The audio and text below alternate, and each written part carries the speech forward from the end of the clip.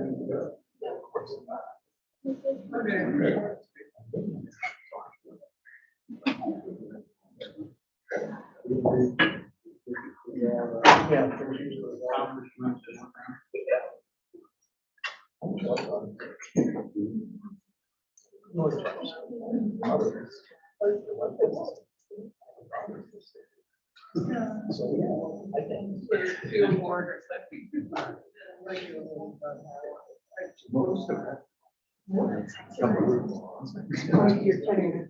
We're not looking. No, I know.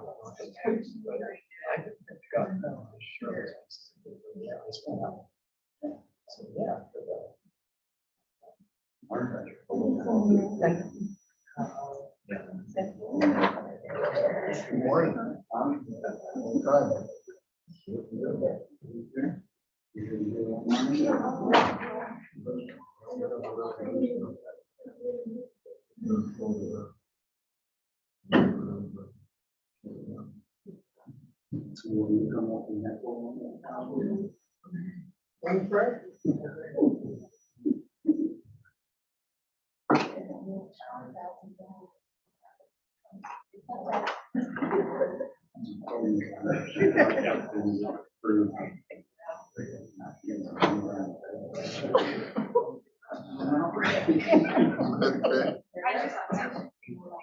I want to see that. That'd be worth the trip.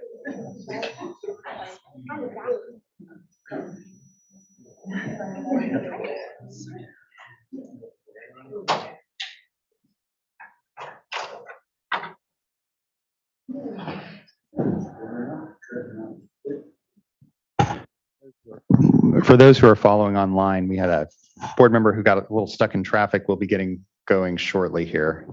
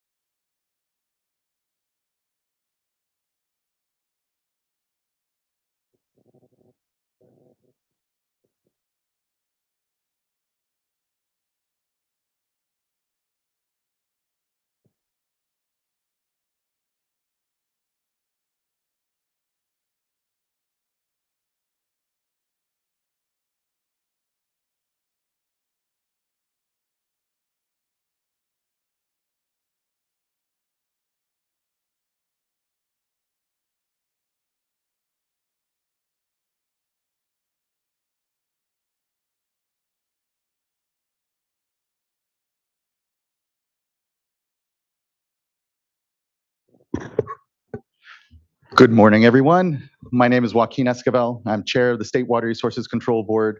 Today is Tuesday, April 18th. It is 9:33 a.m., and I'd like to call this meeting to order. I'll begin by introducing my fellow board colleagues with me today. Will be at the meeting, but not here currently, is our Vice Chair, Doreen Diadamo. With me as well is Board Member Nicole Morgan, and joining us online here is Board Member Sean McGuire. With us here today as well is our Executive Director, Eileen Sobek, our Chief Deputy, Jonathan Bishop, our Chief Counsel, Michael Loffer. Our Clerk of the Board is Courtney Tyler. Assisting her today is Margie Ardrell and Biba Malatik.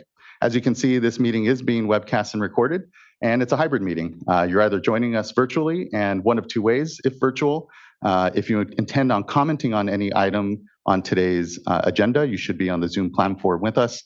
There are instructions on how to do so at the top of the agenda. If you're having any challenges signing in, though, or getting onto the platform, please email our Clerk of the Board at board.clerk@waterboards.ca.gov, and she'll help you get onto the platform. Once you're on the platform, your camera will be off. You will be on mute until it's your turn to speak on the item that you've indicated you wish to speak on.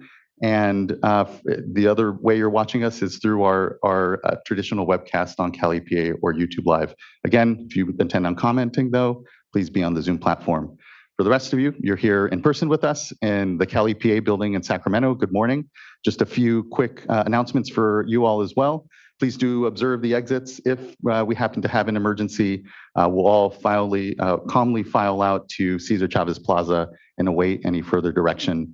And if you intend on commenting on any of today's items, there is a sign-up laptop here at the side of the room. There is also a QR code in the back of the room, and will allow you to enter your information. Once you are up at the mic, please introduce yourself and any affiliation you're with.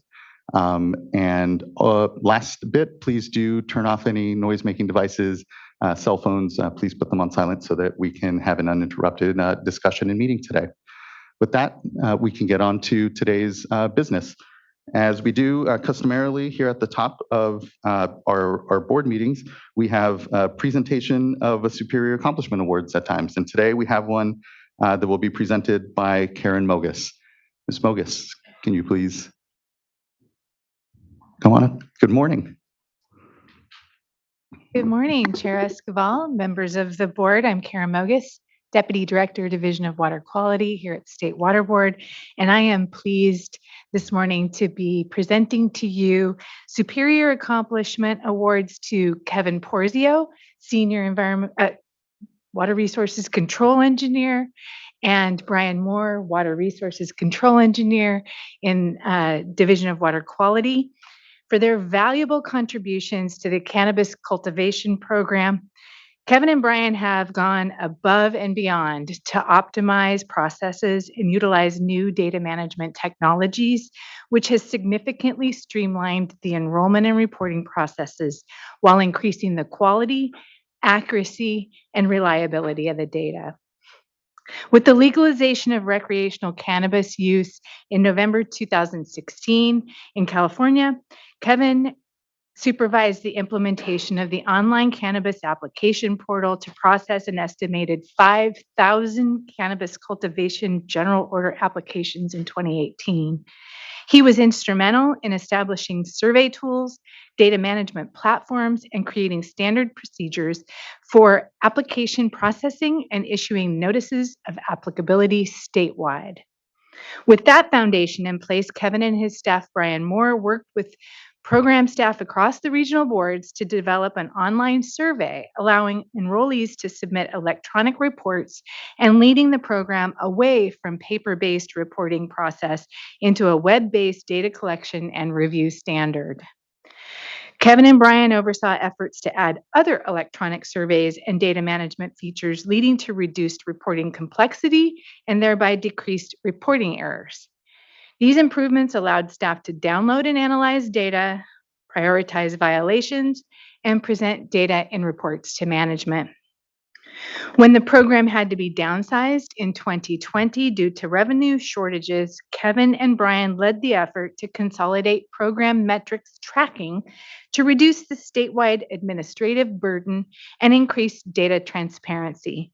They oversaw the creation of multiple data aggregation tools using existing data sources to allow program staff to track enrollment, annual reporting, outreach events, enforcement activities, and inspections. These contributions allowed the Division of Water Quality to streamline and automate the processing, approval, and issuances of notices of applicability statewide, which freed up staff time that otherwise would have been spent drafting and reviewing individual documents, aligning program data entry with existing agency business rules, improving the quality and consistency of the program's data, establishing statewide consistency in the content of notices of applicability, and reducing the number of steps required to generate a notice of applicability, thereby reducing potential process errors.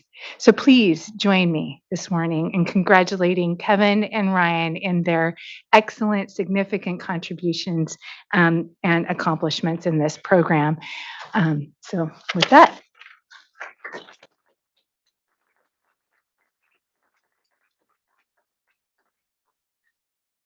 Just huge thanks. I know that, the cannabis program is one of our newer programs here and really required us to kind of come into the 21st century a bit more to actually accomplish what the legislature directed. And I know that the cannabis program in the state writ large gets a lot of attention right now. It is and the industry itself, we know, is in its infancy. And so the improvements that you did, the streamlining, the use of these online portals has been able to, at least on our part here on the water quality side, for me, be very proud of what we've been able to accomplish over these last years, and still have a lot of work to do, certainly. So really appreciate just the incredible work that you two have done for this. And thank you, Karen, for elevating, acknowledging their work for the board. Thank you.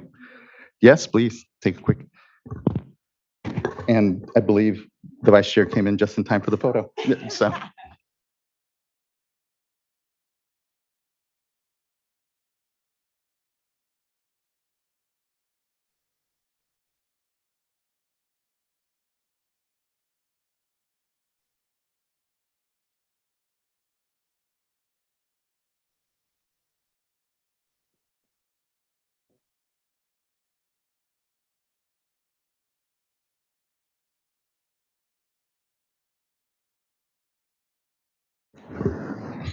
Thank you, everyone, for that time, and again, acknowledgement of the good work. Next, we can move on to public forum, and this is an opportunity for anyone of the public wishing to address the board on an item not calendared before the board. And don't have my platform up on Zoom yet, so I'll rely on. Okay, we have a couple of in-person commenters then, and I believe we have Eric Oriana.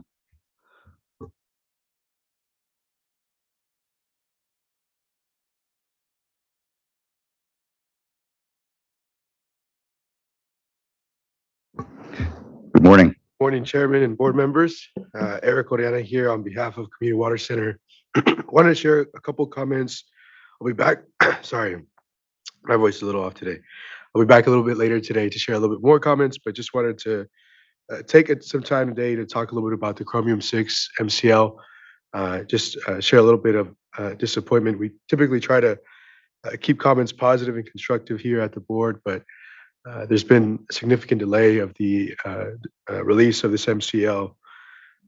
We keep hearing that this is going to come out soon. We've gotten February or March timeline. We've not met those timelines, and it's important for the board to move quickly and to move effectively on this MCL.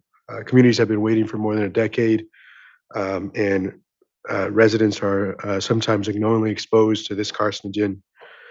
One of our requests, given this delay, is we're hoping to, if the board would consider providing an update at the next board meeting as to why this MCL has not been released, as we're behind the timelines that have been provided to the public.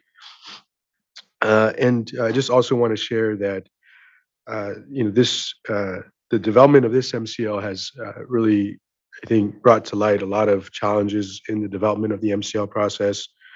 And so just want the board to continue to consider what can be done to improve this process and developing standards for how to treat contaminants of emergency concern with urgency and with the specific attention that is required of ensuring everyone has safe and clean drinking water. And so just wanted to share that this is, we're hoping that this MCL would be released much earlier, and especially given the commitments we've had to racial equity, we think this MCL is right in line with that, ensuring we move forward on enforcement. And so hoping to see something soon, and thanks for your time. Thank you for your time, Mr. Oriana, and for the elevating and here continuing to ensure that that MCL setting is a priority for us, and the criticism and disappointment, and honest criticism and disappointment. I welcome that. And here we are behind timelines that we've publicly committed to several times over. And so, Mr. Polhamus, I think it would be helpful. Either if you would like to comment now, that's fine, and or we can at a future board meeting have something a little more worthwhile. Thank you. Yeah, Board Chair, Appreciate it. Darren Polhamus, Deputy Director for Division of Drinking Water. No one's more depressed about where we are than I am. We continue to work hard with basically all of the staff trying to get this done. I think the real problem that we're suffering for this particular MCL is the fact that we lost the lawsuit last time, and it's creating a need to be extra cautious about how we make sure we get everything absolutely right. As you know, it's also a very expensive and controversial. We're sure we're going to get sued, and so we are doing everything we can to make sure that the record is done. I am combating my own staff to make sure that we don't let perfection be the enemy of the good. I hear the community. I know they want that out. No one wants this off the table more than me. I can guarantee that 100%.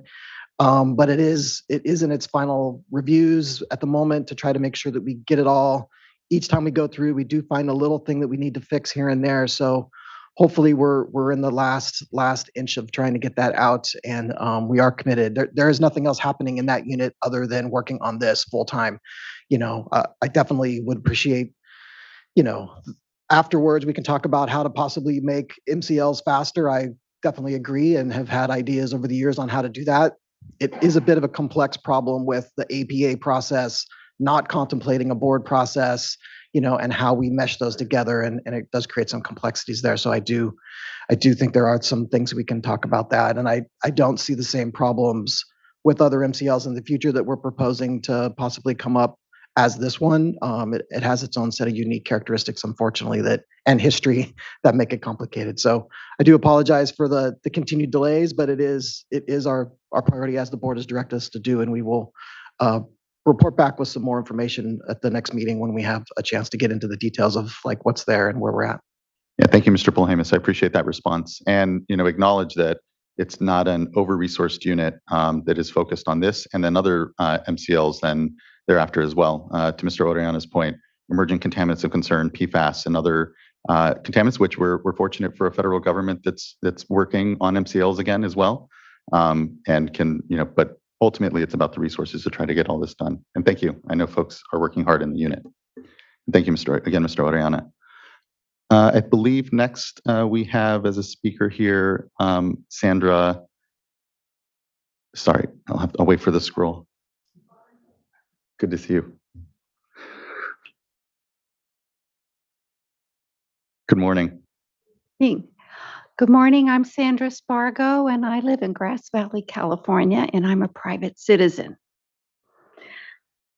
I am talking to you in reference to what I have already submitted in the packet. Among your oversight responsibilities is stormwater capture. For this reason, I am submitting further information regarding my research in your packet. Can the California EPA tools translate oversight into real-life applications on a grassroots level in my backyard?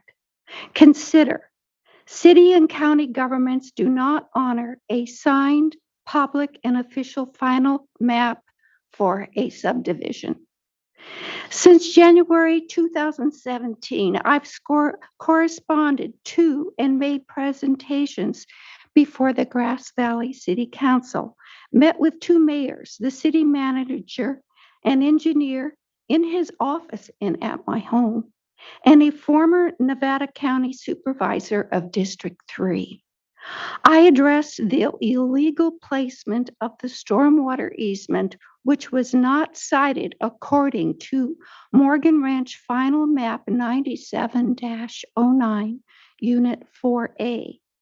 The map was signed by the developer, owner, and beneficiary, surveyor, city engineer, tax collector, and city clerk on June 23rd, 1998. No official and publicly recorded document negates and supersedes the map. Question: can a city manager override an officially signed and final map for a subdivision? Consider stormwater infrastructure is outdated.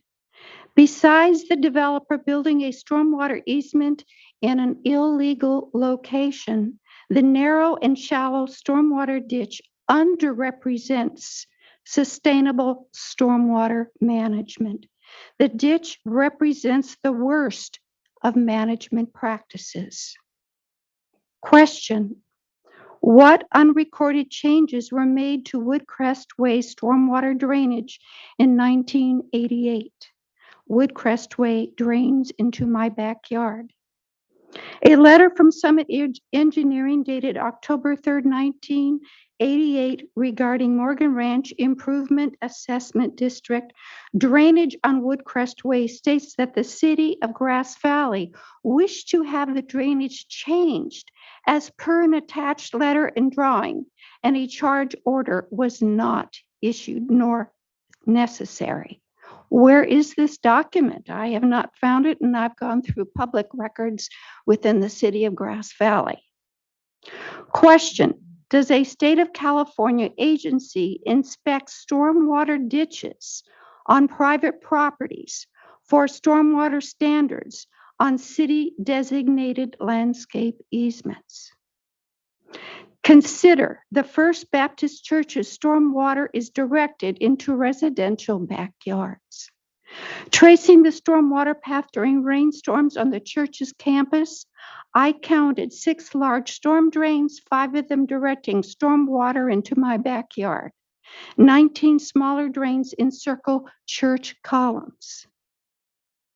According to California law, the upstream property owner shall not concentrate water where it was not concentrated before, without making proper provision for its disposal without damage to the downstream property owner.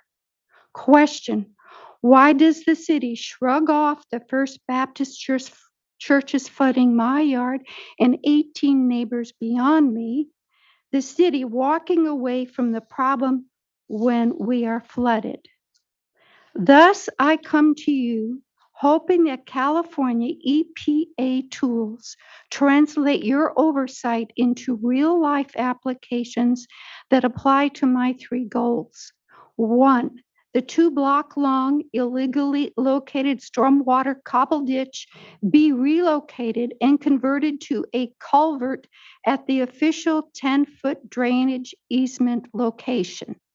2, stormwater from the First Baptist Church be redirected so as not to drain through residential properties. And 3, recovery of my $30,278 for my rebuilding 60 feet of the city's 22-and-a-half-year-old illegal and unrecorded stormwater easement that runs through my backyard. Thank you. Thank you, Ms. Spargo. It seems you have a stormwater challenge and issue on your property and work. I don't know if we're prepared, Mr. Bishop, likely not to respond to any of the specific sort of jurisdictional questions, but we can always follow up with you, Ms. Spargo, afterwards. But if Mr. Bishop. Yeah, we will have to consult with Office of Chief Counsel on our authorities. Yeah, thank you, Mr. Bishop, and thank you, Ms. Spargo. That wraps up public forum and then now brings us to our board business. And our first item on board business is our item number 1, which is board consideration of adoption of our April 4th board meeting minutes. Board members, any adjustments, and then otherwise entertain a motion. I'll make a motion to adopt the meeting minutes from April 4th. Second. Thank you. Ms. Tyler, can you please call the roll call vote? Board Member Morgan, Aye.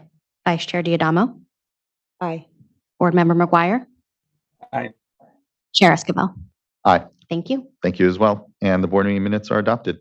Next comes to a tranche of uncontested items, both from Division of Financial Assistance. Want to appreciate everyone's work on these items and checking with the clerk if they're still uncontested, and they are. And again, thank you for all the good work on it, but we can take them up if unless any board members have any desire to remove them or have any questions.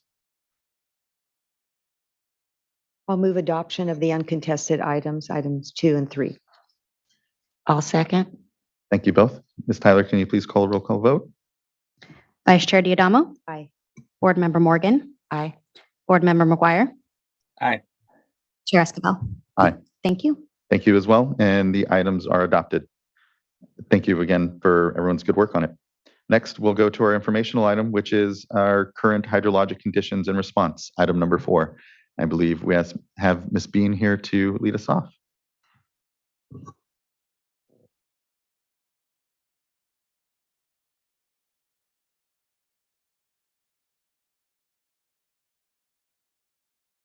Good morning, board members. Sorry, that went a little faster than anticipated.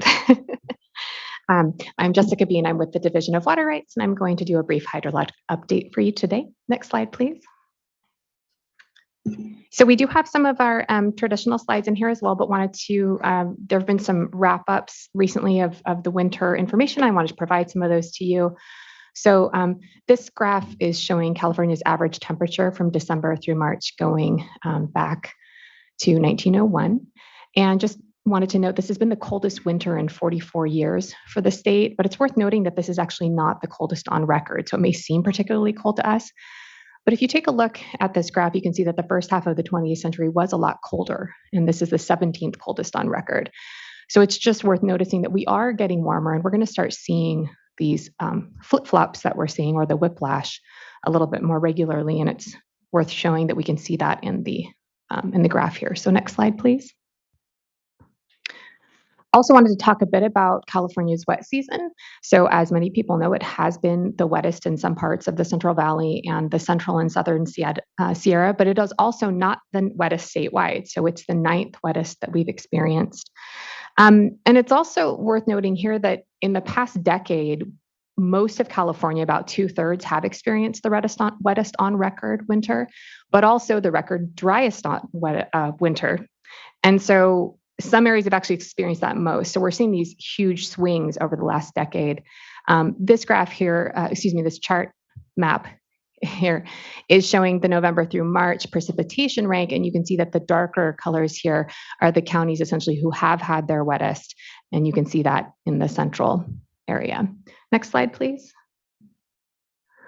So in terms of our snowpack, we're about the same as our last update. So you can see here that it's about 207 in, 207 in the north, and then we have 241% of average in the central Sierra, and down at 321 at our lower graph here for the southern, so that's very high.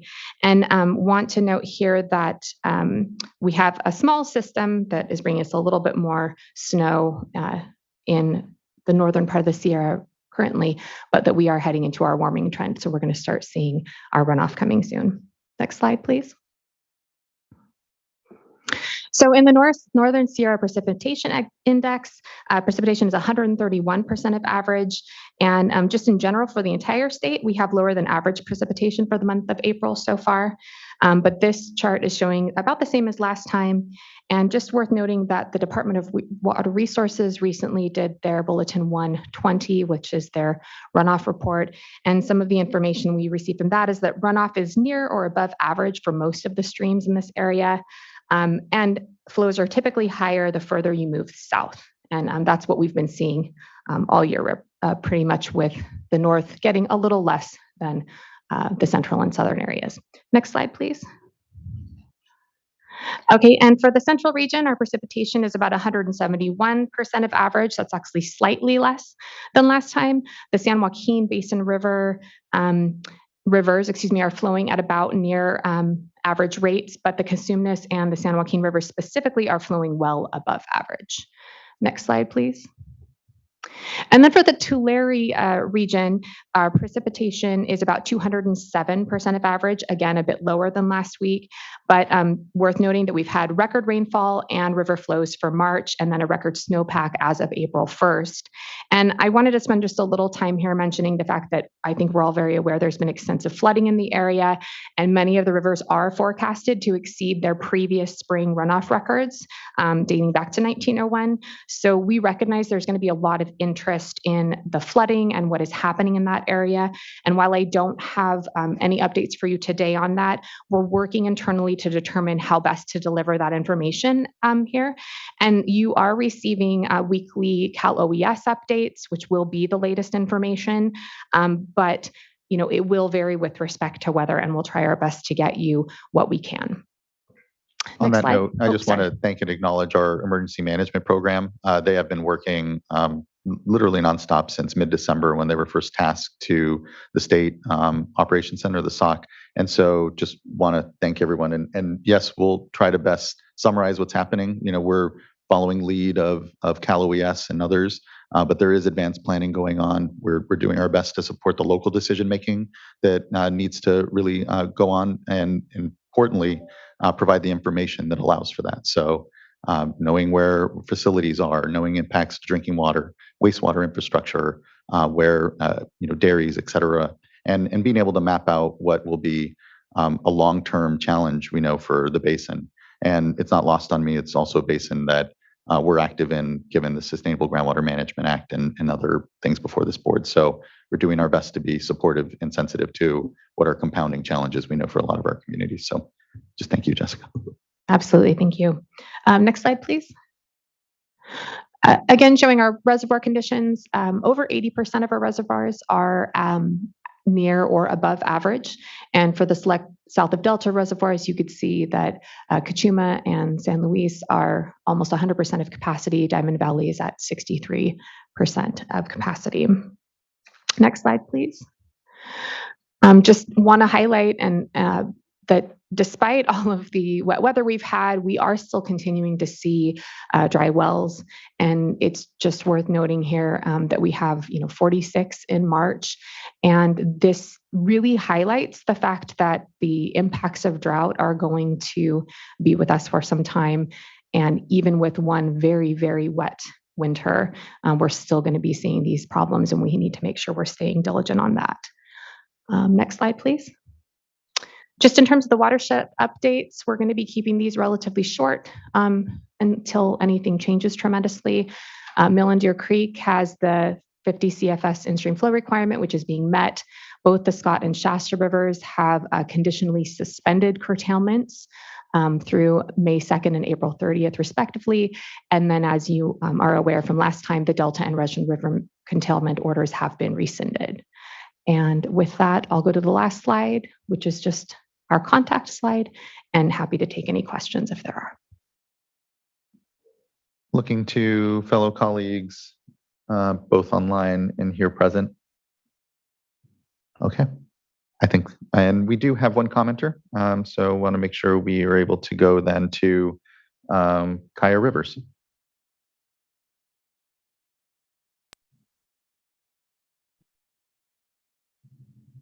Good morning. Good morning. Good morning.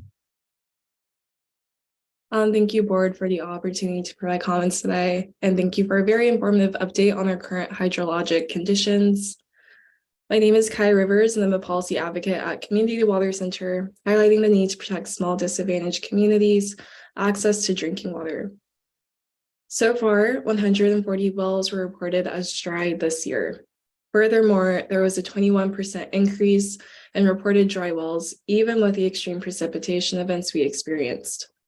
Based on past and present conditions, it is apparent that drought will be a defining characteristic of California's climate.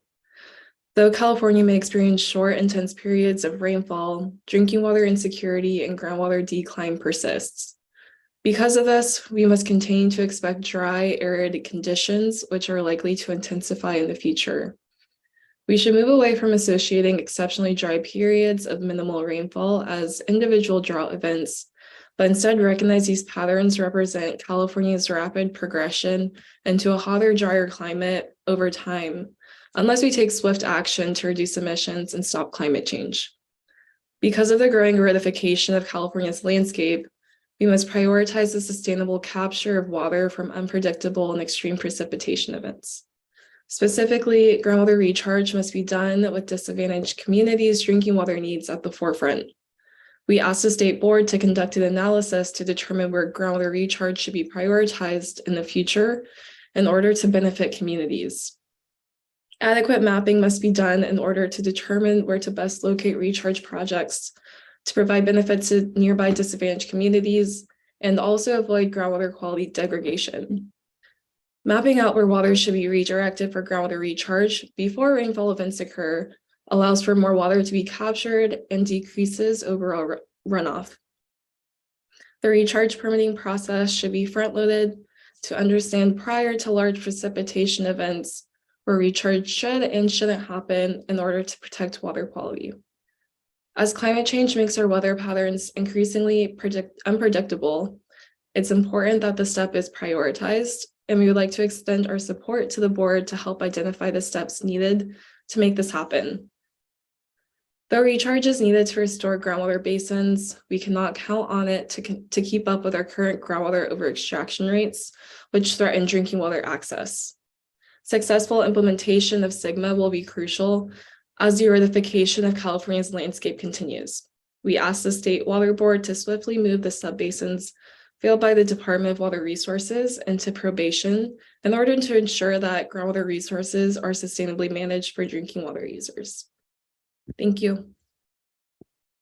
Thank you, Ms. Rivers. Really appreciate your comments and participation in this item.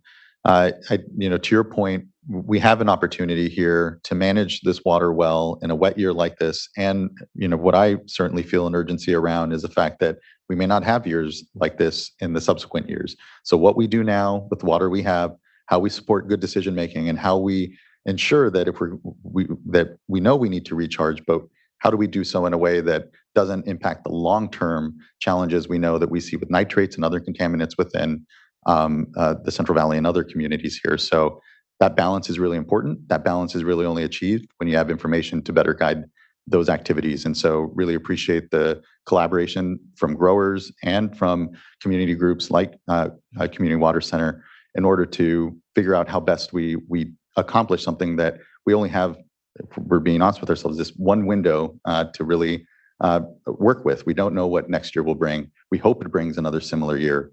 But I think the years that we have experienced here show us that we can't really count on that. And to your point, whether it's drought activities or flood, we're pursuing all of these policies because they're all amongst us, at least the impacts at once. So I really appreciate the good comments. Look forward to the continued good work.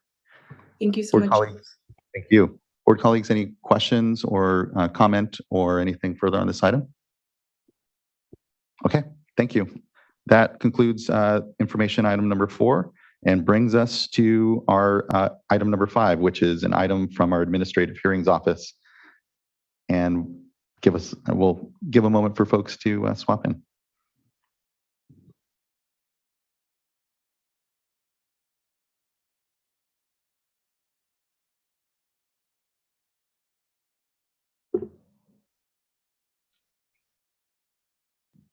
Thank you.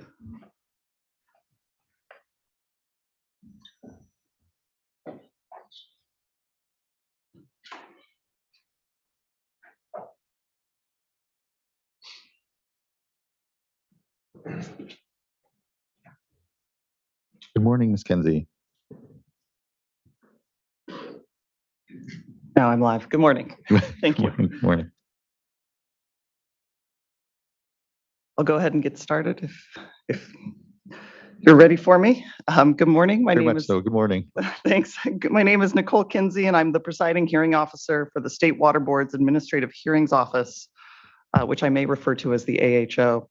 I'm presenting today on agenda item 5, which is a proposed order for your consideration prepared by the AHO on the petition for reconsideration by the City of Stockton of the board's order WR 2022-0176, which you adopted on October 3rd, 2022. This order denied and in the alternative canceled Stockton's water right application 30531B. I do plan to be very brief today, but just to refresh your memory, application 30531B was a portion of a water right application filed by the City of Stockton in 1996, seeking a permit to appropriate water from the San Joaquin River. In 2005, the Division of Water Rights issued a permit for part of that application, and the remaining portion of the application remained pending with the Division of Water Rights until it was transferred to the AHO. The AHO conducted a hearing on the status of application 30531B on November 9th, 2021, and the board adopted the AHO's proposed order on October 3rd, 2022, denying and canceling Stockton's application because the board concluded that Stockton did not intend to diligently pursue a project to put the water sought to be appropriated to beneficial use within a reasonable time, and because Stockton had not provided information to the division necessary for the board to act on the application. The City of Stockton filed a petition for reconsideration of the board's order on November 2nd of last year. The petition primarily raises comments and objections that the city had previously raised in the proceedings before the AHO and the board. So I don't intend to go through each of them individually here, although the proposed order addresses each argument raised in Stockton's petition for reconsideration. I am not aware of any written comments from the city on this proposed order before you, but I am certainly happy to answer any questions that you may have or provide any clarification on the proposed order. I'm also available to respond to any comments or concerns that the City of Stockton may raise today if they have any representative here who will be addressing the board. Very briefly, before I close, there is a minor typo in the proposed order, which I noticed on my reread, and I would like to correct that. It appears on page 13 in the first sentence of the first full paragraph on the page. The proposed order includes the word, as it is drafted, includes the word being, B-E-I-N-G, and the word should be begin, B-E-G-I-N. And I recommend that the board adopt the proposed order with that minor correction. Thank you. Seems like a reasonable correction. So I'm very on board. Thank you, Ms. Kenzie, for just I have to at the top acknowledge the continued incredible work from the AHO. I appreciate the work on this item. I don't have any questions at this point. We do have Ms. Carissa Beecham on speak as needed. So she may decide to speak, but before I go to her, I'm looking to my fellow board colleagues if there's any questions or anything that they'd like to ask or bring up prior. Okay, seeing none. Ms. Beecham, would you like to make comment? Good morning.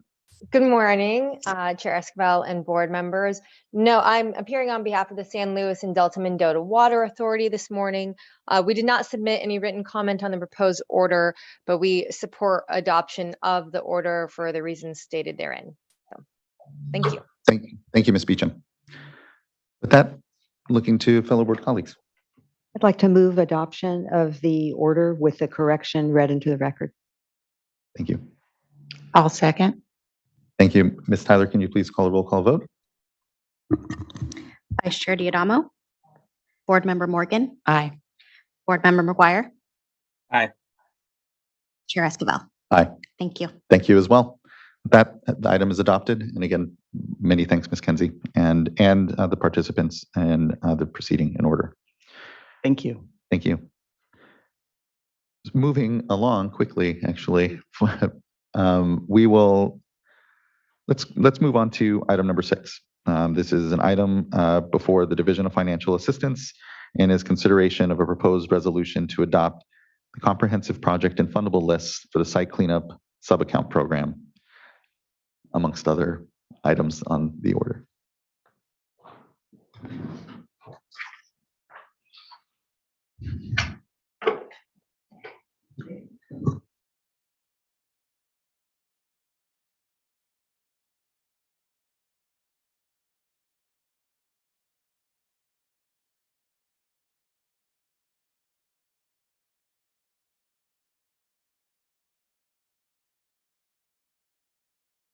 Yeah, no worries. At least give a moment for folks to transition. Okay. We'll wait for Mr. Karkowski to come back in here in a moment. I'll just note, we do have a number of commenters for this item, somewhere around 13 or so. And so what we'll take this item in whole, and then we'll take a break before we get to item number 7. But it may take us a bit to get through the 13.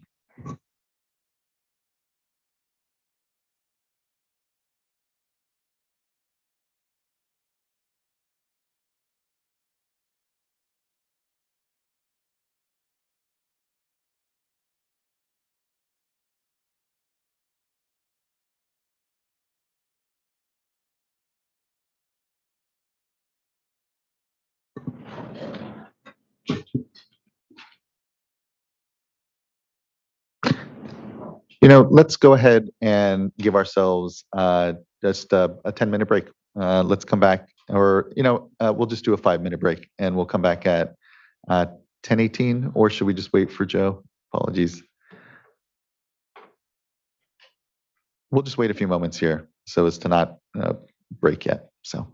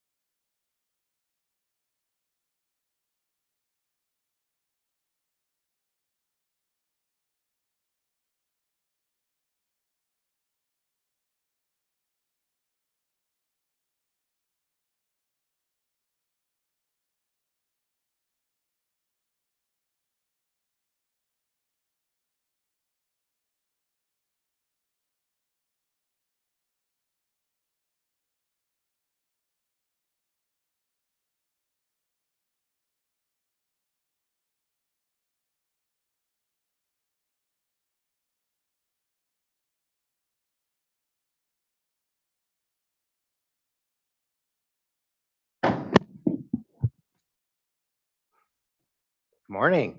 Good morning. Good morning. Apologies. We moved pretty quickly through our agenda this Wow. morning. I know. Yes, I'm impressed. I know. Good morning. Good to see you, Joe.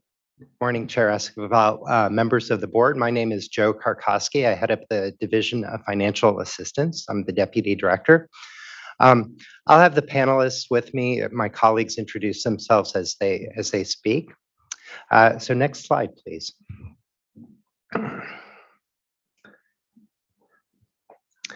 So we're here to talk to you about the site cleanup sub-account program. Well, we've got a number of items to go through. One, talk about the difference between grants and contracts. Discuss some of the cleanup and closure considerations. Go over the proposed resolution. Some of the considerations that have been updated since the last time the board considered a resolution for the site cleanup sub-account program, which was quite a while ago.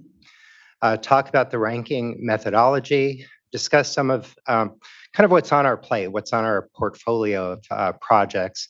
And we've also added a few slides. We just got comments last Thursday, so kind of summarized those comments as best we could and provided some of our thoughts in response to those comments. And then, of course, we'll have time for discussion with the board.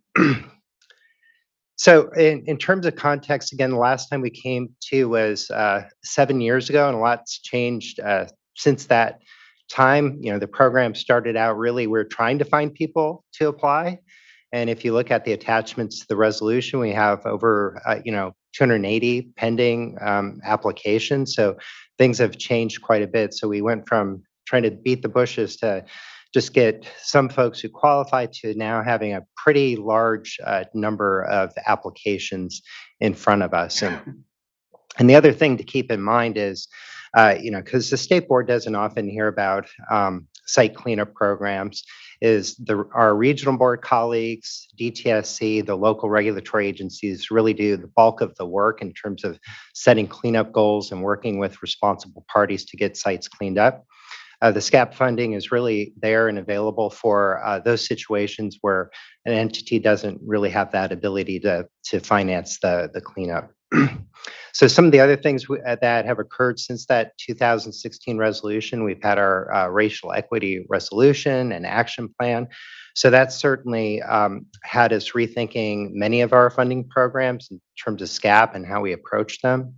The 2023 strategic work plan, which you heard about as an info item a few months ago, includes an action that we prioritize funding of our SCAP projects in disadvantaged communities and environmental justice communities. And then there is actually the statutory requirement where at least annually the board shall review grant applications and adopt a list of applicants to be awarded grants. So as you'll see, the way we've kind of structured this is similar to how we do our state revolving fund program, where we're proposing the board adopt a fundable list that doesn't guarantee funding, but kind of puts folks on notice that they may qualify for funding. And because it is an annual activity, we do plan to come back to you with that list. And again, keeping in mind as we go through the discussion that that can also be an opportunity to discuss changes to the resolution. Next slide, please. Okay, now I'll turn things over to Cheryl Prowl. Thank you, Joe. I'm Cheryl Prowl. I'm the supervisor of the UST and Cleanup Program section in Division of Water Quality.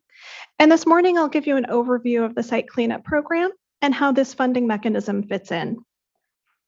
The site cleanup program oversees approximately 5,400 cases contaminated by non-petroleum contaminants, such as solvents, pesticides, and perfluoroalkylated substances, or PFAS, or heavy metals. In addition to the cases we currently oversee, we suspect that there are about 3 times as many additional cases that have not yet been identified or reported to us. The cleanup program is typically funded using a polluter pays model. The business that owned or operated the property where the spill or release occurred funds the investigation and cleanup and pays cost recovery for our oversight. This works well for sites such as large industrial operations. However, small businesses like dry cleaners can have significant releases that they cannot afford to clean up. The site cleanup subaccount is one of few sources of funding for these businesses. Roughly half the sites in the site cleanup program do not have adequate ability to fully pay for cleanup. To date, SCAP has been able to fund approximately 2% of these sites. We estimate that a total of $65 billion would be needed to fully fund the investigation and cleanup of the contaminated properties in California. So it's important to prioritize and spend our resources where they will have the greatest impact. And with that, I'll turn it back to Joe. Okay, thanks, Cheryl. Next slide, please. So the site cleanup subaccount, the purpose is outlined in the Health and Safety Code. We have a continuous application process, so there are no deadlines. So eligible projects it's pretty broad for investigations at the source of surface or groundwater contamination. We're mostly focused on potential for groundwater contamination. And the other charge we have is to remediate the harm or threat of harm to human health, safety, and the environment caused by either existing or threatened contamination in groundwater or surface water. Next slide, please. So some of the requirements that apply to grants are that the site must be subject to a regulatory directive or order, typically issued, say, by the regional board or DTSC, unless it's infeasible to issue such an order, like the responsible party can't be tracked down. The responsible party has to lack sufficient financial resources. So as Cheryl mentioned, there's a polluter pays principle, but in some cases that's just not possible. Public agencies who are not responsible parties may also qualify for a grant. There are a number of factors that are outlined in statute. So these aren't prioritization per se. So they're factors we're to consider. So whether the location is in a small or financially disadvantaged community, the degree to which human health, safety, and environment are threatened, the cost and potential environmental benefits. So there is that kind of cost benefit analysis that's embedded. And whether there are other potential sources of funding. So there may be, like Cheryl mentioned, there are very few other sources of funding, but in some cases there may be those opportunities. And then any other information, so this is the catch-all that the board identifies as necessary for considering. Next slide, please. So again, we can both issue grants and contracts. So grants go to the recipient or the public agency to specify a scope of work, typical type of thing we do for many of our other programs. And the grantee, they're responsible for, hiring the contractor, and they get reimbursed for those eligible costs. The other unique thing and capability we have here as well is to enter into contracts. So we work through the Department of General Services. So we're able to hire that contractor and we work with the regional board or the other regulatory agency, typically to do an investigation, to identify sources, and in some cases do that research on who the responsible parties may be. And also, we can use these contracts to remediate sites if there's, no known RP or the responsible party is unwilling or unable to perform the work. So it's actually nice. We have sort of this broad set of, financial tools that we can use. Next slide, please. So just sort of briefly, the process, we use, our financial assistance application submittal tool. We work with the regional water board or the other applicable regulatory agency to prepare a potential responsible party memo. The state board staff reviews the financial documentation to determine ability to pay. So that's pretty extensive, looking at tax returns and income and revenues for businesses. The state board staff works with the agency and the applicant and their consultant to develop a scope of work and prepare the approval documentation that now goes to me as the deputy director for funding approval. Once the project is approved, the funding request form is approved, then staff develops a grant agreement. And then, of course, there's the oversight that's involved between ourselves and the regulatory agency working with the grant recipient and their consulting team. So there's a joint execution team that continues with project oversight. Next slide, please. So typically, just to give you sort of a sense of the scope, because I think you've read some comment letters, you'll probably hear from some folks who have received some funding. So overall, a funding cycle will often start with a contract to do some initial site investigation, right? Because a lot of times there's known or suspicion of a problem, but the extent of it isn't really well known. So often starts with the contract. Then we'll usually go to a grant to perform some additional site investigation, enough to be able to characterize the site so we'll be able to develop a remedial action plan. There are often interim remedial measures that are put in place, like some source area excavation. If there's a vapor intrusion risk, we'll also provide funding to mitigate that. So just giving you a sense of how much each stage will be. These are rough ranges. They obviously vary site to site. But so that initial grant might be $1.2 to $2 million. And then the actual implementation of the remedial action plan will be around $3 to $5 million. So some, and again, a lot of this is kind of evolving as they do the work. They may find that the extent of contamination is greater or lesser than was initially assessed as part of a conceptual site model. So there may be additional grant funding that's needed even after that second step in order to achieve closure. So closure, when we talk about closure, that's the regulatory requirements that the regulatory agency has imposed on the site. Mitigating the harm or risk to harm may actually be, you may not need to do as much work to get to that risk mitigation level. Next slide, please. So certainly our goal when we start all of these projects is to fund projects to closure, meet those site cleanup goals defined by the regulatory agency. but we do have to consider costs, right? That's one of the factors that's embedded in the statute. So the initial funds we provide may not be sufficient to achieve closure, but we certainly want to make sure we provide sufficient funds to remediate the harm or risk to harm, like mitigating that vapor intrusion risk. Then when a grant recipient comes back to us for additional funding, we do that extra diligence on weighing the cost and potential environmental benefit before considering whether to provide additional funding to achieve closure. Now, even if we don't provide that funding, of course, the responsible party, they're the ones that are still on the hook to meet the regulatory agency's cleanup goals. And, one of the things we keep in mind as we're doing that evaluation is, funds that are used at one site or not used at one site are then available for another site. And that's especially important in terms of our considerations when we look at the whole portfolio of sites that we have to manage, most of which are not receiving any funding at all and do have, human health or environmental risks currently. Okay, next slide, please.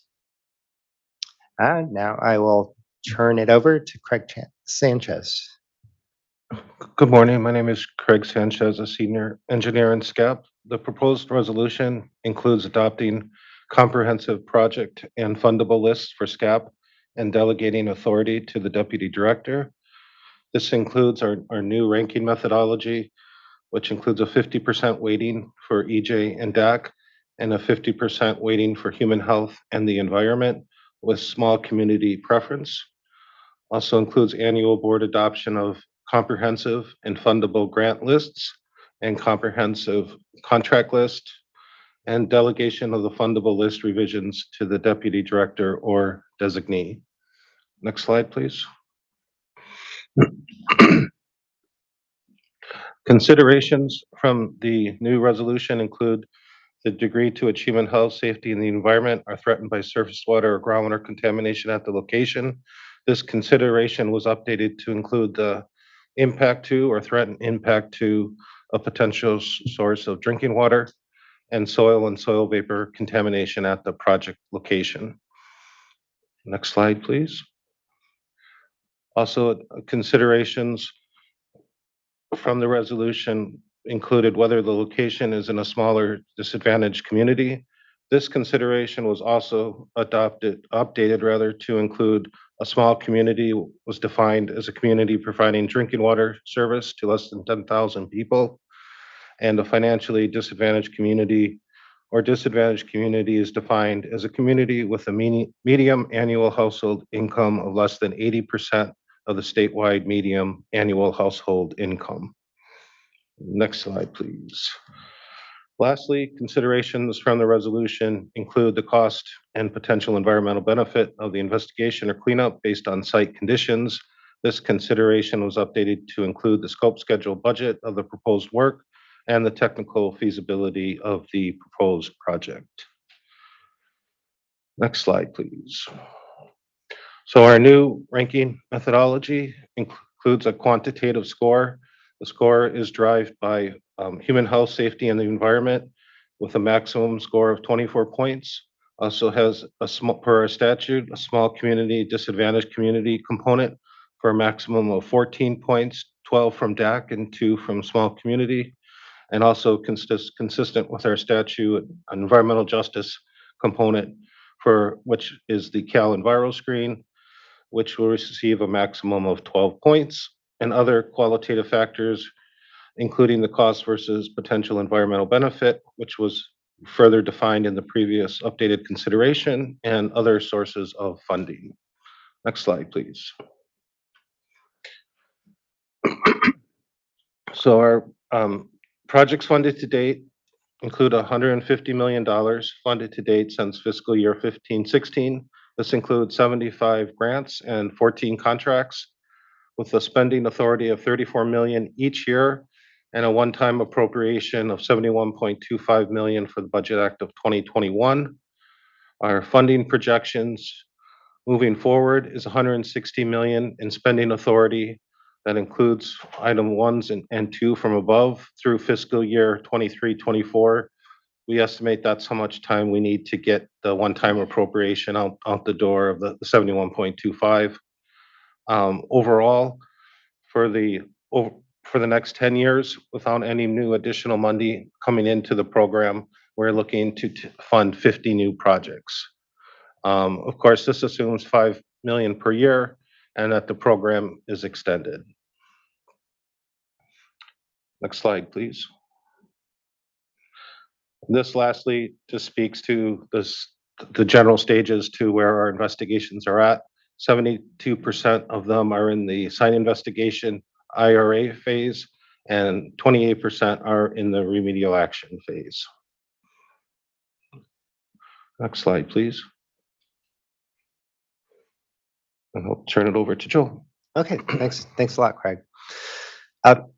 Yeah, so some of the comments we got, if we can, summarize them, are one, there are questions about would the resolution change future funding considerations for previously funded projects, and that certainly can be the case. If you look at the attachment B, the way we included previously funded projects in the ranking.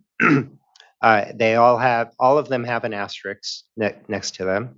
The resolution does provide some discretion to move previously funded projects sort of up into the fundable list, even if the score is below the cutoff line. But those decisions would be on a case-by-case basis.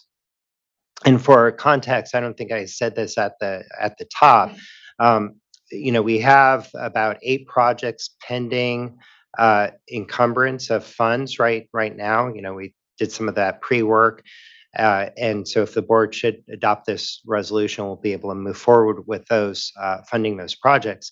And 6 of those 8 were previously funded projects. So they're at one of those next stages that we mentioned in one of the earlier slides.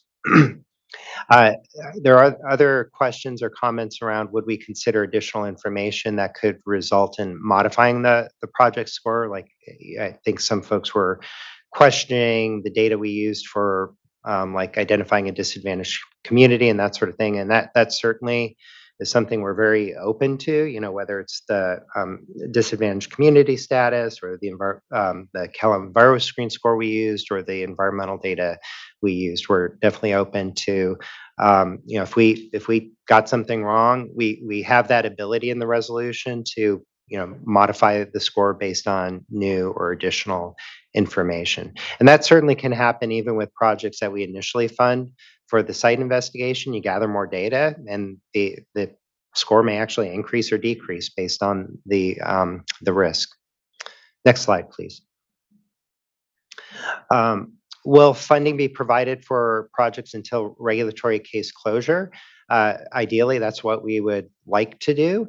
And again, since costs are a consideration for funding further remediation, often those costs, that incremental cost difference and the benefit gained can be rather large. So we will be looking at those proposals for additional funding when it's needed. So certainly the remedial action plan is designed to achieve closure, and we're looking at providing funding to do that. So it's more when a grantee comes back and says, hey, I need an X number of $1 million more to get to meet the closure goals. That's when we have to do a closer look, knowing that we also have this large portfolio of other projects that need funding and may not have received any at all. And then, the other comment, which we certainly understand, is, SCAP may be the only funding source available to clean up properties. And Cheryl mentioned that earlier. It is one of the few funding sources.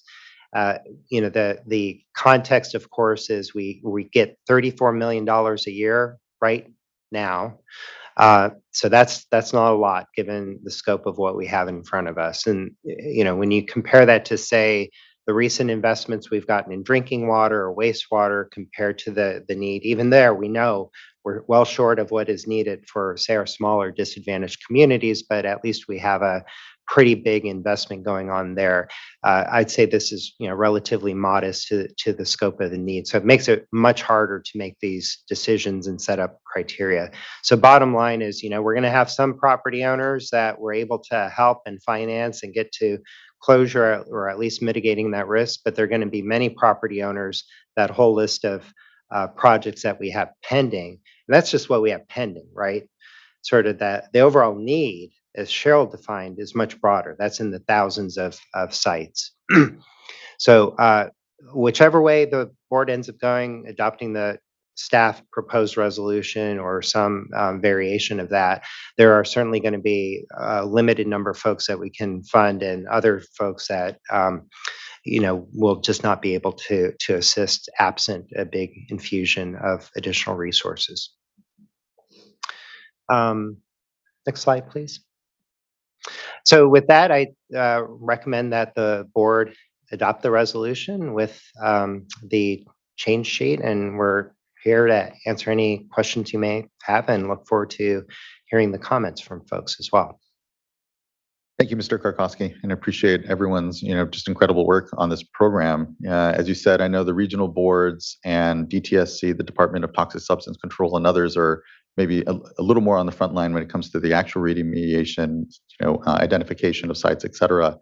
I feel fortunate that we, at least here through DFA, do get to have a discussion around this program because it is incredibly critical as we talk about our housing goals, as we talk about development goals as well. These properties are ones that should be remediated and filled in as opposed to developing new sites and new properties. And because they're often located in our communities are most have received the most inequitable here sorts of investments and real addressing of their needs, it becomes a critical tool we know out there, and one, as you said, that's over-resourced. So not unlike in our other programs, we're having to prioritize. What we're always open to here is figuring out how to have that better prioritization, what better information is out there, how do we have a fairer process amongst everyone, and know that we're not going to get it always right the first time. And this is the first time it's being applied to this program. And so I appreciate the good work that's gone on. A lot of discussion has gone into this. And again, it's not unlike similar prioritization we have to do at the Division of Financial Assistance and through the board's work over and over again. So I'm proud of the balance that has been achieved here. And I look forward to hearing from commenters further on, are we getting it right? But it's obvious with the demand that's on the program that we're going to need to figure out, well, what is priority to be investing in, and how do we achieve what are a number of goals that we have out there and do our part, knowing that again this 30+ million isn't a lot every year, but it goes a long way, I know, to many communities to being able to address what are otherwise problems that wouldn't be addressed. So I appreciate the work on it. Yeah, thank you, Chair Esquivel. I did also want to point out and acknowledge that we haven't had the degree of stakeholder engagement that we would normally want to have in these kind of situations when we're pivoting with a program such as this. And a lot of that is driven by our needs to get funding encumbered and the statutory requirement to get a list before you for you to approve before we approve that next tranche of projects. So we were able to, in a pretty short, compressed time frame, engage with our regional water board colleagues, of course, Division of Water Quality, and did a few iterations with folks on sort of our proposed draft before it went public and that sort of thing. But the other challenge we had is there's not a clear stakeholder group per se outside of those folks who have applied for funding. So that doesn't necessarily touch those folks who could be eligible for funding. So that's certainly something that we have top of mind in terms of moving forward. How can we effectively engage with interested parties, especially since, as I mentioned, this will be an annual type of thing coming to the board. Yeah, and I know those sorts of groups, when it comes to the state revolving fund and other financial tools, have been really helpful to have a ready-made group to go to, especially as changes are made. And so I'd be interested, and here I want to listen to folks first, but in better formalizing that. And I don't know if it requires any change in the resolution or whatnot, but acknowledging that that's what we'd like to kind of set up, and so that we have something if folks are feeling there wasn't the right level of sort of discourse around some of it to begin with. And again, this is the first shot, and we'll be able to continue to make a adjustment as we continue to work with things. Looking over to fellow colleagues before going to comment. Board Member Morgan, please. Hey, thank you. Thank you for taking a look at the program and seeing how we can make improvements. I did have a couple of questions. Just want to make sure that I'm understanding some of the recommendations. And so just I was looking at slide 8, the 6th bullet, and so it says the grantee performs the work in the grant agreement and submits invoices for reimbursement of reasonable and necessary costs. And so looking at that bullet and also reading through the resolution, and just want to make sure I'm understanding correctly that the reasonable and necessary, it's tied also to, and I believe you mentioned this partially throughout within the presentation, of looking at the kind of what is technically feasible and what is necessary to meet environmental and health standards. And so I'm just using drinking water and groundwater as an example. So making sure that the cleanup is to drinking water standards. And so making sure that, we are meeting that standard. And so that whether the pollutant is now cleaned up to drinking water standards. And so now, as the chair said, that land could be developed, or, that water source, that drinking water source can now be a drinking water source. And so am I understanding that correctly? Yes, I think there's sort of two aspects of that question. Craig or Ben can jump in as well. One is when our DFA staff are working with, say, the regional board and the grant recipient, they're doing things like looking at a site conceptual model. What are the cleanup goals? Like the example you gave, Board Member Morgan, of if a downgrading well is impacted, what do we need to do on site to mitigate that impact? And so once they've decided on that scope of work and all of that has been approved and it's in a grant agreement, then it's like our typical grant agreements, right? We get invoices for that work, we compare it against the scope and make sure those are the reasonable costs associated with what we've agreed to in the grant agreement. Certainly the scope of work has gone over pretty thoroughly by the joint execution team to try to develop the best estimate of what that scope and what those tasks should look like.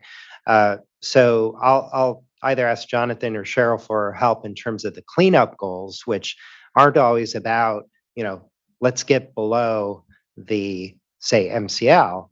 The goal may actually be do more than that, right? Like, for example, get to background. So again, that's where we have a difference between mitigating the risk versus achieving a cleanup goal, which might be greater than just mitigating that initial risk and getting below that MCL. But I'll turn it over to one of you to. Sure, I can jump in if you.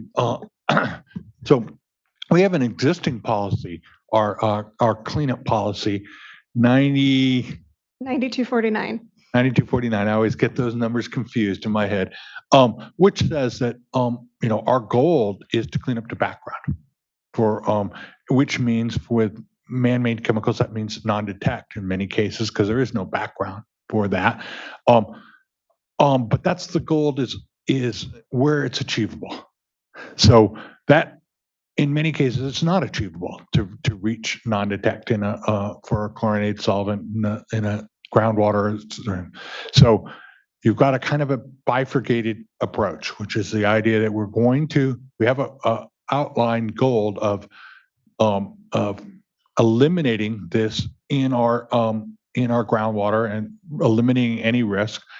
But below that is, well, are we actually impacting a drinking water source or a vapor intrusion, which is a slightly different issue that we can go into in a second. And are we addressing that risk to human health? So you've got a secondary tier, I would say, as I call it. In vapor, it's a little bit different. because we're talking about a risk-based approach, not a goal of background for vapor. You're trying to eliminate the risk to indoor environments. So it's a different standard. So you got three things going on at the same time that you're looking at this. So what you're hearing, I think, is that our regulatory goals are usually set at, clean this up as best you can with the technology available. That's the goal. The use of the SCAP funds need to then take into account what is the cost-effective use of this funding? Is it more cost-effective to clean up Site A to non-detect or as close as you can get, or is it more effective to clean up Site A to meet the environmental health goals and clean up Site B to meet, and C to meet those goals? So you're going to weigh those between the two. There are also all sorts of other factors that come into play into this. That is why we have other information that's available, and why the deputy director needs to look at it on a site-by-site basis. Is the site going to be usable if it meets the environmental goals? Can it be redeveloped? Is that extra cost make the difference between taking a blighted property off of the and turning it into a housing development? All those things come into play into it. It's not a one. There's not one bright line that jumps out. Okay, thank you. That's very helpful. And so the minimum is the environmental health, but then it could go further to the non-detect. And some of it is based on technology. And so, okay, thank you. That's very helpful. And so the other one, wanted to follow up. And so it's the previously funded projects. And so if I'm understanding correctly, it's projects that may have been funded for site investigation.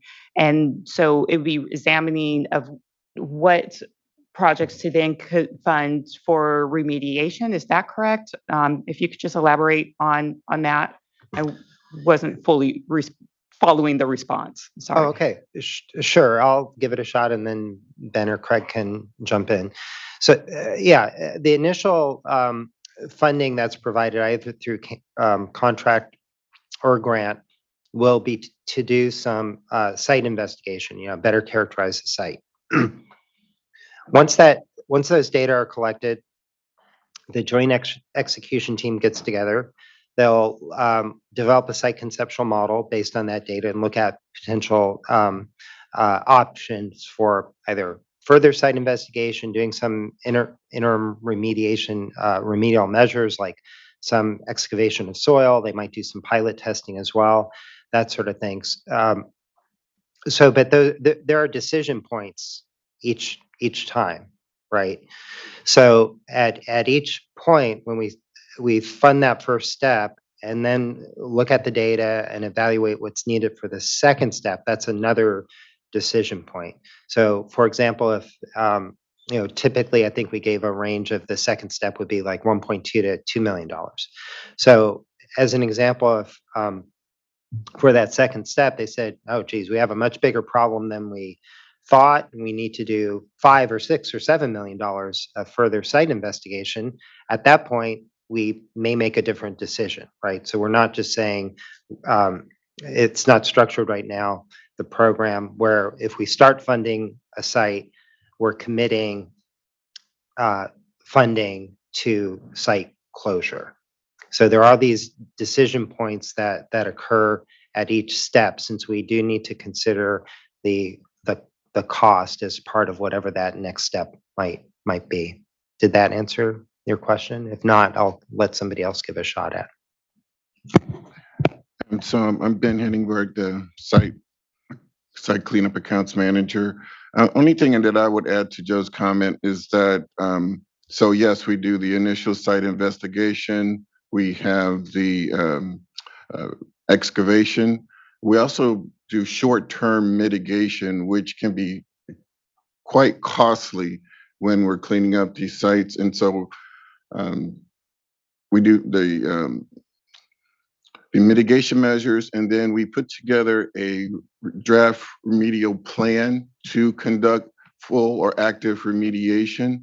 And typically that's where most of our sites right now, you looked earlier at that pie chart, and so the largest portion of the pie chart, excuse me, was the first, I will say, 3 phases of work.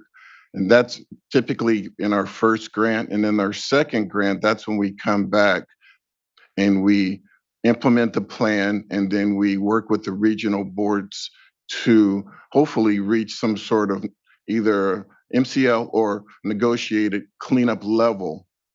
And that's where the additional funding comes in for these sites with the asterisk where they're coming back for additional funding. Did that answer your question? And so that's the decision point where some of the projects where we're saying that those were the previously funded projects that you will be evaluating under this new, if the board chooses to adopt this today, under the new criteria that maybe not move on, not for the, I'm going to say, the technical reasons of how you currently evaluate projects, but based on what would be in the new resolution. Yeah, that's correct. So we'll have some of those projects that are above that cutoff line. They're previously funded and they're still on the fundable list, so they're above that cutoff line. So that's a little bit easier sort of decision making, right? So they sort of at least met that threshold. They're previously funded and they're above that cutoff line. So then we can apply essentially our same decision-making criteria as we would normally do, because the board's determined that they're on the fundable list. For other projects that have been previously funded and are below that cutoff line, then it's a case-by-case evaluation as proposed. That's left to the discretion of the deputy director. So we're not, that line isn't a hard line for those previously funded projects.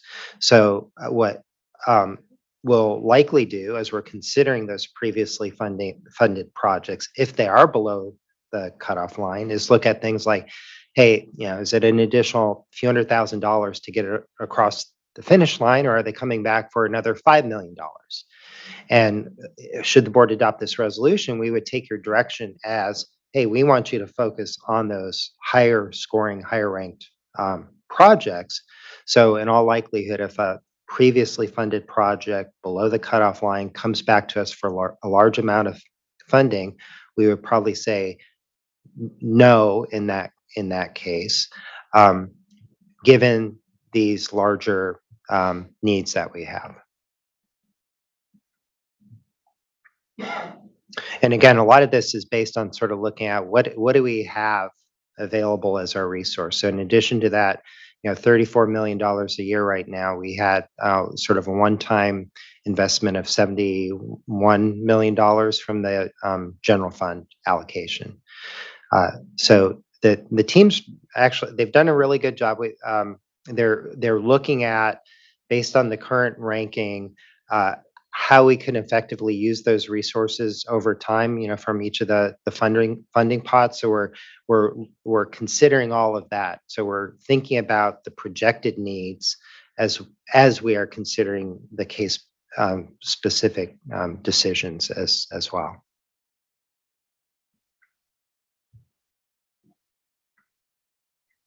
Okay, I guess at this time we want to hear, the other comments. I may want to circle back to this item. Thank you, Board Member. Other colleagues looking to Board Member McGuire? Seeing none, we have about 13, as I said, commenters. I'll note for folks that are holding on for other items, we'll go ahead and take a lunch after this. Seeing as how there's 13 commenters, we're going to give folks generally 5 minutes. If you can do it sooner than 5 minutes, great. That'll bring us, into a point where I'll break for lunch before we get to items number 7, 8, and the rest of the calendar, this rest of the agenda. So just for folks' planning purposes, let's go ahead and start. And I will start to call folks in order as they're listed here in the speaker cards. And we'll start with Edward A. Firestone, and they should be on the platform.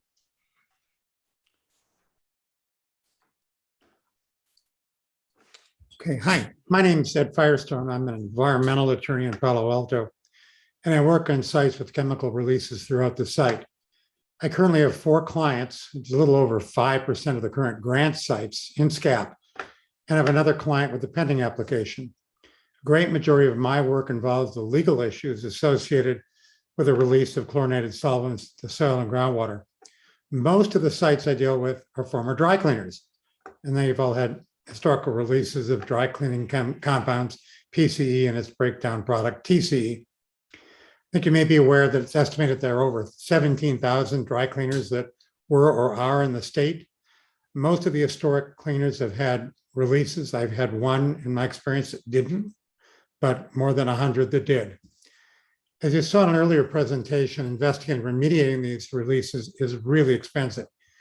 Unfortunately, often the responsible parties don't have the resources to investigate and remediate these industrial size releases that are often serious public health threats because of the PCE and TCE vapors that can intrude into homes and into other buildings. As I think you're aware, PCE is a human carcinogen, and TCE is one also and is suspected of causing birth defects. Because of this history, I oppose the current resolution and strongly urge that the current ranking system continue to be applied for existing SCAP grant recipients. Now, I do support the need for racial equity and understand the importance of doing more environmental remediation in disadvantaged or minority communities or where environmental justice is a concern. However, out of fairness to those currently receiving funding under SCAP, the proposed change in the ranking methodology, which will currently remove sites currently receiving funding, should be revised to be imposed only prospectively to new applicants and not retrospectively to sites with existing grant funding. Most of the sites have significant work underway and will require additional grant funding.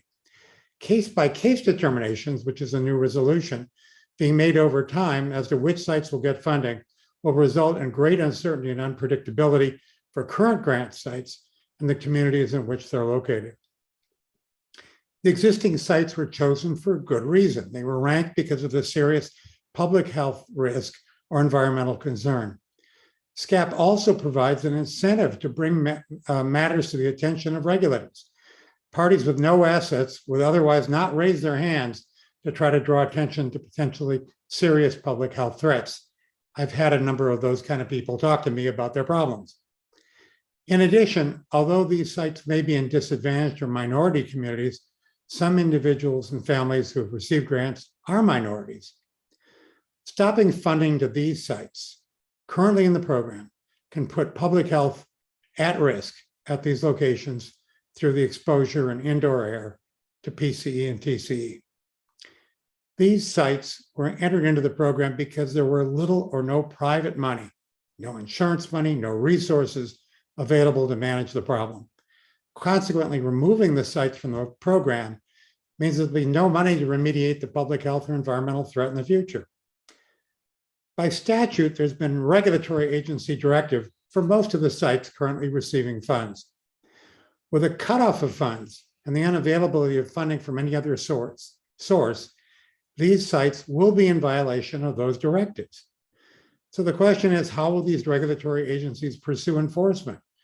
Will the Attorney General's office or local district attorneys pursue responsible parties for sites at which there is no resource to pay for them, but there is a public health or environmental threat?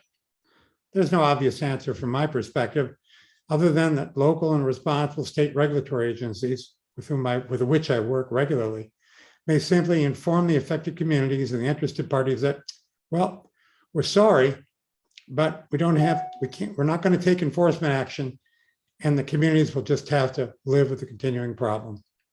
That includes my remarks, and I appreciate your time. Thank you.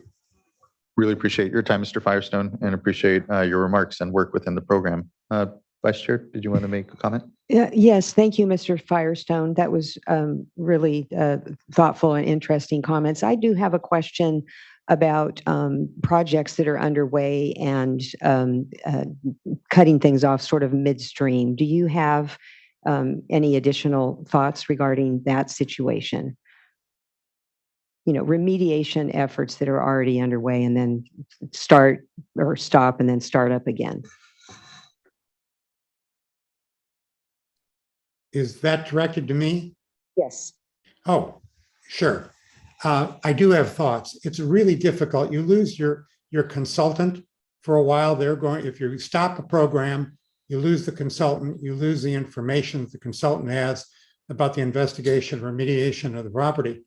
And let's say you start a year later, regulators may change, standards will likely remain the same, hopefully, but the consultants and the attorneys potentially involved will have to pick up, and it's a loss of time. Of course, the exposure could continue if it's a site that's still under investigation, or remediation is stopped. Again, exposure will continue. So you just stop everything in the middle, and then you're going to have to spend more money restarting the program. It's sort of like a train that stopped at a station. It takes a lot more energy to restart the train from a stop than to get it moving along the track when it's already been moving along the track. So I think it's really best to move forward, particularly from a public health perspective, to get the work done as soon as possible. Thank you. Thank you, Mr. Firestone. Thank you, Vice Chair. I do have a follow-up question for Mr. Karkowski or others. How many projects are we talking about here that didn't make it over? Do we have a sense that didn't make it over onto the fundable list at this point, or at least as contemplated?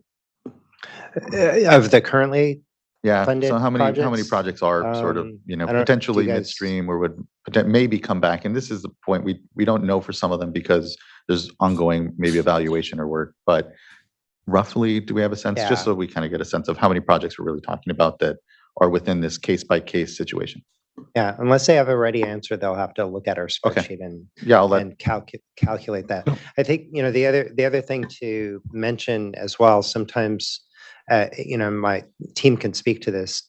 At times, when going from one step to the other, we also do the ability to pay analysis each time, and there have been a number of cases where the grant recipient doesn't agree to the ability to pay analysis. So we calculate an amount they should be able to contribute, and they will stop themselves. So, because they're receiving a grant, we can't force it's not just, there's another component there. These aren't all automatically, again, just going to stop. Right.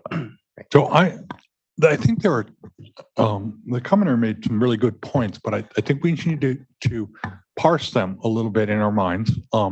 One is that I think he makes a good point that, if you're in the middle of a health and safety issue and you're trying to remediate vapor, you don't want to start and stop, and you don't want to just expose people that are already exposed or but that there's other cases where they've already met the environmental standard and it is meeting the regulatory goal. I think that's also another piece to keep in mind when you're thinking about how you want to direct staff to move forward. Are there differentiations? Not just have we started a project which someone had the foresight to apply 6 years ago into the program, where another neighborhood might not have known about it or didn't do it and have a significant health risk also. So just keeping kind of those pieces in mind when we're thinking moving forward. I appreciate that, Mr. Bishop. Thank you. Thank you, Mr. Karkowski. Yeah, if folks can get a general sense on number. I think I would estimate maybe half, if I had to guess, roughly half. Roughly half. Okay, that's helpful. That's helpful. Okay, and I appreciate it. It's a balance amongst a number of factors there, and so that's why I kind of prefer the case by case, but we'll continue to hear from folks how we should best proceed. Next, I'd like to go to Earl James, who will be followed by Chris Mathis. Good morning. Morning. My name is Earl James. I'm a professional geologist here in the state of California. I've been working on environmental projects for the last 30 plus years. Our firm has offices in Northern California and Southern California. We work on many dry cleaner sites. In particular was what I'm focused on in regards to this SCAP funding. And some of those are privately funded through various methods, sometimes insurance litigation, other ways. Several of the projects that we've been involved in recently are SCAP funded. I think they are not on the list to continue the funding. And I want to echo in particular what Ed Firestone brought up of the loss of momentum when you defund a site. And after you've already invested in the cases of two of the projects that we're working on, to the tune of, maybe $1 million. And if you now defund it for other reasons, that money isn't lost, but it is the utilization, it will be degraded if it takes a couple years to pick it up again, because not only might the consultants change and you've got to refresh people's memories, but the data becomes stale. So you've got to go back out, do new rounds of sampling, collect new data to make it current again, and then start your process forward again. So I would like to encourage a process by which the identifying those sites that are in kind of critical phases where the next step of money can be really effectively employed to begin remedial efforts that will protect human health and the environment in an effective way. And not easy, the technical consideration. I very much appreciate the staff work that's been done on this in the projects that I've been involved in. Very careful consideration of work, where people that really know what they're talking about. But trying to continue funding where it is in that critical phase, going from investigation to the remediation that's going to cost effectively protect human health and the environment is a very important thing to keep things rolling when we can. Thank you for your consideration of this, and thank the staff for all their careful work. And there's much more need than there are funds available, and these are difficult decisions, and like Ed Firestone, totally support the idea of funding projects in disadvantaged communities. We all want to do that. It's an important thing here in California, but for projects that have been funded that are right at that cusp of going to remediation and allowing some cost-effective work to protect human health and the environment, I encourage a way to make sure they stay on the list, even if they don't get the points in some of the other areas. Thank you, Mr. James. I appreciate your good comments and engagement in the program, and compliments of what I know are an incredible staff on this program. I appreciate the constructive sort of thought about, the kind of a critical point where a project is about to really actualize, if you will, the benefits, the public health benefits that it was meant to, as opposed to maybe a project that is more at its infancy. And where that cutoff point, I think, Mr. Karkowski at this point, within the way the order is currently structured, has that flexibility. I'm sure we'll take that into consideration. I guess it'll be a question for us here at the board if we want to provide a little more direction as to how those bucket out further. So thank you, Mr. James. I appreciate, again, the good comment. Next, we'll go to Chris Mathis, who will be followed by Karen Grubel. Thank you. Good morning. Good morning. Can you see my video okay, or? I don't believe your video is coming through right now, just audio, but that's okay too. Okay. Well, thank you very much. I want to thank Honorable Chair Esquivel, along with the board members and stakeholders. I want to give you a little history about a project that I'm involved in. It has to do with a former screw manufacturer in Santa Maria. It was known as Semco. This happened, this business has been around for 40 or 50 years. And what happened is my mother, who is now deceased, loaned some money to this company.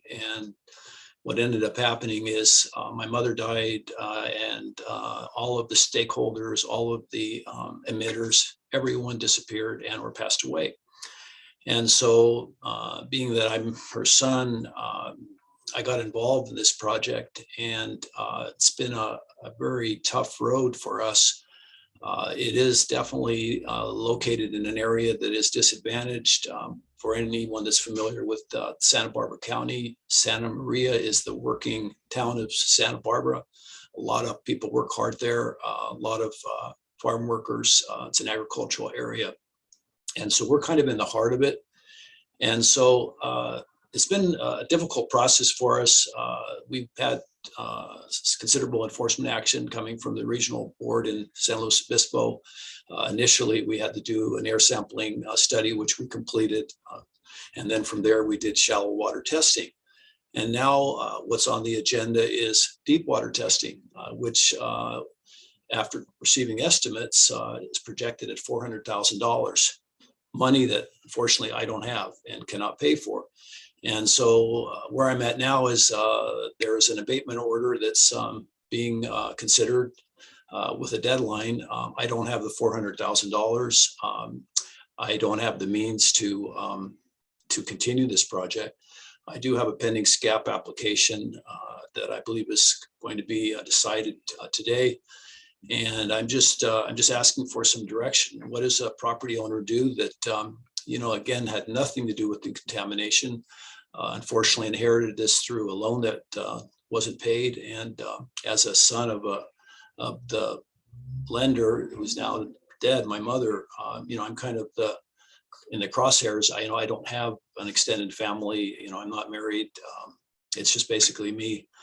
And so I don't know what to do, at this point, if I don't get the SCAP funding, because from the paperwork that I'm receiving via certified mail, I don't, I'm going to be fined. The property is going to be continuously leveraged, potentially personal liabilities against myself, my livelihood. And so, I appreciate what you do. Look, the bottom line is these emitters that contaminate properties in the state of California, they have a duty to clean these properties up. Especially for the public, especially in areas like Santa Maria, where you do have many hardworking people that don't have the resources. And so, I'm a Californian, born here, love the state, plan to stay here indefinitely. And so I just need some help. And so I wanted to ask you, and again, I thank you for what you do. I think your mission is fantastic. Your people are very professional, very knowledgeable, and, a pleasure to deal with. So I'm definitely not, adversarial in any way. I'm looking for some guidance and I want to find out, what do I do if in fact the SCAP funding is denied and I have a $400,000 deep well testing estimate that I can't pay for. And so that's really the purpose of me speaking to you today. Thank you, Mr. Mathis. I appreciate you speaking here and sharing your personal experience within this. I won't comment on your specific case here, but I appreciate you providing context for us, and you're doing the right things. And I appreciate you working with our program and here doing right by the project here at your feet. And know that I appreciate your coming to this board and here communicating your experience within our program. And I think here it's helpful for us as we're contemplating these changes. So thank you. Appreciate Thank you very much. Appreciate it. Next, I'd like to call up Karen Grubel, who will be followed by Suzanne Varco.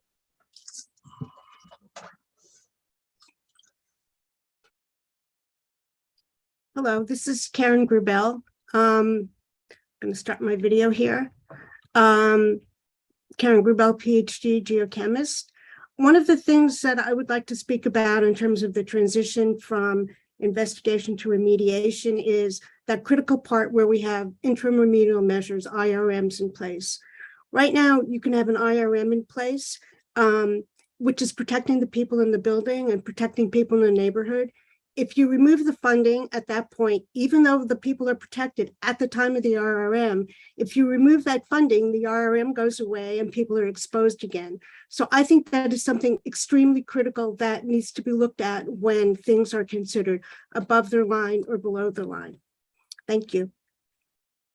Thank you for that, Ms. Grubel. I appreciate your comment. And yeah, it contributes to, again, what the the right balance is as we transition and what those kind of critical points are for projects that, we should really see as kind of at a point where we're not wanting to retract at this point, even if it's not necessarily making a cutoff point. So I appreciate the helpful comment. Next, I'd like to call up Suzanne Barco, who will be followed by Chris Caligari.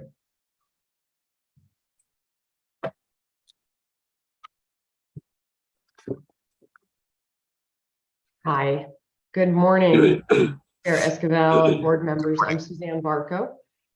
I'm an environmental attorney in San Diego with the Environmental Law Group, and I've had the experience and pleasure of working with your staff on SCAP grants for several years now, and do appreciate the hard work that they put in, particularly Craig Sanchez, who's been a great help on many projects. So just want to make sure everyone understands how valued they are. I submitted a letter late yesterday, and I apologize for the lateness of my letter, so I'll go over my comments in that today. The first thing I want to say is I just, in looking at the list and considering Member Morgan's comment, I did a quick count of the asterisked items in below the line, as we're calling it, and there are 23 previous projects that were previously funded that are now below that cutoff line. Which I hadn't looked at before, but seems kind of remarkable when I look at it today. But my comments are more toward the actual methodology being used to rank the projects. As Mr. Sanchez slides pointed out, that there's a 50-50 weighting between the environmental justice and disadvantaged community component and a 50% ranking to the human health and safety component. And in looking at how that breaks out on the list, and I'm kind of unlike maybe most lawyers, I'm fascinated with Excel and how you can redo lists in Excel to actually see what the real data shows. So I took the list and I ranked it instead of by the total score as it came out from staff, but by the HH&E score. And I was rather surprised to find that with this new ranking, there are several sites that have very significant health risks associated with them that are falling below the line in favor of some scores that have high DAC and environmental justice scores that are falling above the line. And I gave some examples in my letter. And for instance, you can see that with 2 sites that are currently ranked on that list as numbers 136 and 172, right? Pretty far down the list. And they're outside of the fundable projects. Or I'm sorry, they're ranked higher than sites that are outside the fundable projects, even though they have lower HH&E score or lower DAC and environmental justice scores. What happens when you readjust the list, and in kind of in short, is that you end up with sites with no, and I mean no, like a 0 for HH&E, human health, risk, and environment, that are actually on the funding part of the list, where you might have sites with a 19 out of a possible 24 on the health risk assessment score that are outside of funding. So you're funding, what happens is you fund projects with no health risk over projects with significant health risk just because of that 50% weighting of the disadvantaged community and environmental justice score. And I think that's, while I think there's a value that needs to be applied to that EJ and DAC score, because we certainly want to prioritize sites in those communities, I think we can't prioritize those so high that they ignore the sites with health risks that are in fact affecting communities, businesses, neighborhoods. And the way that that current ranking is adjusting the scores is pushing some of those sites with very high health risk outside of the fundable range, and promoting sites with no health risk, but high environmental justice scores into the fundable range. So I think while some weighting needs to happen, the current methodology that's in the resolution doesn't achieve the goals of what the statute had intended, which was addressing human health risk and evaluating the environmental benefit of investigation. Certainly, the environmental benefit is far greater on a site with a 19 human health risk score than it is for a site with a 0 human health risk score. So my comment is simply to ask the board to have staff go back and maybe reevaluate the weighting that's applied to these components, and look at the actual real world consequences that that's having on the sites that are selected for funding. And one last comment, Chair Esquivel, you mentioned trying to maybe bring together a stakeholder group on this. And if the board decides that's something they want to happen, I would gladly volunteer to be a part of that stakeholder group. Thank you, and that concludes my comments.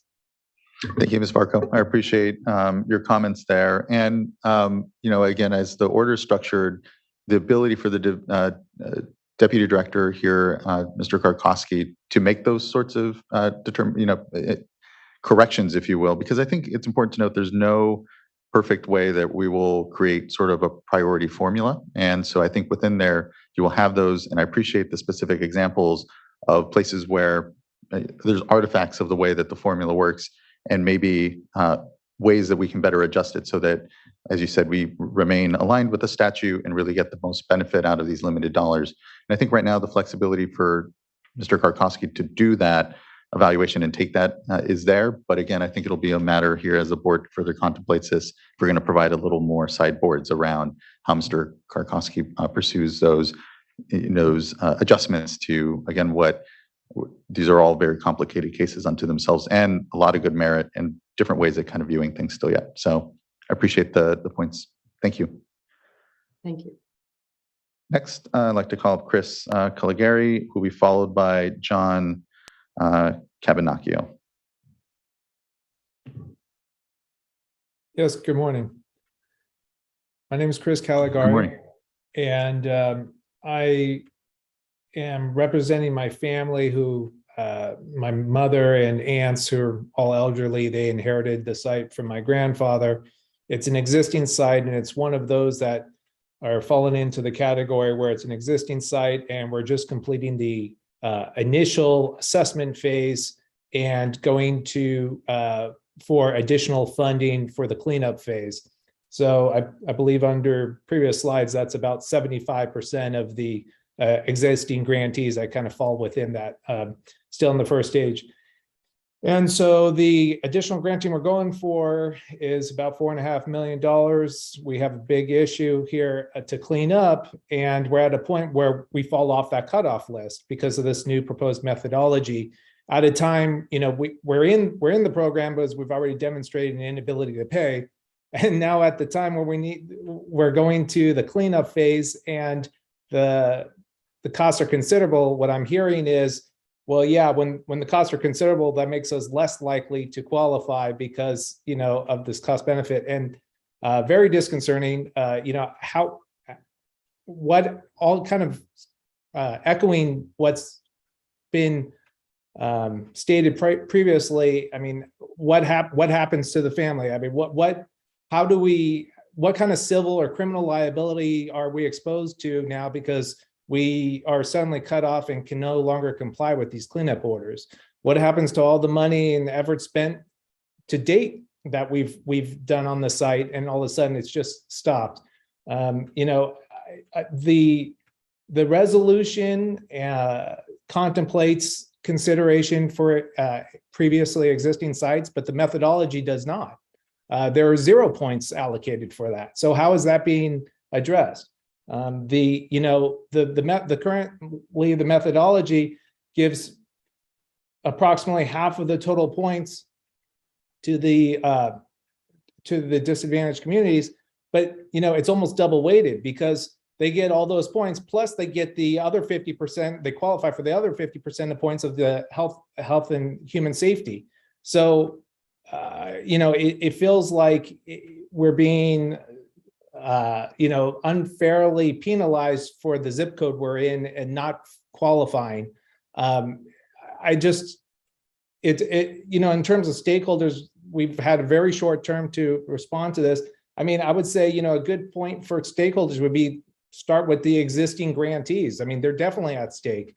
all the contact information, the board already has the contact information. There was no prior notice to this. You know, I would imagine the existing grantees who are potentially losing funds would be more than happy to provide their feedback if given the opportunity. I'm grateful I was made aware of it through my consultant, and I'm grateful for the ability to be heard today. But I mean, you know, I had about 2 days to submit comments. It's just very short timeline and caught off guard. Again, all of this is very disconcerting.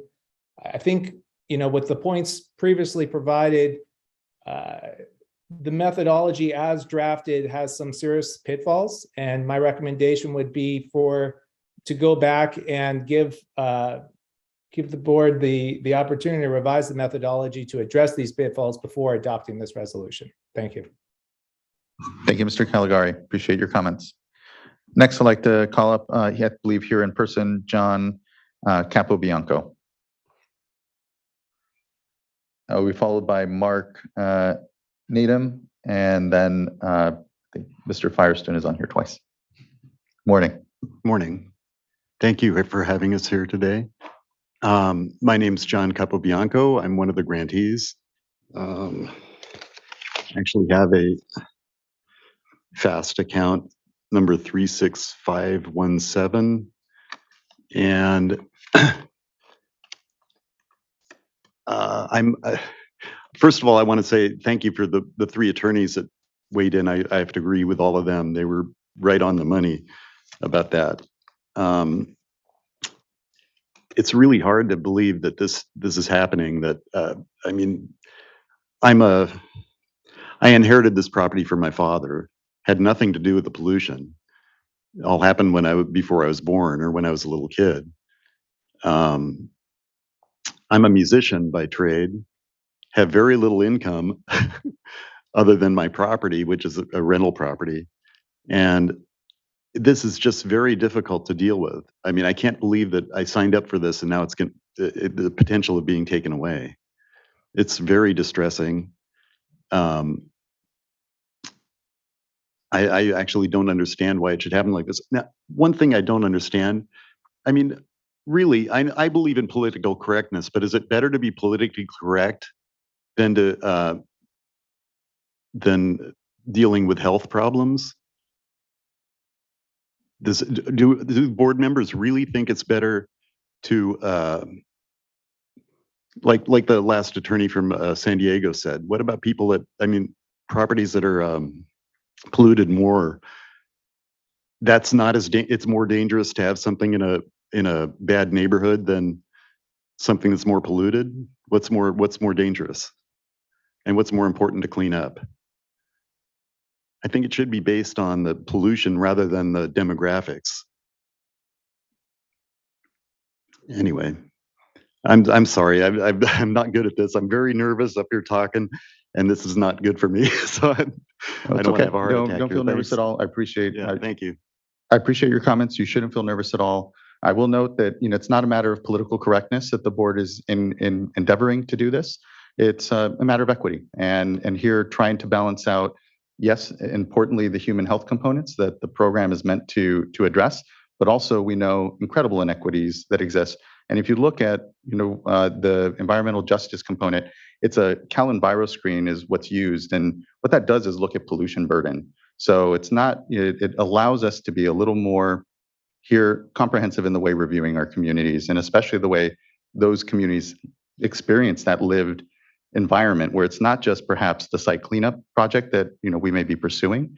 There are other compounding pollution issues there that, again, I think we're trying to be most sensitive here and to balance out how we approach it. So it's not here a political correctness exercise.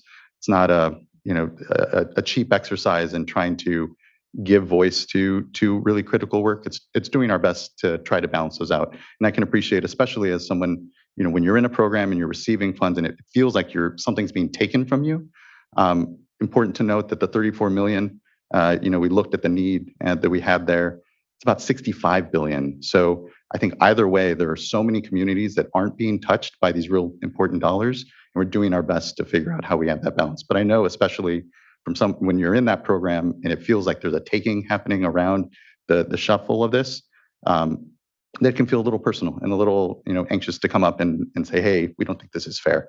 So I appreciate you voicing that, and know that, the board's intent here is not to, have a PC type exercise, but truly figure out how we bridge these multiple challenges we have in our communities. So thank you. I really appreciate that. And Mr. Karkowski, anything you'd like to add? Yeah, thank you, Chair Esquivel. I just want to make sure I hear people using terms like defund or take funding away. So any funding that's in an existing grant agreement, we're not going to claw that back, right? Those projects will go, or that phase of the project will go to completion for that particular grant agreement. So what we're really talking about is when we're considering any additional funding for some of those future phases. And part of, I think, what we need to do, wherever the board lands, is communicate clearly that providing initial funding is not a guarantee for sort of a blank check moving forward. We have been making these kinds of decisions all along, right? We have been making decisions when an entity comes to us for the next phase about whether to fund it or not, and how much funding to provide.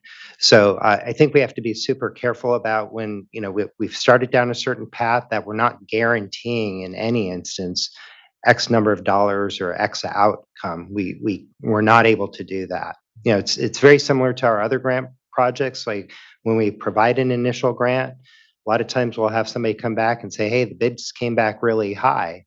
We can't guarantee to provide funding for that additional incremental cost. We try our best in all cases, right? That's what we try to do. And as has been discussed, the joint execution team will work with the grantee and the regulator to see if is there a cost-effective outcome. Yeah. Thank you, Mr. Karkowski. Vice Chair. That's really helpful. Thank you. I'm struggling a little bit over here and just want to comment some of the, concerns about whether it's political correctness or that, this seems to be unfair, having something taken away. That part is important to me. So I appreciate what you just said, and I'd like to drill down a little bit more. But before doing so, do want to just make a comment about zip codes. And, a lot of the people that live in these communities, disadvantaged communities, have suffered from being in the wrong zip code. And so, it doesn't, for those that are frustrated about maybe having a shift, just asking for some open-mindedness here, because those that we're seeking to provide a funding source to have been living under those conditions for many years, where, they feel like they've been in the wrong zip code. So, but at the same time, I'm sort of struggling. And so looking at this issue of expectation, it sounds like when a grant is provided, that those documents very clearly state that this is not a guarantee for ongoing funding. So I just want to, clarify on that. And then also looking at this issue of expectation and planning, because these are very involved sites that, take a lot of energy and effort. Mostly it's engineers and consultants, but the property owner, is invested as well. And so just if you could talk a little bit about how the program has been run historically, there's this sense of expectation. Is that based on sort of practices of the past, that normally once you get in that stream, you typically are, sort of moving forward in the various ongoing stages? Or have there been many situations in the past where funding gets cut off, or that, the ongoing review that maybe the public health and safety isn't as at much of a risk after you receive sort of the initial information from the investigation? Yeah, I'll start, and then if I could, I'd like to invite Diane Barclay up. She's heads up our cleanup program and is Assistant Deputy Director over SCAP and the Underground Storage Tank Cleanup Fund, to give more of that kind of historical perspective. So I would say, part of the evolution of the program is when you initially have a relatively small pool of potential candidates coming to you, you can provide, as you're communicating to them, even if we're communicating, there's no guarantee of funding. It's like, however, we don't have a lot of folks in line here. So the faster you can get through each phase, the higher likelihood that you can get funded. But again, we've transitioned now to, we have hundreds of grant applicants, right? So that makes all of that decision making and that messaging more challenging. Because I can certainly understand from the perspective of a property owner, when they start down this path, they're thinking, oh, this is great. I can get this addressed. I'm working with the regulators proactively to get this addressed. They're helping guide where we need to go, and there's this funding available. So I do think that creates a natural expectation, even if we periodically provide the caveat, and the caveat in the grant agreement, and I'll let Julie speak to this, those are pretty clear, right? That, okay, this funding is for this. We're not guaranteeing any future funding.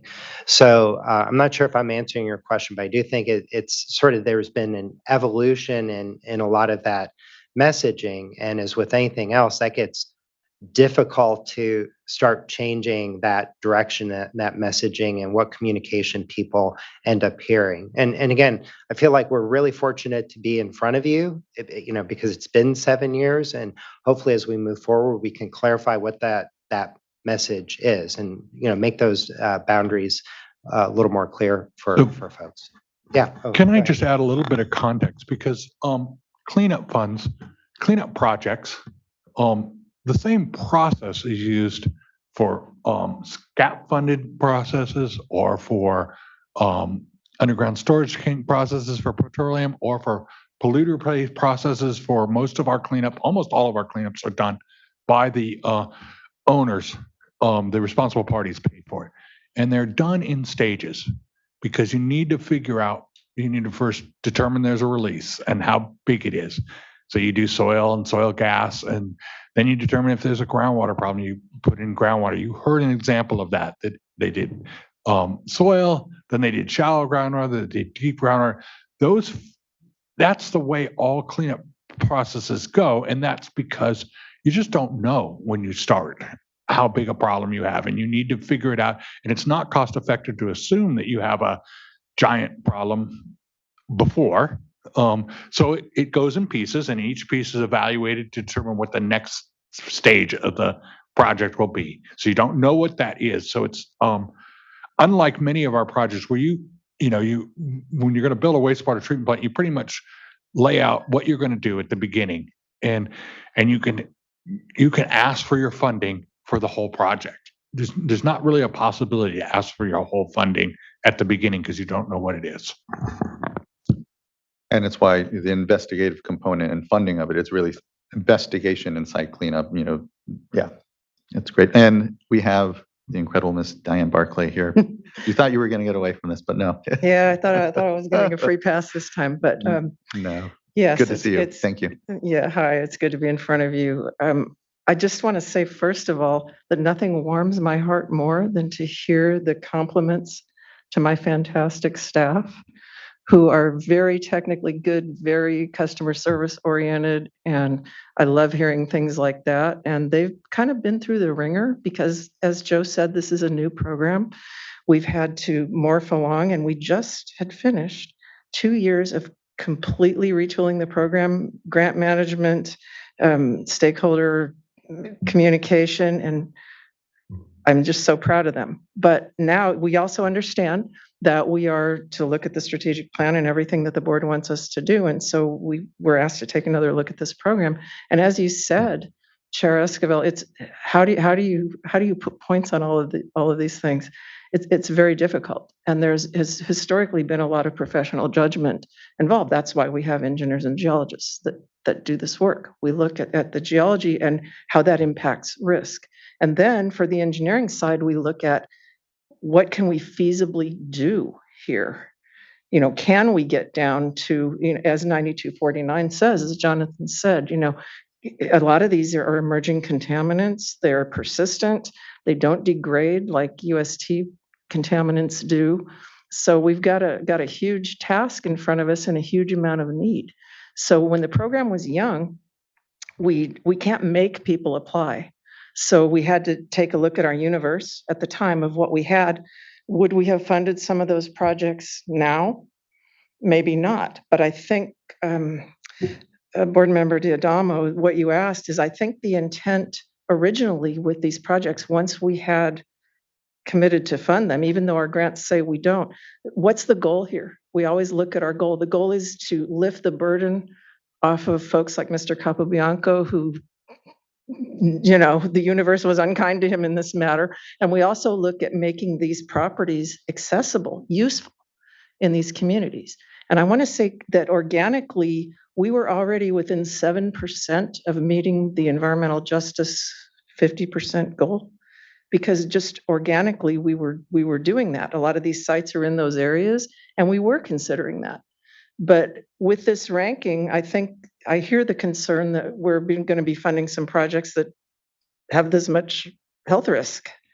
And I hear that, and we were trying to balance that, but it's a very difficult thing to do. So to answer your question, I think the original intent was we were looking at getting the property to a place where it could be redeveloped, whatever that meant. And 9249 is kind of squishy on that, and we have to work with the regional boards and the GTSC and everyone else. But I think that was the original intent. But that may be something, as Jonathan said, where we're looking at how well we've mitigated the risk, and is that good enough? And then in talking with DTSC at some conferences, they have money set up just for ongoing vapor mitigation. Do we want to leave somebody in that kind of place where they have to keep doing that for human health risk, but there's no money to do it? So there are a lot of difficult questions we have to answer here, and we've made this as a first ranking attempt, and I'm sure it's not perfect. Yeah, we know and don't ever assume that on our side, and is why we have these discussions, and really do appreciate everyone being here and voicing and being part of it. So thank you, Ms. Barclay. Vice Chair, was there anything further? That was good. Thank you. We can move on to our commenters. Next, I would like to call up Mark Nadim, who will be followed by Sally Chang, and then Greg McLever. Good morning. My name is Mark Nadim. I'm the owner of property that has a fast PIN number 50718, also known as the Robinson property, former dry cleaner. Mr. Robinson was the original owner of the property, who rented one of the units to a dry cleaner that operated in the 90s. Mr. Robinson died 10 years ago, so all correspondence sent to him went unanswered.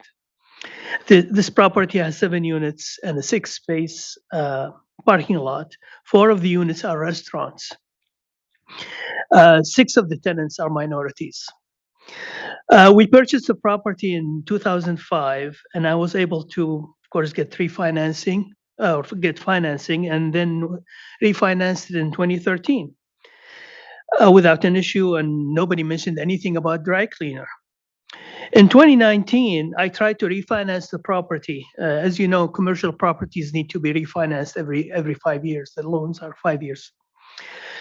I found a DTSC report on the GeoTracker about the dry cleaner contamination. Basically, they just put it like a time bomb. Everybody looks at it and just freaks out of all the chemicals that they have mentioned and all that stuff. That's without testing, of course. So I tried to do some tests. In 2019, I did soil test, and I wanted to do a little bit more testing in 2020. Then COVID hit, income, the property went down and has not recovered. 4 of the restaurant's main customers were lunchtime office workers who disappeared because of remote work. So after I did the first soil test 2019, I got an estimate about the cost of remediation. I was shocked as to how much it costs to do that. It's millions of dollars. And this property doesn't generate that much amount to cover expenses and remediation. My current mortgage matures in October 23. That's 6 months from now. So I tried last year to refinance, early last year actually, to get enough money to do, maybe I do more testing to satisfy somebody. But no lender would even talk to me once they hear that this property has a dry cleaner. They say forget it, and no emails are answered, no phone calls. My current lender indicated they will extend the mortgage for 1 more year, contingent upon getting into the SCAP program. Even my tenants have a hard time selling their businesses when the proposed purchaser knows about the dry cleaner or this report, and they either back out or they offer them, a depressed price. Basically, in closing, I am stuck.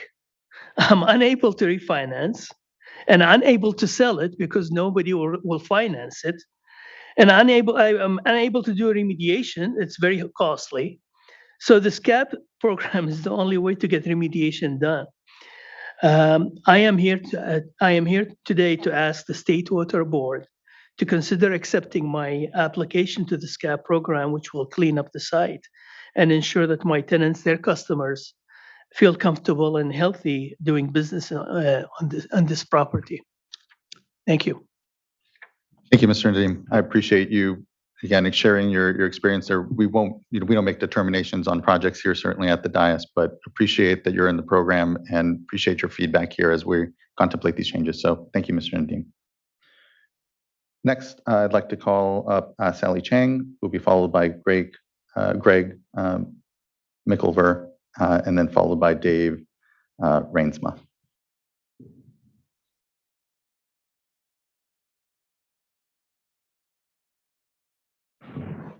Good morning, Ms. Chang. It's still morning, barely. Good morning. Good morning. My name is Sally Chen. I have a property. I own a property in Santa Cruz, and my the property in SCAP PIN number is 49575. 1600 Capitola Road in Live Oak, Santa Cruz. Me and my husband bought the property of the laundromat. It's in many years ago, like 30 years ago.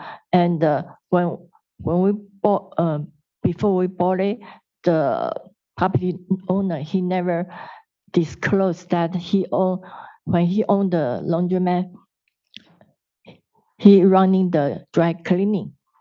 So then, 3 years ago, our next property county, they are going to build a low-income apartment, and for low-income dentist and doctor office, and they hire consultant to check the soil, and they found there's a chemical related to the laundromat, dry cleaning chemicals.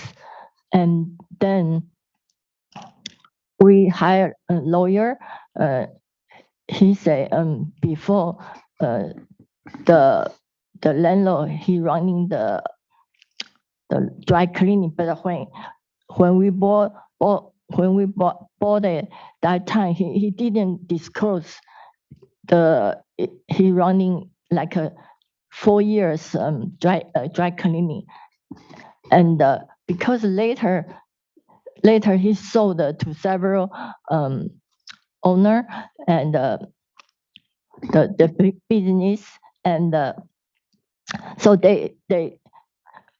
there's no equipment to the dry cleaning, so we only see the machine. People go do self-service, wash their clothes. So, and then the next door county build affordable apartments. then find out, their consultant find out there's chemical, dry cleaning chemicals. So that's why we hire lawyer and consultant to apply the scape and the fund. So, but last year, 2023, it's October, I received phone call from the Sacramento fund department. They say, oh, we approved the fund, and according to your income, they say it's every month we have to pay co-pay $24,048 every month. Then we say, okay. And then he said the fund will come to us like 2023 between March and June. So then about 2 weeks ago, my consultant called me, says they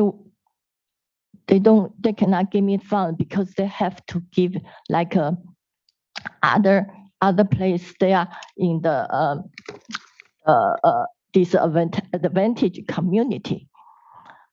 So today, why I have to come here to know, because the Live Oak area that the laundromat is located in a low income area, because next door the Santa Cruz County, they are building the low income apartment next door. So and the Santa Cruz the Live Oaks area in Santa Cruz is like a very low income people, and they have to, they find it's hard for them to look a place to live, because it's plus the apartment, the smaller apartment, and so many people they live together in one place or one apartment. So that's why I'm here. I want to know why last year, October, the Sacramento Water Department, they said, oh, we will give you the fund in 2023, between March and June. And then 2 weeks ago says, we cannot give you the fund. And we have to give it this advantage place. So I don't know why, because Live Oak is disadvantage place too. So that's why I'm here today. Thank you, Ms. Chang. I appreciate your comments here. We won't be commenting on specific folks' requests around projects, but do follow up with our staff. It sounds especially that your ongoing project is, in fact, and it sounds like a disadvantaged community. We're open to information like that. So please do work through your consultant and work with our folks. So appreciate it. And thank you for your comments generally, just around your experience within the program. Next, I'd like to call up Greg Mickelver, who will be followed by Dave Rainsma.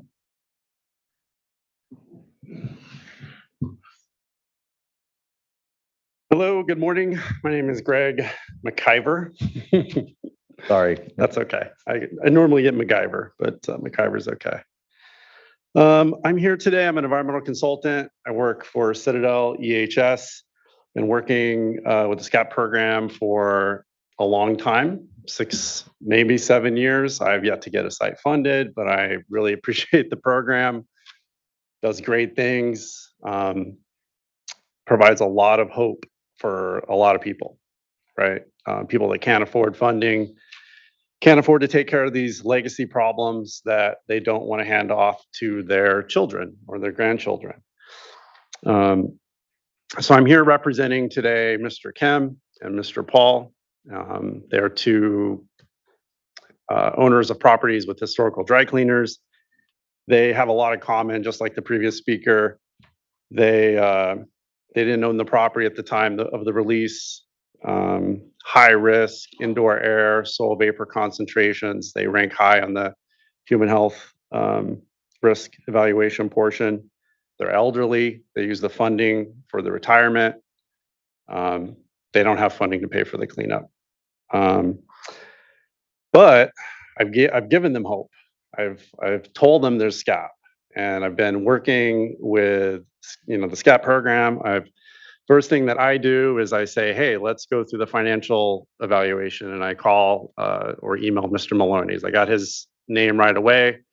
That's something that we can do to check, so they're not spending money on me doing anything to get an application in to do the financial evaluation.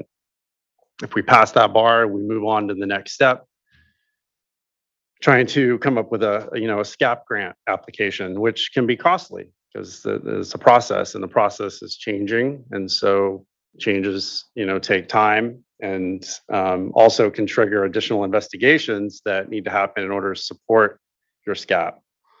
You also want to stay in compliance with your caseworker so that they're promoting your case to SCAP. So there's real money spent. These people were not guaranteed a grant, but there's indication that they could apply, they can get funding. There's hope. They've taken loans out to pay for these investigations. They've taken loans out, money that they don't have, to move this for funding. So SCAP program is great.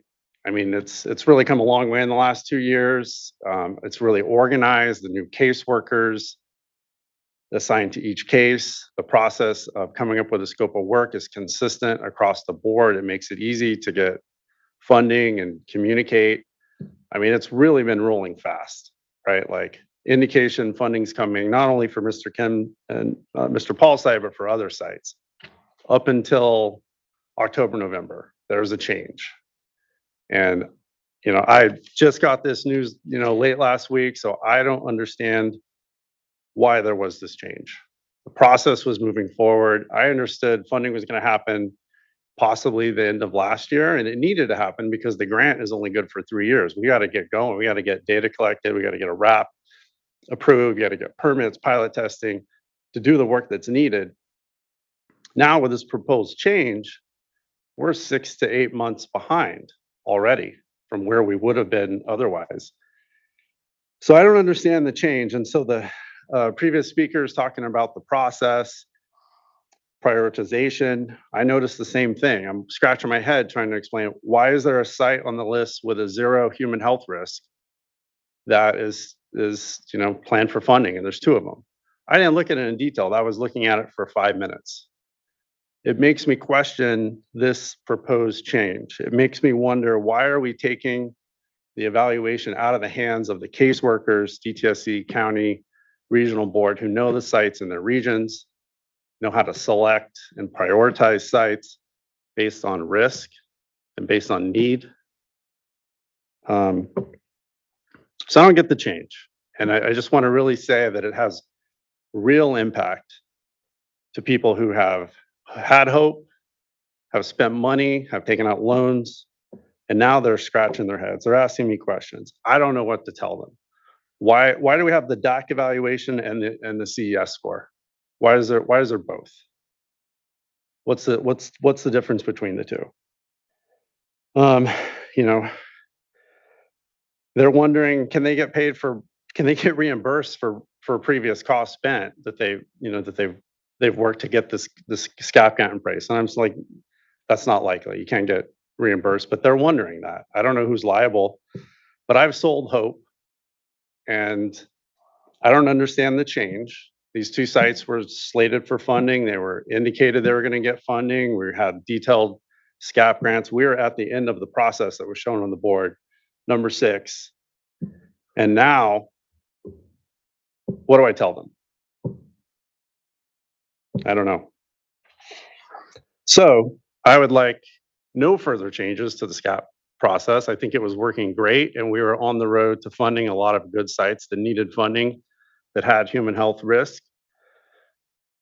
Put the decision making and the people that need to make the decisions, the caseworkers on the regional board, SCAP, DTSC, and no further delays on the program for funding. Thank you. Thank you, Mr. McIver. I appreciated your comments. And again, as we've heard and as you've heard discussion here at the dais, I think it's going to be about that balance of how we best transition folks. And important, again, 34 million a year with a $65 billion need amongst a lot of really critical cases. It's not a call on anyone's case or meant to be, here removing hope that folks have. Trying to do our best to do that balance and prioritize amongst it. But I appreciate your comments, and we'll keep listening to folks here and have some discussion amongst us as a board. Next, I'd like to have come up Dave Rainsma, who will be followed by George Mead IV, and our last commenter will be Russ Sturham. Hi there. I wanted to thank the board and board chair for allowing this to happen today, to give us an opportunity to talk and speak. There's so many comments, really powerful comments. I've got notes, but there's so many side notes to my notes that I'm just going to speak from my experience. And first, I want to say that there is a huge environmental justice and disadvantaged community need. It's huge. And we have a lot of people in this state that have been pushed aside and marginalized by people that look like me. And that's the truth. And it's too little, too late. And those folks need to be taken care of today. So I'm at 110% for including, and I didn't know about these terms, racial equity resolution and action plan. Absolutely. It's about time.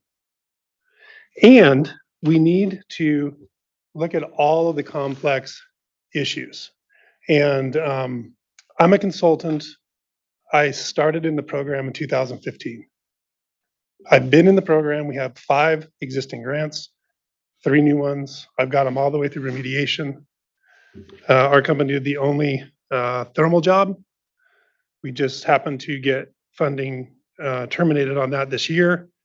And we got funding to finish the job safely. Thank you, SCAP staff, for that. I want to say that the previous SCAP staff prior to this one, from the management down, are amazing. I mean, hardworking, intelligent, caring, kind people that are doing their level best on a day in and day out basis. Diane and Craig and previous Catherine Dominic and all these other folks. I'm not just saying this because they're here and I have a vested interest. These are weekends, early mornings, cell phone calls, and the SCAP staff is just amazing. And this is the best program I've been involved in 32 years. It's amazing. And we have way too many sites and way too little money. And prioritization to those communities and those zip codes that have been marginalized for 400 years has to happen today. And we have people in the program, and it said, fund to closure. Fund to closure. The previous administration at SCAP said, yeah, there's this clause, and there's no guarantee. But when you have more money than you have sites, you can say, hey, we're going to take care of you. And a lot of my existing grantees got told that they were going to be taken care of. Now, I understand things change, and that's why the clause is in the contract or in the grant, no guarantee. So we got a conundrum, folks. How do we take care of everybody? It's very difficult, and it's challenging. I suggest that, is there any way, I wrote at the top of my notes, where can we get more funding? Can this board put more money into the program? Please, put more money in the program, number 1. Number 2, fund the existing projects. Number 3, give SCAP staff, the consultants, the current grantees, and new grantees the ability, I wrote in my comment letter, to adjust the ranking methodology to allow SCAP staff, the grantees and others like I mentioned, to conduct an environmental justice impact assessment that is specific to the project area, not based on limited outdated census tract data in the CES scores. Census tract happened in 1920 for zoning to make cities better. Then they took that zoning and they used it to marginalize people. That system is in the it's all in there. We've got systemic systems within systems within systems, but we have to do the best we can. Sally Chang came up. Sally has a score of 7. Now, the reason she has a score of 7 has to do with data, health risk, has to do with Mid-Penn Housing, Santa Cruz Community Health, and DNC's Community Health purchased a property adjacent to her that's contaminated with very high levels of vapor. They purchased the project because at the time, the language was, we're going to get in SCAP, we're going to take care of you. Now they're getting funding pulled because of the score of 7. Across the street from this site is an elementary school, Live Oak Elementary. 87% of that population is minority, Hispanic. 15% is homeless. 97% of the people going to the health clinic and the dental clinic are below the federal poverty level for income. There's 56 units being built. All 56 units are for low income, 15 for homeless. We get 0 score. 0 for Live Oak. Live Oak is unincorporated part of Santa Cruz. Then Sally is an immigrant. She worked in the grocery and worked in the laundry, was pregnant at the grocery store and had to leave to San Francisco as an employee, worked English as a second language to buy the property. It's their only asset. She lives around the corner in the same house she's owned for 30 years and drives a beat up Volvo. It's not $24,000 a month. It's like $2,800 of ability to pay a month. She got the numbers messed up. Anyway, we also have with me, we've got a whole caravan of folks that came up here today, and they came in the SCAP van.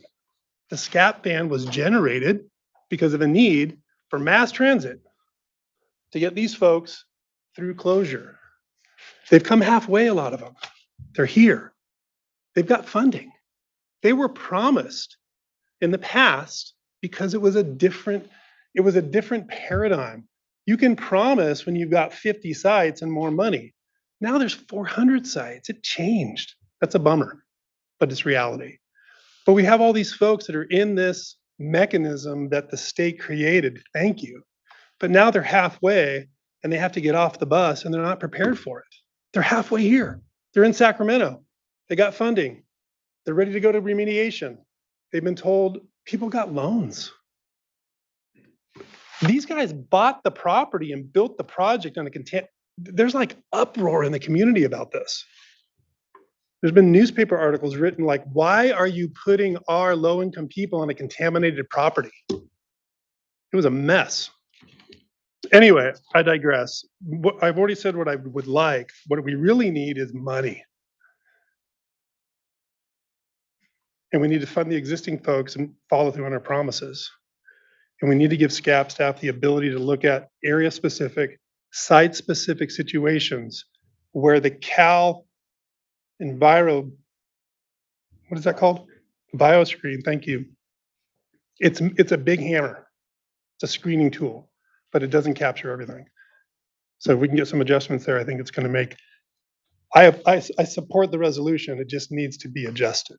I appreciate that, Mr. Rains. I appreciate your good comments. And here, amongst us, we know it's not a false dichotomy. We know ultimately, as you said, way more need than the 34 million can cover. And like our other programs, we have to have some prioritization. Ultimately, it helps.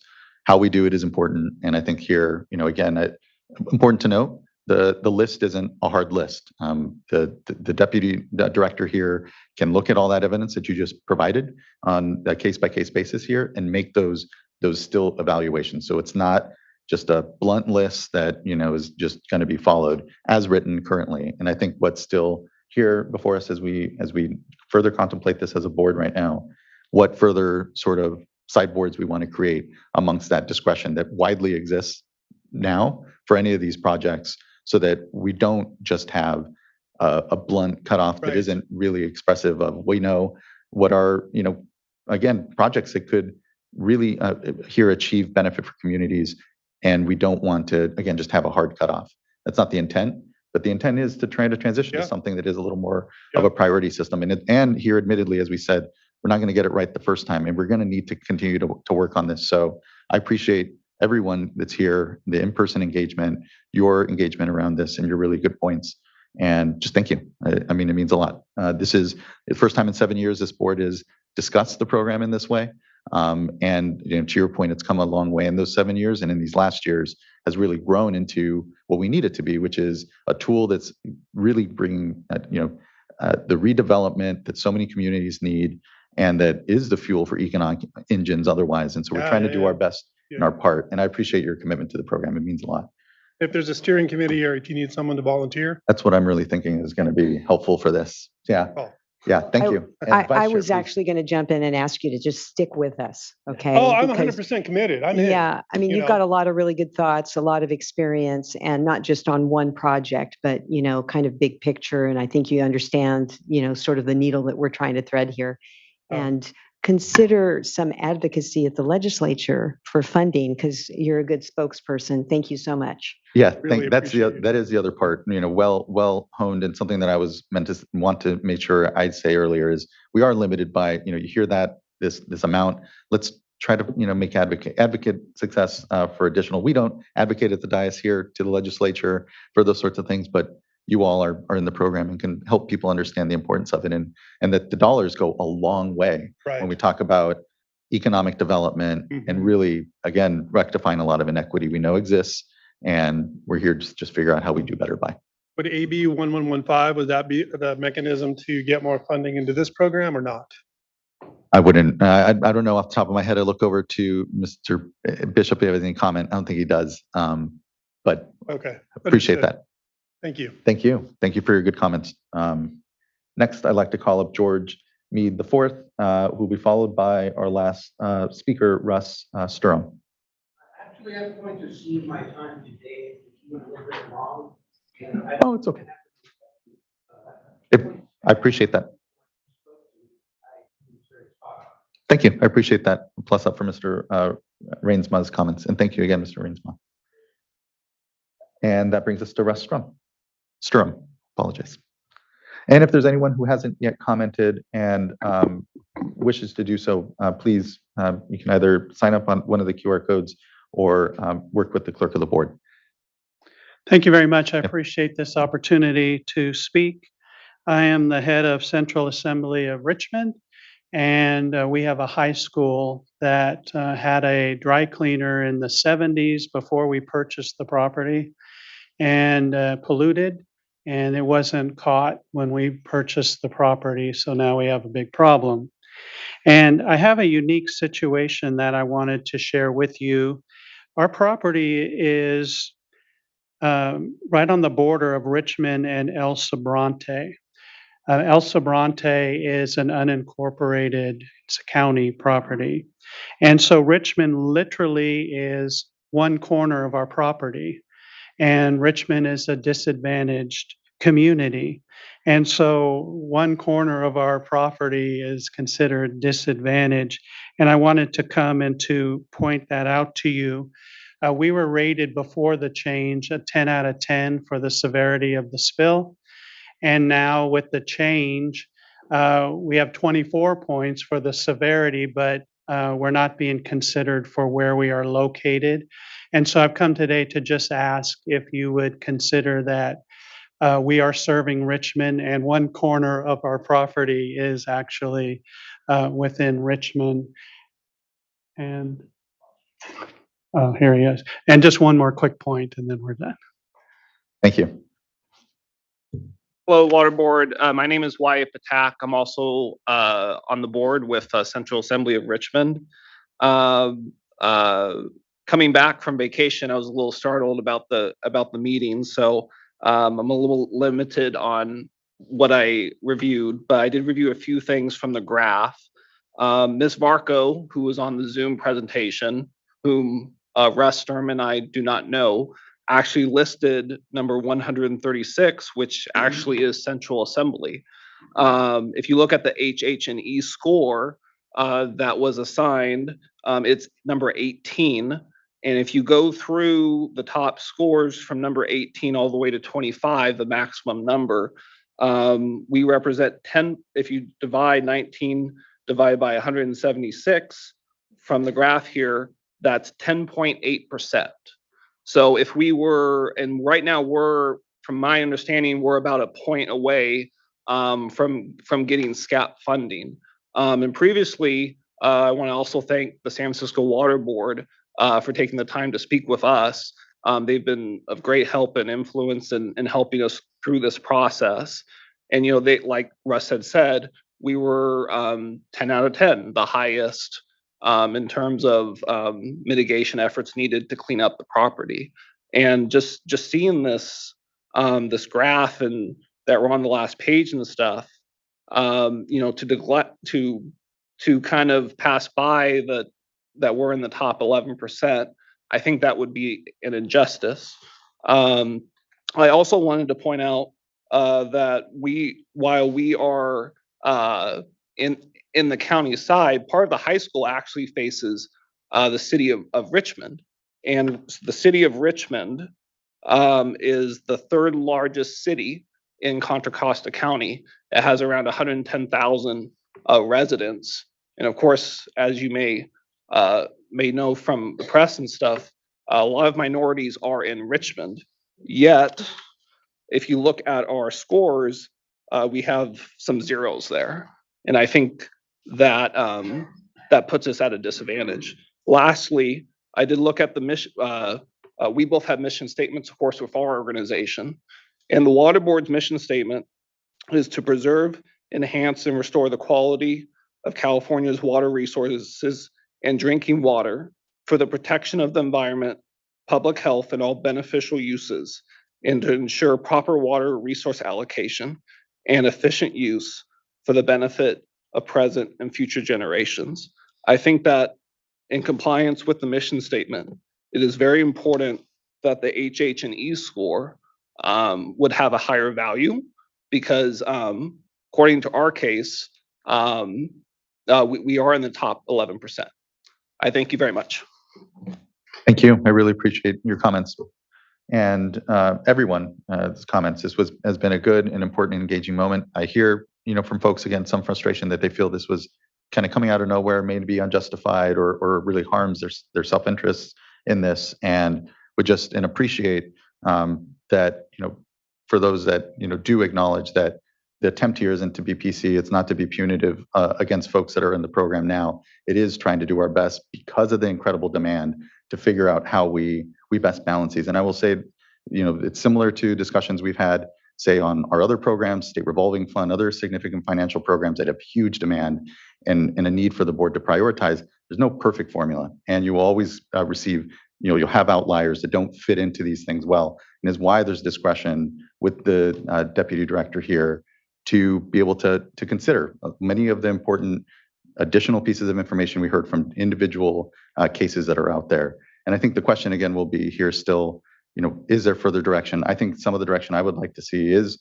around the formation of a group. You know, it's time, this program has matured into the space that many of our others have. And I know there is already a strong eye to customer service and being responsive, but having a core group that can be returned to, not unlike in this discussion we're having now, can be very helpful as we continue to make sure this program is working as best it can. And here, again, it's not just lost on me how critical these dollars are. We've heard that over and over again today, and just how, I mean, again, $34 million a year is not going to resolve the incredible ongoing liability that many legacy projects and the folks that have no part of the decision making and in here have inherited and need to be able to try to go to. So I hear that, and that be part of a strong solution on some of this.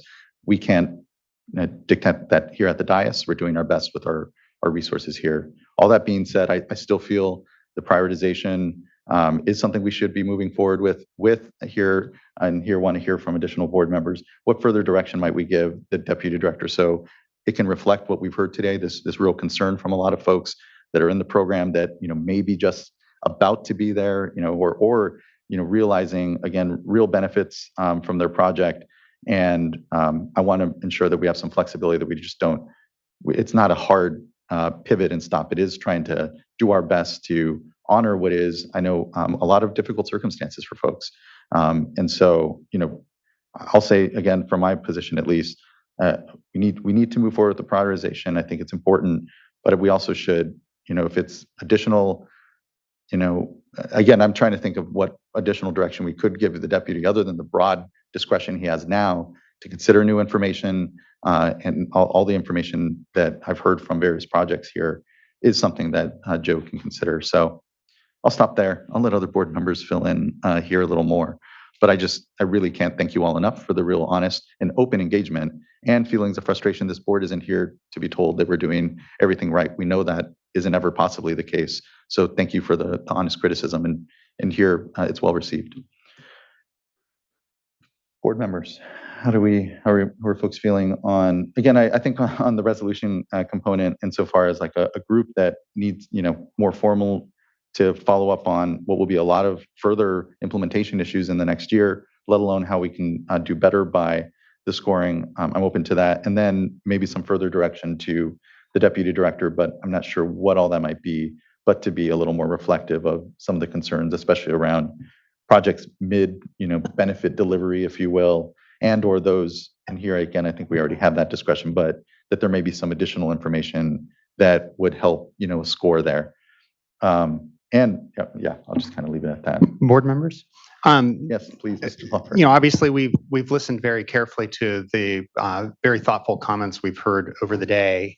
And just to help crystallize the board members' discussions, obviously the world is open to you. You can go whatever direction you want, but we at least have some language for potential additions to the resolution that may help structure the conversations among the board members.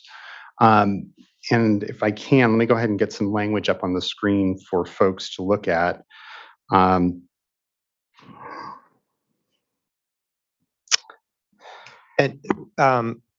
while Michael is doing that, another item that was brought up was the zero scores for the human health and safety. And certainly, I think you mentioned that can be an artifact of how you do how the scoring is done, but it also can be an artifact of limited or no data as well. So certainly, as we're re-examining, the lists that we bring to you, we will differentiate between those projects. And I'm thinking about as we go into next year and we talk to engage with our stakeholders, differentiate between those projects that truly we've got data, there's no human health risk versus those where there is, because we would not, even though it may be on a fundable list, we wouldn't provide funding if there's really no need, right? That's helpful. Thank you. So I think that's a great point. And one thing is we provide this language for the board's consideration. I think it is important, and Chair Esquivel has made this point many times throughout the day. Existing paragraph 5 of the resolved paragraphs of the resolution that's before the board includes a number of provisions that provide direction and flexibility to the deputy director to make adjustments to the list, including the things that Mr. Karkowski just identified, as well as section or paragraph F of resolved 5, which makes it very clear that already that the deputy director should be looking and giving special consideration to those existing projects that have previously received funding, but that appeared below the fundable list. And hearing some of the comments today, we thought it'd be helpful to animate some further direction to the deputy director. And we proposed to do that through a new resolved 6, and then all the other resolved clauses would be renumbered accordingly. The new 6 would read, directs the deputy director of the division, comma, or designee, comma, within 90 days to review the list of grant projects with existing grant funding that attachment B reflects as not fundable, and give the applicant an opportunity to submit information to reassess and add to the fundable list those non-funded projects where parenthetical Romanet 1, the project is at a critical juncture and continued funding would allow continued interim remedial measures or cost-effective near-term corrective action, comma, to protect human, comma, health, comma, and the environment, comma, or parenthetical Romanet 2, additional equity information may support rescoring the project, period. This clause does not limit the authority of the deputy director to fund other grant projects on a case-by-case basis or to reassess, comma, within 60 days of entering a new phase, comma, those grant projects with existing grant funding that are identified as not fundable, period. Let me just take a second to unpack what's going on here. We heard a few comments, I believe, right at the outset that there were opportunities here to continue very cost-effective human health and safety protections. And also from other commenters that there were ongoing interim remedial measures that are protecting human health and the environment.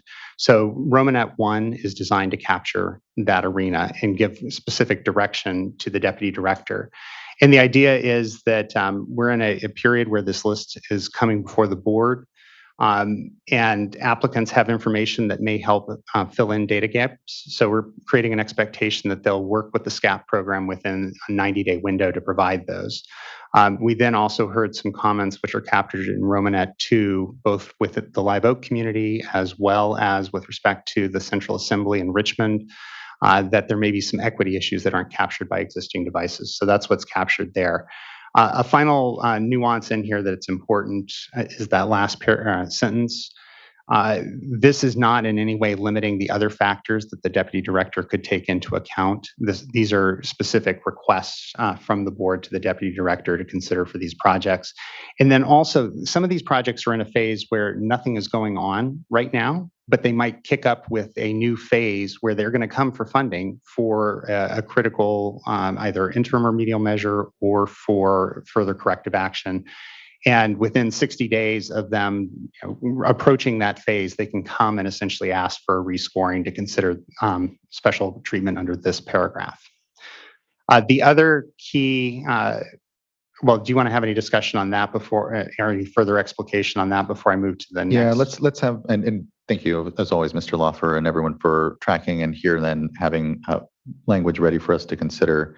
Looking to fellow board colleagues, if that is feeling fair insofar as addressing what we've heard around, again, some of the concern around folks just being kicked off in ways that is potentially unfair, but also against what our intent is here. Right, right. I think you did a really good job. I appreciate it. The only other thing that I would just welcome your thoughts on is the score of 0 on human health and the environment. And I understand, Joe, or Mr. Karkowski, that you wouldn't likely be funding those anyway. So I'm just thinking, why not just at least have some minimum?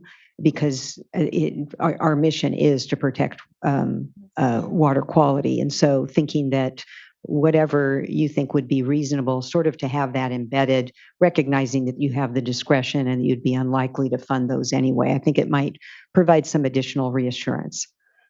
Oh, and also concerned about expectations, that if a project is on the list with a score at 0, I think we're looking to be a little more clear about expectations going forward.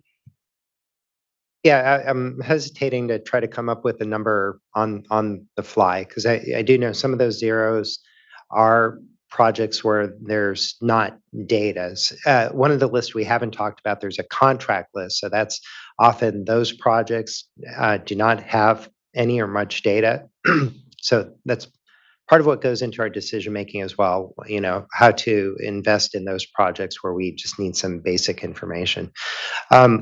Yeah, certainly. I think when you look at the scope and kind of the direction we're getting from the board in general to, as best we can, continue with many of these projects that are on a critical path and have been funded, there's not going to be a lot of additional funding for new projects, honestly. And so we're not going to get down to those projects that have scores of 0. There are so many projects that hit all of those primary criteria. They're in a disadvantaged community, they have a high EJ score, and they have a high human health and environment score. So that's where our collective focus really needs to be, between our staff and the regional boards and regulatory agencies, is moving those projects as quickly as possible to where they can be funded. But you make a really good point, and I think it's something when we come to you next time, we should have established some minimum thresholds on the human health and environment score. So I just wanted to reiterate that we have to keep in mind that there's, and I think that Joe hit on this, but I just want to hammer it a little bit. We many times have a project where we have no information about the health, and we pay either through a grant or through a contract to gather that first bit of information. And so we don't want to say we're never going to fund something that we have zero health information, because that's how we gather it in some cases. So just keeping that in mind is important. Yeah, I'm convinced that you've got the tools that you need, and you need to maintain them. So I'm not looking to hamper that, but I'm comfortable with the next time around. Maybe there's a way that you can include it. I mean, it seems to me that amongst projects that maybe initially start out at zero, as you do further investigation, there are going to be more worthy projects. And so if there is something that's still down at zero or close to zero, there will be others that are in disadvantaged communities that bubble up to the top of the list because of the additional information that you've gathered. Vice Chair, Board Member Morgan, and then Board Member McGuire. So just to follow up on that, would it be possible just to add a footnote to the table for those zeros, just indicating that, that information is just not currently available, so that it's clear that the score, the reason why that there is a zero may be that the information is not available, so that we're being transparent about that. Yeah, I think the team would have to look at each project, because I think in some cases it's a zero based on data, and in other cases it's a zero based on not having data. Can we say may not be available at, where it's Ultimately, differentiating between them might be helpful for just everyone, so that they know, I'm at zero because my project doesn't have information, as opposed to zero because of, if it's possible. I know it's. Yeah, and that's certainly something we can do. You've already provided discretion to update the list, so we can go look at it, look at those zero scores especially, do that differentiation, and then if the resolution passes as is, we can provide an updated list in a few months' time.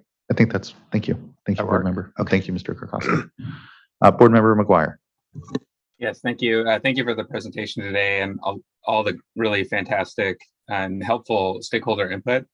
I was coming into this meeting with some concerns after having read the comment letters about how we would do this, how we would, consistent with a lot of the conversation today already, bridge, making that pivot to better addressing equity issues, and still not losing sight of the good and important projects that are out there and being invested in by the state, by our funding program, where we've spent, and stakeholders have spent a lot of time and effort to move those projects along as well. So I wasn't quite sure where this was going to head, but I do greatly appreciate the proposed resolution language, paragraph 6. And I know we haven't talked about paragraph 15 yet, but I'm going to be comfortable with that as well. And I just want to say that as we're going forward, I pulled up the list of projects, attachment B, and just looking at that fundable list, I didn't count up all of the projects that are shaded, but it looks like a lot.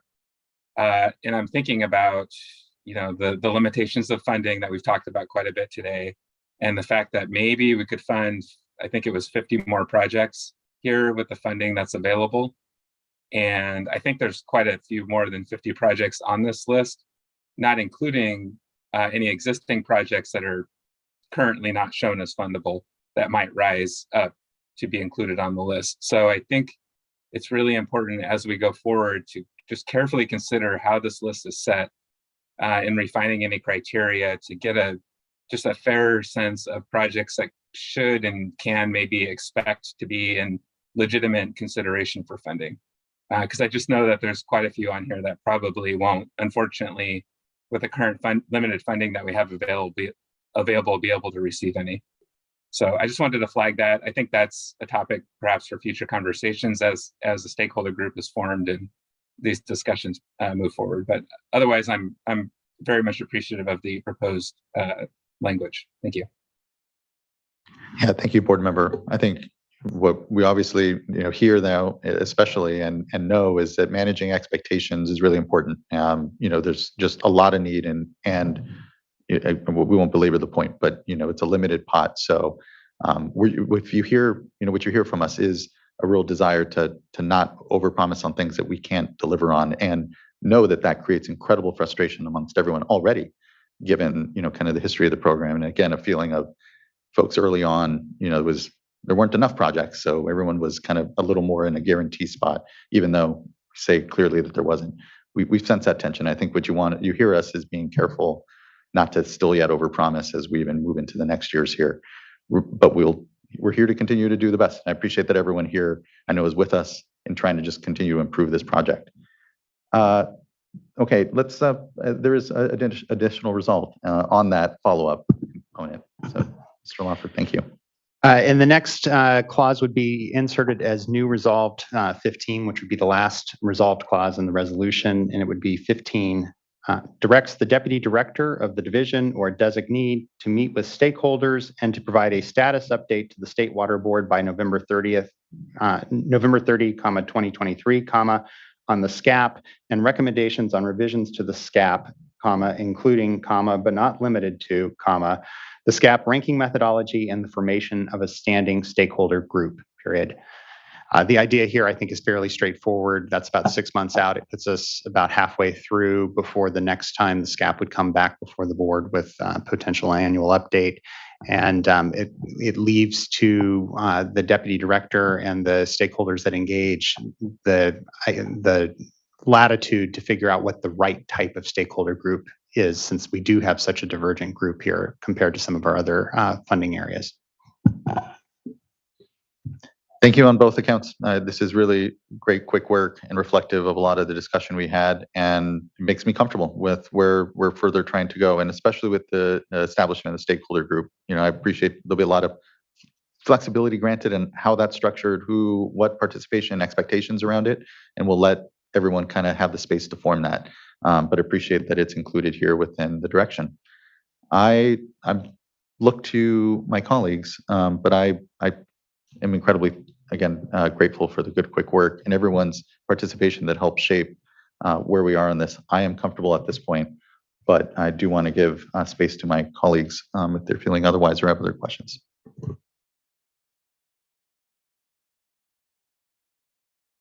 So I am comfortable, and if there are no other comments, I'd like to make a motion to adopt the resolution with the 2 additional resolves that have been read into the record. I think there's a change sheet also. Oh, yes, and change sheet 1. Second. Thank you both. Ms. Tyler, can you please call the roll call vote? Board Member Morgan. Aye. Vice Chair Diadamo. Aye. Board Member McGuire. Aye. Chair Esquivel. Aye. Thank you. Thank you all as well. The vote is unanimous and the item is adopted, and appreciate what will be a lot more ongoing discussion. And thank you everyone that attended here in person, attended virtually. This was a really critical and robust discussion. Again, not lost on me. It's been years since the board really contemplated the program in this way. I look forward to this continued next chapter. So thank you all. Let's go ahead and take now a lunch, and then return back for item number 8. We'll take a 45-minute lunch, give ourselves a little space. And so we'll come back at 1:35. I'm not doing my math right. We'll come back in an hour and 45 minutes. So at 1:25, I guess, or so, whichever my math allows for. It'll be up on the scroll. See you all after lunch in 45 minutes. Thank you.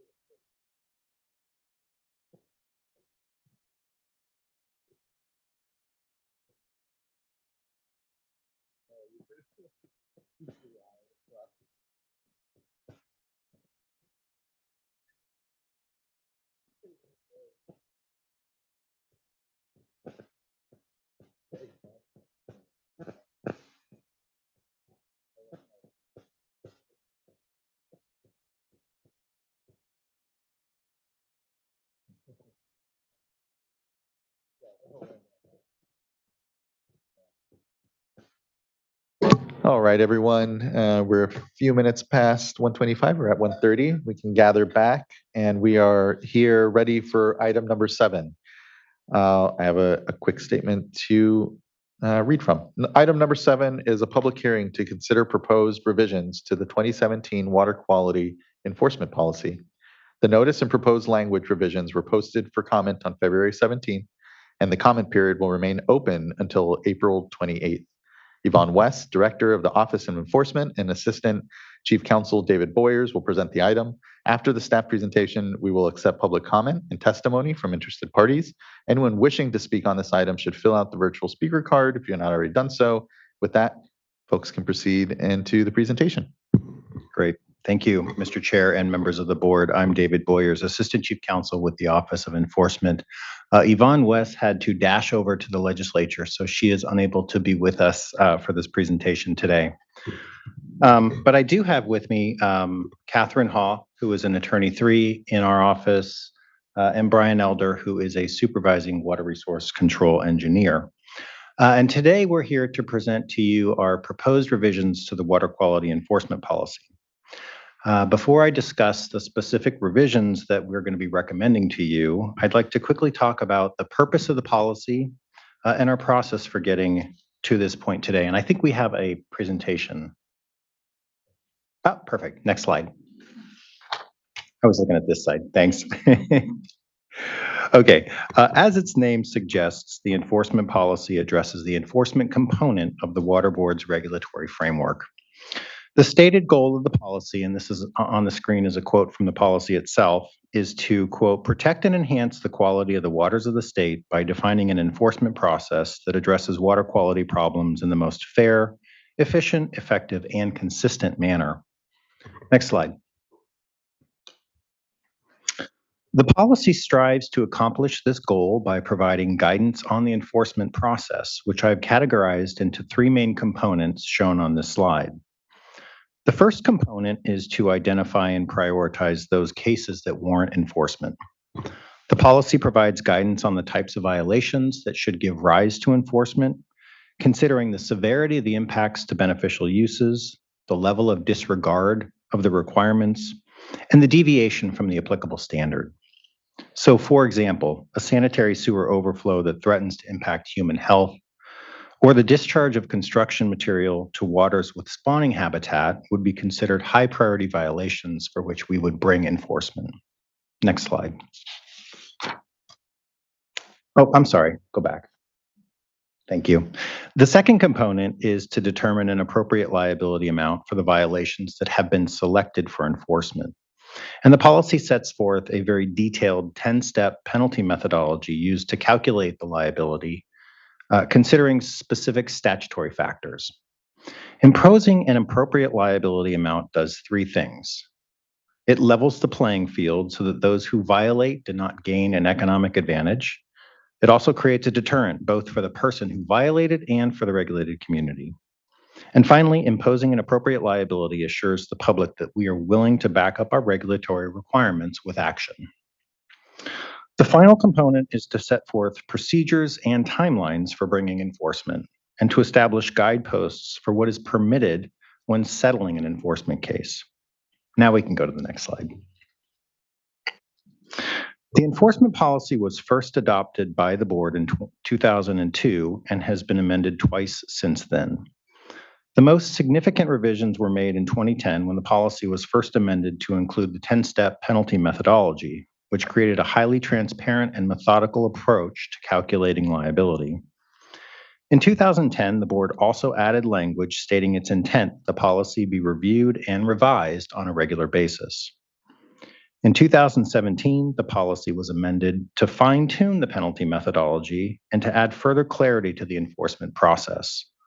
The proposed revisions that I will be presenting to you today are even more surgical than those that we brought to you in 2017. So what this shows is that the policy is working really, really well, and at this point, only minor modifications are warranted. Next slide. The Office of Enforcement began the process for revising the current version of the enforcement policy back in 2021, where we had an internal brainstorm about the areas of the policy that were working well and those that could be improved. By fall of 2022, we had drafted proposed amendments and circulated them to the regions and the divisions of the state board. We received excellent feedback from both our state and regional board colleagues, and we made further revisions based on those excellent comments. Next slide. On February 17th of this year, the final proposed revisions were noticed for public comment. In our notice, we included a detailed summary of each of the significant proposed revisions. The link to the public notice and the draft policy is shown here on this slide. Following publication, we engaged in extensive outreach to tribes and to disadvantaged environmental justice or EJ communities. We emailed the notice to over 1,400 contacts on our EJ Lyris list, and our EJ liaison, Jennifer McGovern, has participated in a number of IVAN meetings to discuss the proposed revisions. Today's hearing is an important step in the public outreach process, and we look forward to hearing comments today. Next slide. So as I said before, a detailed summary of the proposed revisions is included in our public notice, but I wanted to highlight a few of those revisions here. The revisions that we're proposing largely fall within the categories shown on the screen, which coincide with the major components of the policy that I talked about earlier. I've categorized these as changes made to 1, the prioritization and communication provisions, 2, the penalty calculation methodology, 3, issues related to settlement, and 4, process and procedures. Next slide. So first, with respect to prioritization and communication, we are proposing to add a consideration in our prioritization process of whether a violation impacts or threatens to impact a disadvantaged or EJ community. I know that many of the regions are already considering this factor when they prioritize enforcement, so it's largely a clarification, but an important one nonetheless as we strive to do more to protect our underserved communities. We've also included an entirely new section recognizing the importance of engaging with California Native American tribes when considering and pursuing enforcement which might impact tribal land, tribal interests, or tribal cultural resources. Next slide. With respect to the penalty methodology, we are proposing several changes to better organize the process to reflect how it works in the real world. One of those changes is a proposal to switch step 6 in the methodology, which relates to ability to pay, with step 8, which relates to other factors, so that we consider a discharger's ability to pay after we have made all other adjustments to the penalty amount, including any adjustments made to include staff costs. This makes logical sense and is largely reflective of our current practice. In addition, in step 4, the methodology, which is where we consider a discharger's history of violations, we're proposing to clarify that only self-reported, stipulated, and adjudicated violations should be used to increase the liability amount, making it clear that purely alleged violations shall not be considered. And again, this is consistent with the advice that we've been giving on this factor for a number of years. Next slide. Also in the methodology and also related to history of violations, we are proposing to clarify that under no circumstances should a history of violations be assigned a factor of less than 1. And just to clarify, a factor of less than 1 would result in a reduction of the penalty. Applying a factor of 1 would result in no change, and applying a factor of greater than 1 would result in an increase in the penalty. This clarification reflects the expectation that dischargers should be complying with the law and their permit requirements and should not receive a reduced penalty for meeting that basic standard. Again, this is a clarification of our existing practice. Step 4 of the penalty methodology also requires a consideration of the degree of culpability of the violator, as well as their degree of cleanup and cooperation. Here, we're proposing a revision that would clarify that failing to correct a violation that has been called to the discharger's attention may be relevant to both cleanup and cooperation and culpability. Finally, the methodology allows for the water boards to adjust the penalty amount to account for staff costs. We currently do this under step 8. Here, we're proposing to add language that would strongly encourage staff costs to be recovered when we bring an ACL. Often, as you can imagine, we expend significant resources investigating violations and preparing ACL complaints. And we think it's appropriate that these costs be borne by the violators and not the taxpayers. Next slide. Turning to issues related to settlement of enforcement actions, I want to highlight 2 revisions. The first relates to compliance projects, which are projects that allow a small community with a financial hardship to make capital improvements to their facility in lieu of paying mandatory minimum penalties, or MMPs. Here, we are recommending a clarification to specify that eligibility for these compliance projects is determined at the date of adoption of the ACL order rather than at the time the violation occurred. This is implied by the statutory language, which talks about the assessment of a liability, but the issue has come up in a number of our cases recently, so we're proposing a clarification here. The second change would establish a new settlement option we've termed corrective action projects. The policy currently allows for 2 types of projects to offset liability and settlement of discretionary enforcement actions, and these are supplemental environmental projects, or SEPs, which are environmentally beneficial projects, and enhanced compliance actions, which are generally capital improvement projects that go above and beyond what is already required of a discharger to achieve compliance. Corrective action projects would be another category of projects permitted in settlement of discretionary enforcement cases. These projects would be available only in enforcement cases dealing with violations of a cleanup and abatement order, and would allow suspension of up to 50% of the final liability amount conditioned on returning to compliance with that cleanup and abatement order. Projects would be limited to actual cleanup or abatement of waste, or the preparation of reports that are a direct precursor to cleanup, such as the preparation of a feasibility study. In addition, the discharger would be required to show that they are incapable of paying the full penalty as well as paying for the cost of cleanup in order for this settlement option to be available. So the idea here is to do as much as we can to protect and enhance water quality. And in certain cases where a discharger shows they can't continue to perform cleanup and pay a penalty at the same time, we could allow some of that penalty money to be used towards coming back into compliance through the performance of cleanup actions. Next slide. The final set of revisions I want to highlight relate to process and procedures. The first change shown here relates to the timing of our enforcement response for MMPs. Currently, the policy requires that violations that give rise to MMPs be addressed within 18 months. Generally, we can meet this goal for wastewater facilities because the violation data is easily accessible in CWICs. Unfortunately, we don't have the same luxury with stormwater where the violation data is stored in SMARTs.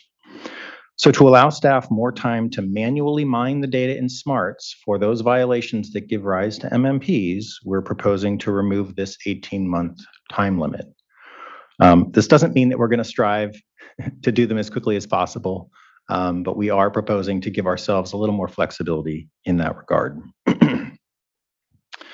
The last significant change I want to highlight here is the addition of template hearing procedures for ACL hearings. Currently, each region is issuing hearing procedures on a case-by-case basis, and these template hearing procedures are designed to streamline that process and provide for better consistency. While designed as a template, which carries with it some rigidity, the procedures do have flexibility built in so they can be adjusted and made specific to accommodate things like hearings before a panel of board members, hearings before the executive officer, in addition to those traditional hearings heard by the full board. I'll also note here that the procedures allow the presiding officer to make changes to the process for good cause based on the specific circumstances of each case. Next slide. So what are our next steps? Following today's hearing, the comment period will remain open for another 10 days, so we'll close on April 28th. After that time, we will carefully review all of the comments received and consider whether any further revisions to the policy should be made. If major revisions are warranted, we will offer another comment period. Following the close of all comment periods, we will prepare responses to comments, and our plan is to bring a final version of the policy back to you for adoption at the August 15th board meeting. Next slide. That concludes my presentation, and I'm happy to answer any questions that you may have. Thank you. Thank you, Mr. Boyers. I appreciate the presentation and the work around this, and here definitely understanding it's a bit of a surgical, if you will, and more precise adjustments that you're making, but appreciate the evolution of the policy. It's really critical, obviously, in ensuring that we continue to update it. So thanks for that. We have a few commenters. I don't have any questions off the bat. It all makes very much sense to me, but looking to any colleagues in case there's any comment or question. Okay, seeing none, let's get to our commenters. Our first commenter for the item is Benjamin Harris. Will be followed by Michelle Chester and then Eric Oriana. Hi, can you hear me? We can. Good afternoon. Hi, good afternoon. Thank you, members of the State Board. My name is Benjamin Harris. I am the staff attorney here at Los Angeles Waterkeeper. I appreciate this presentation on the updates to the water quality enforcement policy. They look in many ways to be very common sense and to clarify obligations moving forward. So I appreciate that.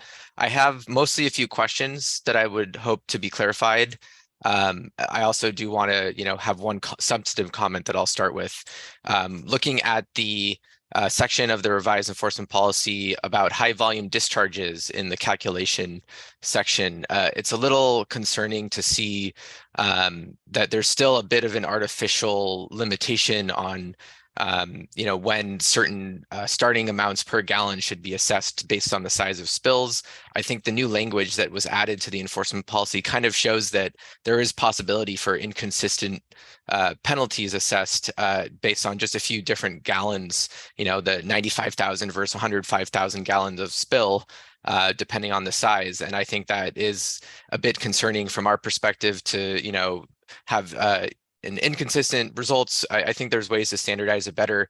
And, in some way, I think we could potentially remove that limitation entirely and just use the basic 10-step process the way it's already outlined to get to a fair result. But in particular, I think LA Waterkeeper is very concerned about the starting amount of $1 per gallon for very large spills. We do see a lot of large sewage spills here in LA especially, and large spills have large consequences. And I don't think that starting with $1 per gallon can really get you to a place where the penalty reflects the harm caused. Looking at the Hyperion spill in July 2021 is a great example. The LA Regional Board in our region just issued a really great large penalty of $21 million for what was about a 13 million gallon spill. And I think while that's a really big penalty, the largest in the regional board's history, I think there's still a lot of room to go to really have more fulsome penalties that reflect the true harm that's caused by these really large spills. So that was something I wanted to flag. And related to that, the next point I wanted to ask about was there were some edits to the enhanced compliance action section, which showed that there is discretion for the director of the Office of Enforcement to increase the amount of any penalty that could be dedicated to enhanced compliance action, similar to the same discretion for SEPs above the 50% limit. And I think it would help to have a little more clarification on what circumstances may warrant that. And that might be in the SEP policy. I don't have that on hand right now, but wondering if anybody can speak to what general guidance might apply to increase that amount. I think that's actually a really good thing to consider for these large sewage spills or other very large spill events, because a lot of times there's not enough funds to reinvest locally in the system to prevent future spills. So increasing the amount that can go to enhanced compliance actions can help prevent future spills down the road. So that's one question I have. And then another question is on the corrective action projects, the new settlement posture that was added for cleanup and abatement issues. That makes sense to me, but I have a little concern about a lack of guidance or guardrails about what it means for a discharger to be unable to pay the full liability amount. And particularly when we're talking about public agencies like wastewater treatment agencies, I would be very concerned that without additional guidance, a lot of these big agencies like LA San or others could claim that they don't have the ability to pay enough money to clean up the issue and also to pay any fines that are assessed, since that their income is directly related to rates that they charge on their customers. So I'm wondering if there's a way to either provide more guidance or provide carve-outs for different types of dischargers and explain what really what evidence would be necessary to meet those justifications, so that there's a little bit more public awareness about that issue and prevent any possible large agencies from escaping any cleanup obligations or penalty amounts for that reason. So that's it for my comments. Thank you very much for your time, and I look forward to hearing the response. Thank you, Mr. Harris. I appreciate the comments and engagement on this, and always so many other issues as well. On the comment, I appreciate the flag and desire to see a little bit of a higher floor when it comes to high volume discharges and the penalties that might be assessed. On the two questions that he had, Mr. Boyers, I don't know if you had anything you wanted to respond now. This is a workshop, so the benefit is really hearing some of this. But to the extent that there's any immediate sort of response, if you have anything, but if not, it's okay too. I will offer this, and there was not a question about the $1 per gallon. I will note that has been in the policy. It is discretionary. The regional board certainly can apply a per gallon amount greater than $1 if the circumstances warrant for a high volume or super high volume, which would be above 2 million gallons. So there is flexibility there and discretion. With respect to enhanced compliance actions, there is an allowance in the policy for the director to approve settlements that include enhanced compliance actions above a 50% limit for a POTW serving a small community. So there is some flexibility there. With respect to corrective action projects, I think our intent was, when we're talking about the discharger's obligation to show they can't pay for the cost of cleanup and pay a penalty, we would, and I can defer to Brian Elder, who's our ability to pay expert, but we wanted to leave the regional boards some flexibility and discretion. We didn't want to put too many rules on how they were going to look at that. They have to consider the evidence that comes in from the discharger and make a determination. Often we do that in consultation with our financial experts, either in the Office of Enforcement or with our paid consultants at IEC. So we have that option. I think for a municipality, I think it'd be very difficult for them to show that they did not have the ability to pay for the cost of cleanup, given that they can, raise rates. So I don't know if Brian wants to add anything to that, but I'll leave it at that. I think David kind of hit that right on the head. We do, when we're looking at ability to pay, whether that's a penalty or compliance actions, we do utilize standard tools that exist. I think the policy actually talks about the US EPA financial models, in particular for municipalities, it's MuniPay. which does evaluate not only the municipality's current financial state, but also the community at large, looking at Census Bureau information and community tract information. In addition to that, as David mentioned, we do have additional consultants that we can utilize to kind of dig down deeper into those financials about whether enterprise funds versus the general fund could accommodate again, either the penalty or future compliance actions. So it can be a pretty extensive process, and we do work closely with those municipalities or any discharger for that matter to understand what their position is and what ability they have. Thank you, Mr. Boyers, and thank you, Mr. Elder. Appreciate that. And thank you, Mr. Harris, again for your comments. Next, I'd like to call up Michelle Chester, followed by Eric Oriana, and then Sean Bothwell. Thank you, board members and staff, for the opportunity to comment today. I represent the Central Valley Clean Water Association, which is an association of public agencies located in the Central Valley region that provide wastewater services. I have a couple of brief comments today, and CIVICWA will be submitting more comments in writing. First, I just want to mention that CIVICWA is concerned with the assignment of categories in Appendix D for the determination of applicability of the enforcement policy.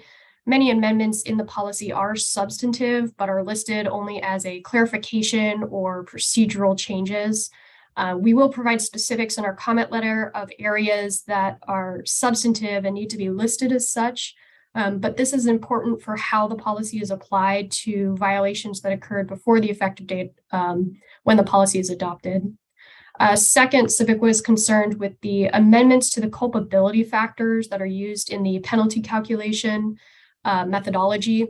Specifically looking at Table 4 on page 25, the addition of the language "at least one," coupled with the revised definition of violations, makes it highly likely that a multiplier of 1.1 or higher will be applied in the calculation of penalty amounts. And I understand staff's comments about the standard to apply a multiplier of over 1, but we think with the addition of the revised definition of violation that the amended policy disincentivizes self-reporting, because even the smallest violations now will impact a discharger's history of violations and has a potential to increase their multiplier. The term violation should be limited to stipulated or adjudicated violations and exclude self-reported exceedances. There are instances outside of a facility's control or valid defenses that don't appear to be taken into consideration in that definition. Third, changes throughout the policy broaden the scope of the water quality enforcement policy beyond water quality violations. For example, in the discussion of culpability factors, the policy now includes reference to other environmental statutes as a potential reason to increase the calculation of penalties. It's unclear why staff would undertake enforcement of other statutes and potentially duplicate liability. And on page 9 in the discussion regarding prioritization, there's new language regarding threats to environmental justice or disadvantaged communities, but it's not specifically limited to threats or impacts to water quality. We believe the language should be qualified or limited to the purpose of the enforcement policy, which is the water quality context and the stated scope of the policy. Similarly, the definition of disadvantaged community was taken from the climate change context, defining investment criteria, and it's not clear why that language was deemed appropriate in the context. These are just 3 categories of our broader concern with the proposed amendments. And as I mentioned, we will be submitting written comments with more details. Our other concerns include issues with how the amended policy handles multiple violations and per gallon amounts. But that's it for now. Thank you. Thank you, Ms. Chester. I appreciate the comments here and look forward to the written comments and unpacking the concerns that CIVICWA has here, and appreciate the engagement. Thank you. Next, I'd like to call Eric Oriana, followed by Sean Bothwell, And our last commenter will be Jared Voskel.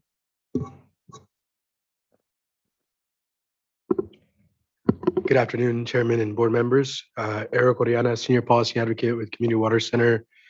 Wanted to comment in response to the water quality enforcement policy. Just want to share, this is not a policy we're the most familiar with, but it's a policy that has far-reaching consequences.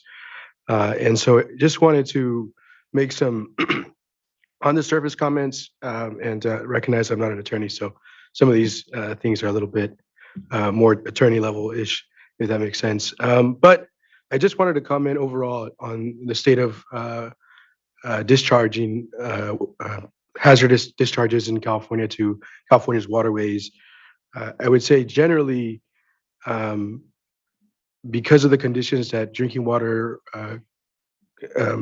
is in this California, I would say overall, our enforcement hasn't been effective. It hasn't been able to meet our overall intended goals of ensuring that those who are accountable for pollution are held responsible to that pollution.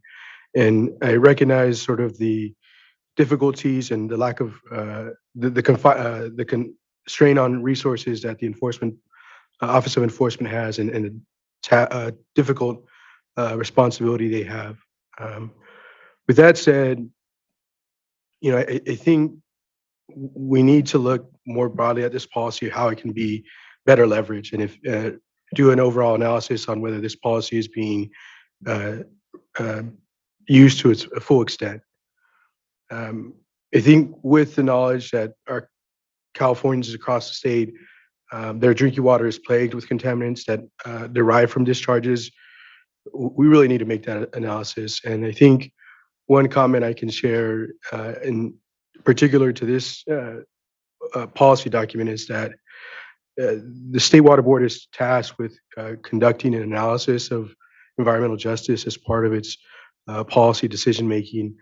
And I don't find an adequate assessment here. I don't find that we've discussed and outlined as part of this policy document the implications of environmental injustices, how widespread the challenges are, what this policy document could do to address gaps in enforcement, and what it would really need to do to ensure that we are addressing environmental justice challenges. And so I share this comments hoping that we can see a more robust section of environmental justice considerations as part of this policy document. I think right now it's a few paragraphs and a few bullet points. And I think that's not adequate. I think there needs to be more effort into this section. And really, I think what could help us is for the Office of Enforcement to better outline sort of what its challenges are as part of that environmental justice section, and what it could do to better support those environmental justice communities. Thank you for your time.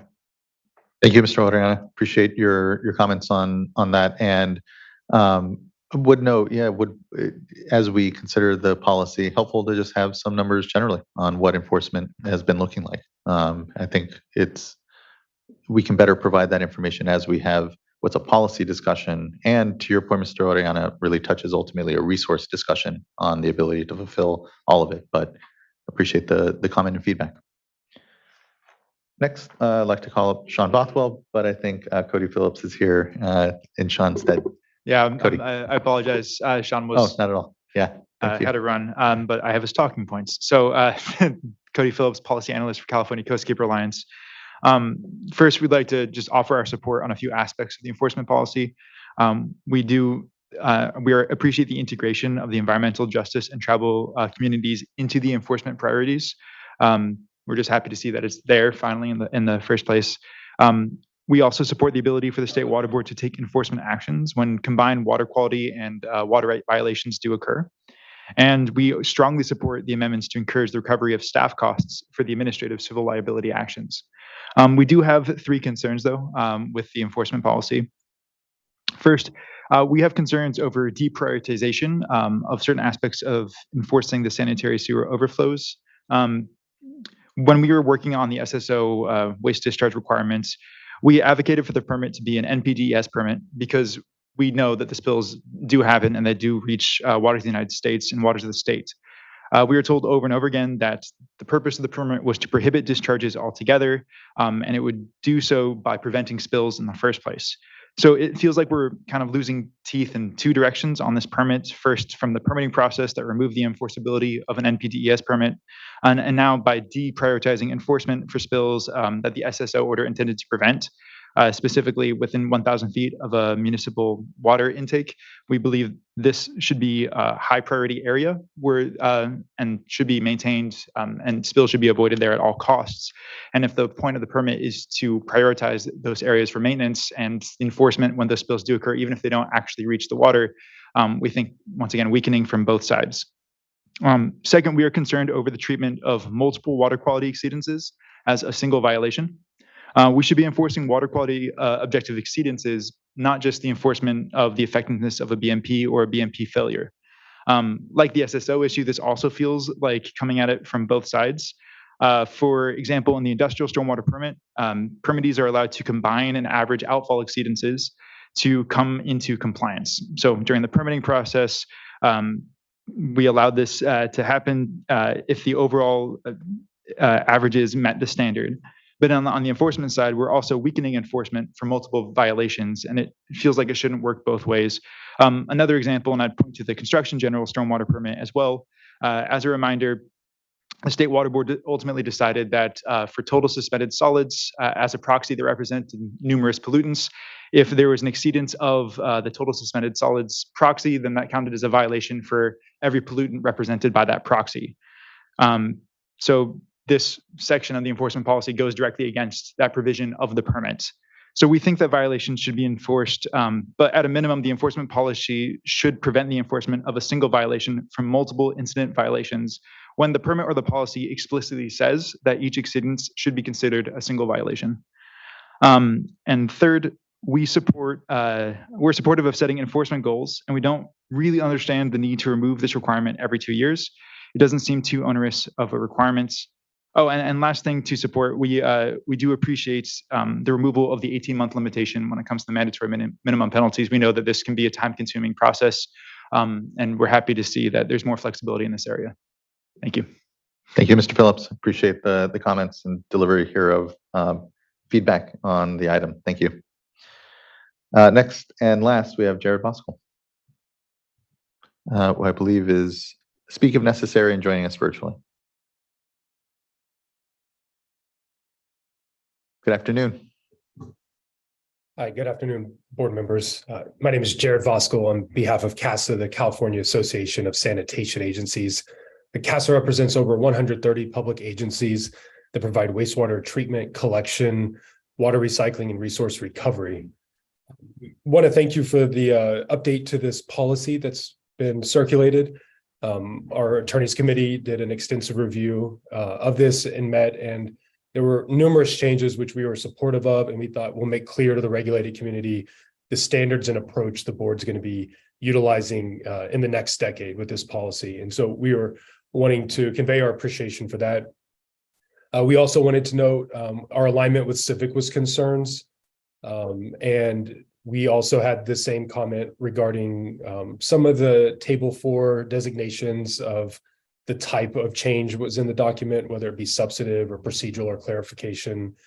And we will be submitting a written letter, and we'll address these issues formally and fully in writing. Another item that we'd also wanted to comment on, which Civic did, was with regards to the Table 4 violators conduct factors, and that addition to the history of violation of just at least one violation. I think for the reasons that Michelle explained, we had reservations with that change. Two additional changes we wanted to note in the stepwise methodology. I think under step 2, it adds under, and I might be getting my steps wrong, and I apologize if so, but I think it's under step 2 where it adds for high volume discharges, generally the water board should attempt to avoid using a per gallon value. And it proceeds in there why. We understand the rationale and what's trying to be avoided by penalizing a smaller incident than a larger one with having different dollar amounts in there. But we are concerned that this is going away from the intent of the policy for statewide consistency. And so we were thinking there might be another way to try to draft this concern to avoid the situation that's described, but not jutting against that need to be consistent statewide. And then our final comment was with regards to step 9 in the methodology. It adds minimum as well as maximum. And our concern here was that when you put minimum in there, it may not capture when things are collapsed from one incident over multiple days. And so we want to make sure that we'll make a written comment about these and a few other items. But overall, we just wanted to express our appreciation for the work the board's doing to enhance and improve this policy and to make clear what the regulated community is going to be held to in the future. And we thank you for the time today. And thank you for yours, Mr. Voskuil, and appreciate and look forward to the written comments. That brings us to the end of our commenters. Again, I heard some disagreement certainly from Civiqua and CASA on whether or not these are just kind of surgical changes without real substantive difference in implementation, but look forward to hearing further what those disagreements are with Table 4. But I still feel largely, again, very supportive. I don't have much direction from myself here or further question, but look to fellow board colleagues in case they do. And Vice Chair. I had hoped to pull it up on the computer, but I was having some connection problems. So I'll just ask a question that I probably could have come to it on my own, but I hesitate to bring up specific, well, don't hesitate. I don't want to bring up a specific case. So I'll just speak generally, but what do you have in the current policy or in anything that you're proposing that addresses flagrant violations? People that knowingly, willfully thumb their noses at the board. So I have to do a word search to see. I don't think the word flagrant comes up, but a willful probably does. Certainly there, and I can speak to the prioritization process because that's when we look at these. We have an enforcement coordinator at each of the regional boards. We have attorney liaisons, and we meet at least quarterly with the regional boards to discuss the violations that they've seen, to see if they rise to the level of formal enforcement using not only the prioritization categories in the policy, but common sense. Flagrant, willful type violations would be something that would rise to the level of enforcement and enforcement response by the regional board. And I can say that based on experience. I don't know that I have before me a specific provision in the policy that says we generally shall take enforcement for flagrant or willful violations, but that has been my experience. There is a section in the water code which deals with minor violations, which excludes willful violations. So that's one thing that says, these are not minor. These are things that should be addressed through enforcement. And likewise on penalties, presumably. Taking up of enforcement action and then also on evaluation of penalty. So, and I'm not sure I understand the question entirely, but we do have, as I said, a very detailed methodology for how we look at each violation, considering the nature, circumstance, gravity of the violation, the conduct of the discharger, and we go through that process so that it's very transparent and consistent, and apply various multipliers to the maximum per day or maximum per gallon to arrive at a very transparent liability amount that then we often argue about whether we got it right or got it wrong at a hearing. David, maybe I can try. In your methodology, the 10-1, is there included points for multiple violations or for disregard of orders from the board? So yes, and there's a number of places which talks about, so when we're looking, and I think one of the commenters was, there's a concern about only pursuing one violation when there's been multiple violations. There's a section which talks about our ability to use discretion, unless we're talking about a single operational upset. But we do have discretion to, say this is a series of violation which we're going to pursue as one. Also, in our history of violations section, we do account for other violations that have been addressed prior to this enforcement action as a potential basis for increasing the liability. Does that answer the question? Okay. Yes. Yeah. I just think this is an issue that's on a lot of people's minds, so it's important to talk about it publicly and make sure that our authorities are clear. Thank you. Thank you, Vice Chair. Board Member Morgan. I just want to, just say thank you for, taking a look and updating the policy, over time. Just from, my experience of previously being staff in enforcement, the transparency of the policy and the updates, it has enabled staff to understand how to work through the procedure and to enforce, to make sure that, there is compliance. And as, the Vice Chair was asking, to look back over that history to understand where there are those that perhaps are not fixing something that they should be because, hey, maybe that upgrade or that fix is more than what they perceive a penalty would be. But then being able to use the policy to say, no, we can impose a larger penalty, and so therefore achieve compliance, and it being very clearly written out in the policy is very beneficial. And so, learning over time and these updates, I find, I'm very appreciative of them. And, just want to thank you guys for continuing to look at the cases, adjust over time, and bring these back to the board for consideration. I also am, looking forward to the comments that come in, because we also can learn from those and, again, make this a better policy and continue to improve over time. Because the goal is to make sure that the regulated community is in compliance with the orders. Our goal is compliance. And, and I know that the regulated, most of the regulated community, that is also their goal too. And so the more transparent we can be, the better. Here. Thank you, Board Member. Yeah, consistent, fair, transparent enforcement policies are important because there is a lot of discretion. I just had Mr. Boyers amongst the decision making. So just thank you so much for those points, Board Member. Board Member McGuire, please. Yes, thank you. I concur with the other board members' comments, and I just wanted to add to that to emphasize, I think, the importance of considering appropriately environmental justice impacts.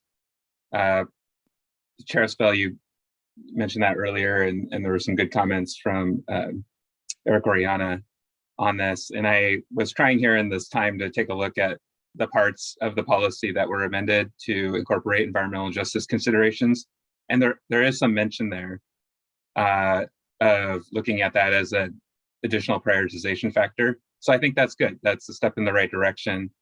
To the extent that it's not adequate or could be better clarified, I mean, this really is a policy level document. So it really is an opportunity for us to set out how we're going to prioritize limited resources.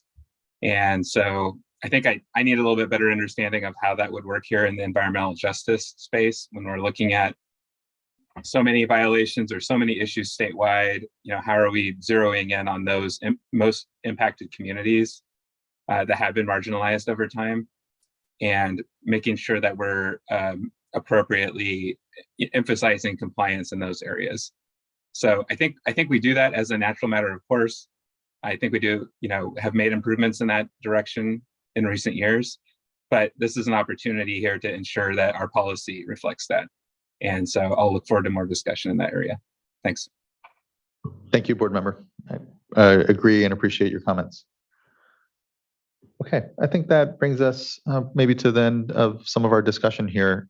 Look forward to the written comments. Again, this is a workshop, so no decision point here. So really appreciate everyone's feedback at this point, and look forward to and kind of as we transition. I think for me, knowing that this is just kind of on the policy side, but unpacking a little more of the impact with some of the more of the data. Where is enforcement going on? How can this might then help the policy have something to kind of touch back to as it's being more implemented, especially with what are at this point, and again, we're open to how we further look at it, but maybe it's incorporated in there, and now it'll be like, how do we track what that really means on priorities over time?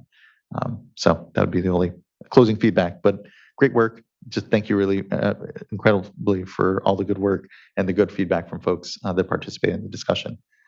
So thank you. That wraps up item number 7 and the workshop on it, and allows us to now transition to item number 8. I have an opening statement to read out here as we transition folks in the panel. The State Board will now consider adoption of the proposed resolution and amendments to the water quality policy for siting, design, operation, and maintenance of on-site wastewater treatment systems and a conditional waiver renewal, termed the OTS policy.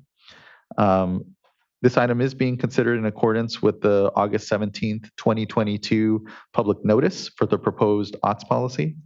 This meeting is being recorded, as you know here, and sworn testimony when no sworn testimony will be given.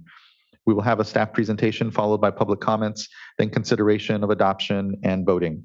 I will call speakers in the order I've received comment cards, which, just to note for folks, I believe we have about 3 here currently.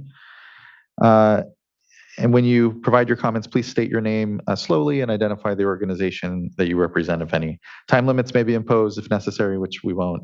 An email notification was provided explaining when the email speaker cards were due to the board clerk. If you didn't already submit a form or send an email, please send an email now to board.clerk@waterboards.ca.gov to make sure you're on the Zoom platform if you aren't already, basically. So again, we have about 3 commenters, none of them virtual at this point. So if you intend to speak on the Zoom platform with us, please do email the clerk of the board. With that, I will now turn it over to Mr. Bishop, I think, or at least who is in my notes to start the item, and then Division of Water Quality will proceed to the staff presentation and introductions. Well, that's a surprise to me. I'm going to turn it right on over to the staff. It did say subject to change next to your name there, Mr. Bishop, so changed. Good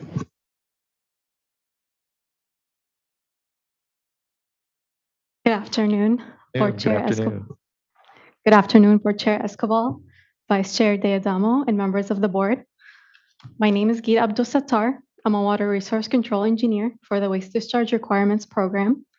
I am presenting the water quality control policy for siting, design, operation, and maintenance of on-site wastewater treatment systems and conditional waiver renewal today for your consideration of adoption. Depending on the context, we will be referring to it today as the OTS policy, or renewal.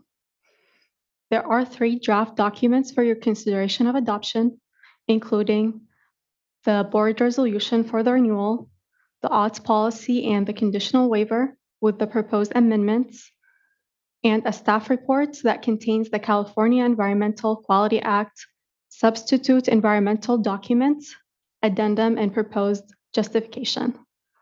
Next slide, please.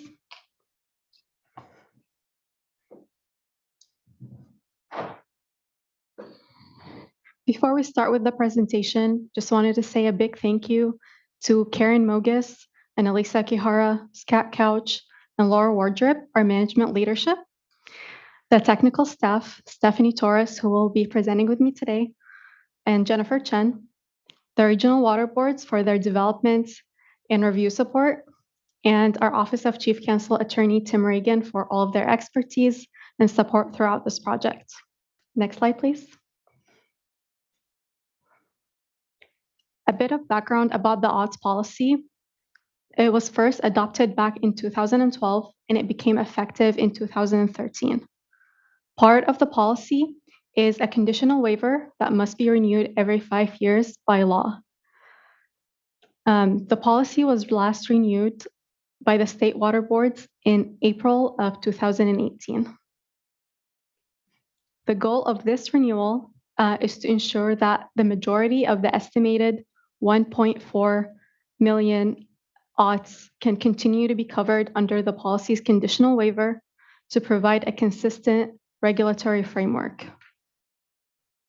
The systems that qualify for coverage under the policy's conditional waiver include domestic discharge flows less than 10,000 gallons per day, incidental domestic recreational vehicle wastewater, or incidental commercial food wastewater.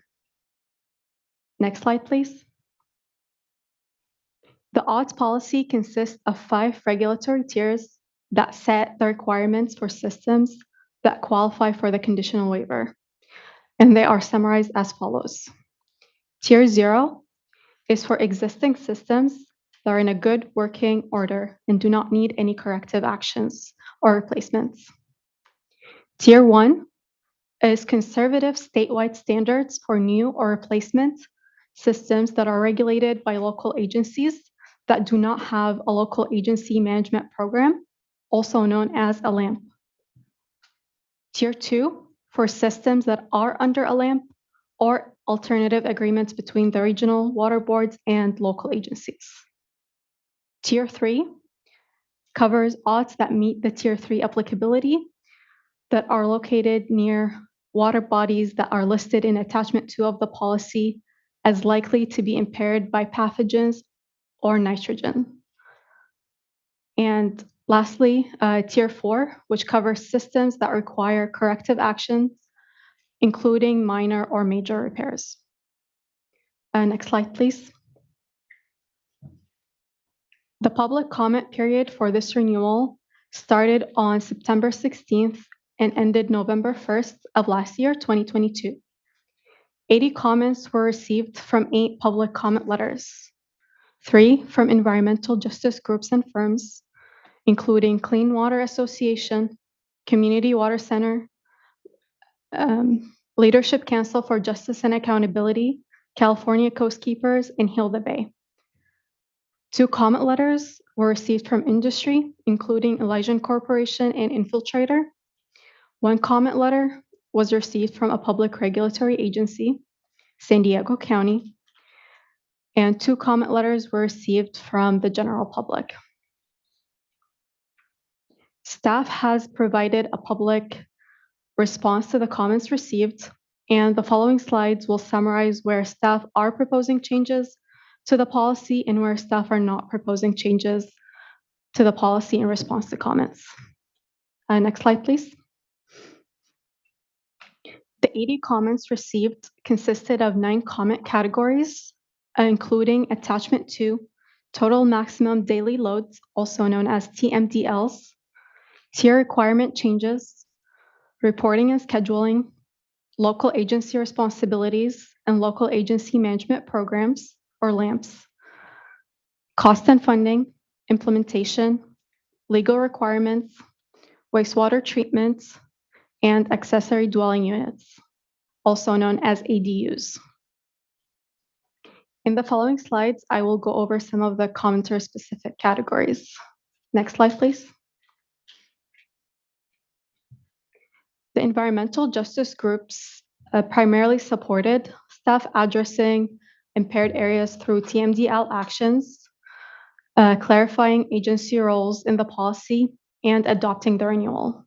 However, they commented on insufficient justifications to remove water bodies listed in Attachment 2, missing and incomplete justifications for extending TMDL completion dates, and lack of enforcement for existing TMDL completion dates. Staff worked with the regional water boards on proposed changes that include the missing and incomplete justifications in the proposed staff report for removing the water bodies and extending the TMDL completion dates in Attachment 2 of the policy, as well as removing the TMDL date extension to 2028 for the Canada-Larha Ventura River watershed. Next slide, please. The proposed attachment 2 amendments include TMDLs, determinations that TMDLs have been developed to address the impairments, that odds are not the likely source of the pathogen or nitrogen impairments, or that the water body has been delisted as impaired under the Clean Water Act, Section 303D.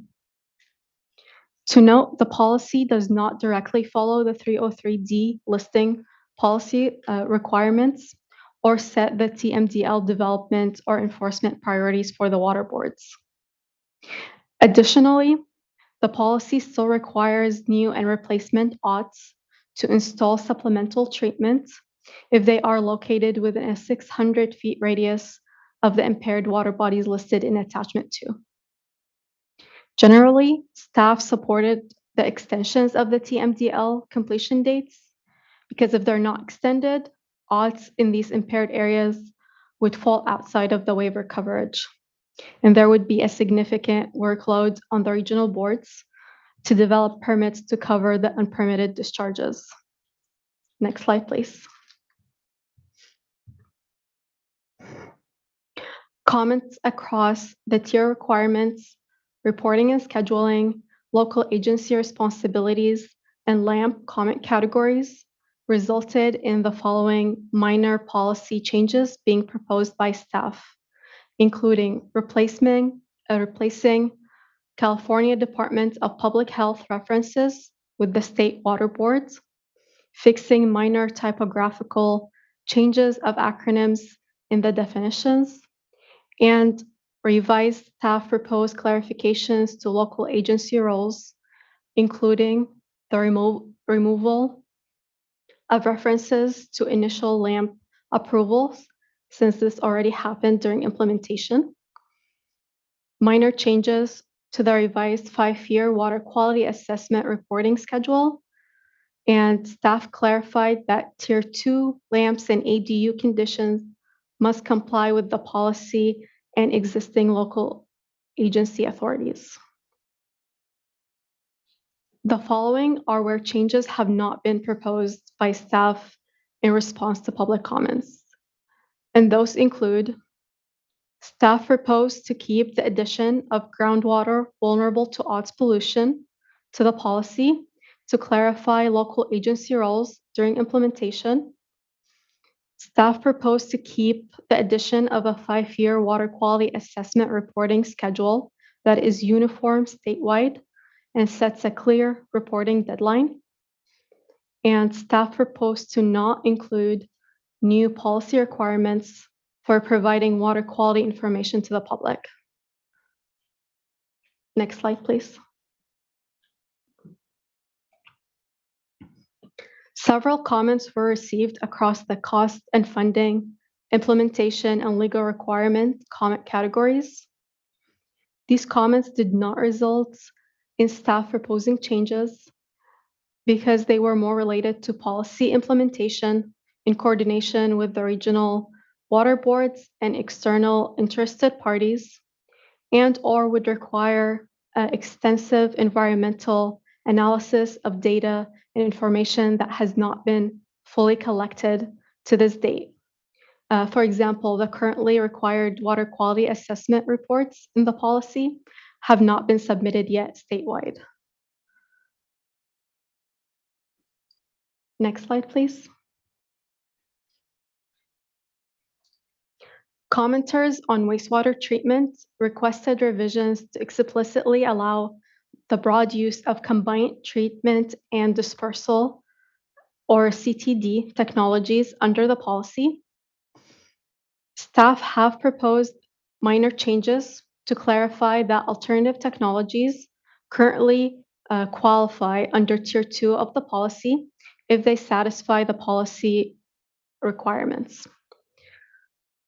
Commenters requested direct mention of CTD technology in the policy. However, the policy does not identify any specific treatment system or technology, and making a significant policy change directly for CTD technology would require additional extensive environmental analysis of other alternative technologies. I will now pass it to my colleague Stephanie to present the next slides. Next slide, please. Thank you, Gabe.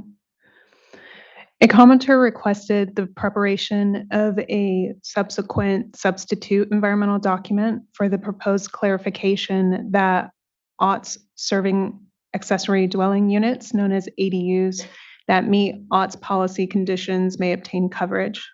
The commenter raised several concerns, including the inadequacy of the proposed revisions causing a significant environmental impact increase of OTS densities and additional ADU discharge flows, inadequacy of the California Environmental Quality Act or CEQA addendum in the staff report to fully address potential water quality and public health impacts from increasing OTS serving ADUs usage under the policy, and local agencies unable to approve ADUs beyond existing statutory authorities since the policy cannot change or create new authorities.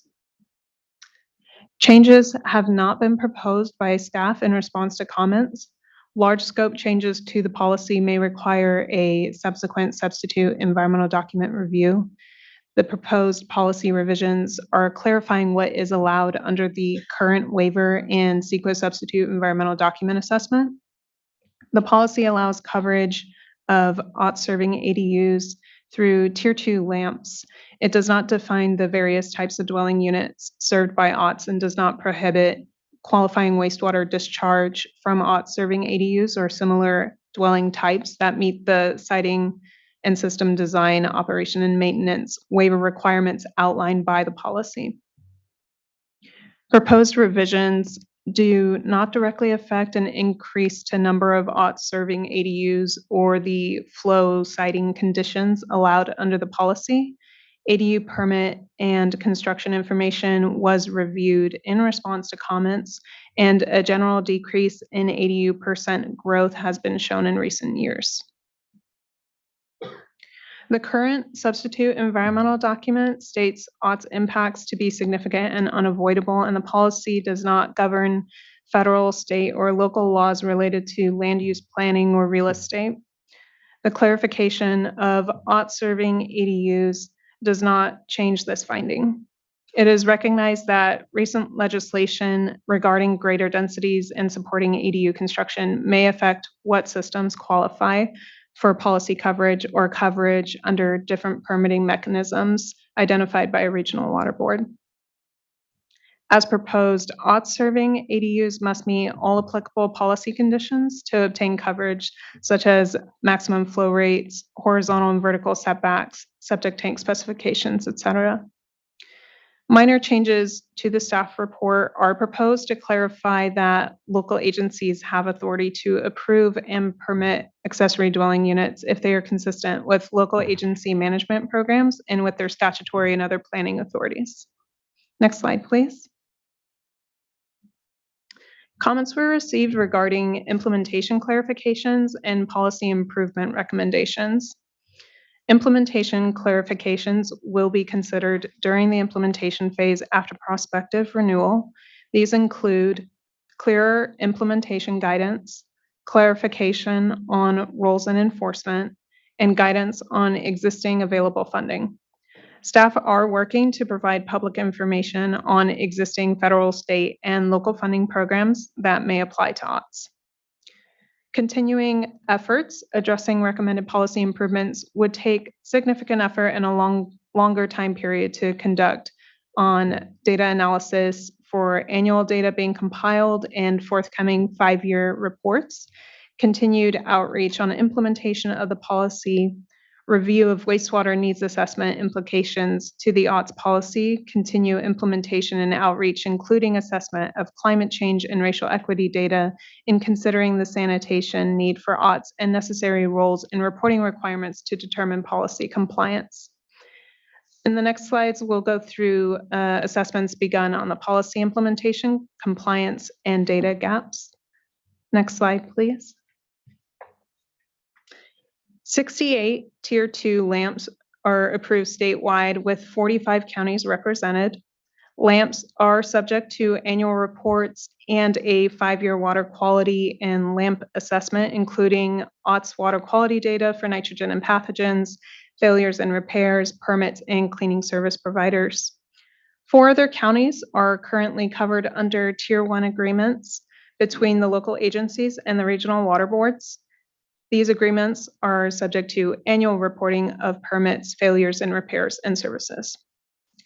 Submitted annual reports are being inventoried, and first 5-year water quality and LAMP assessment submittals are expected this year, 2023 into 2024, due to the policy's initial rolling reporting period.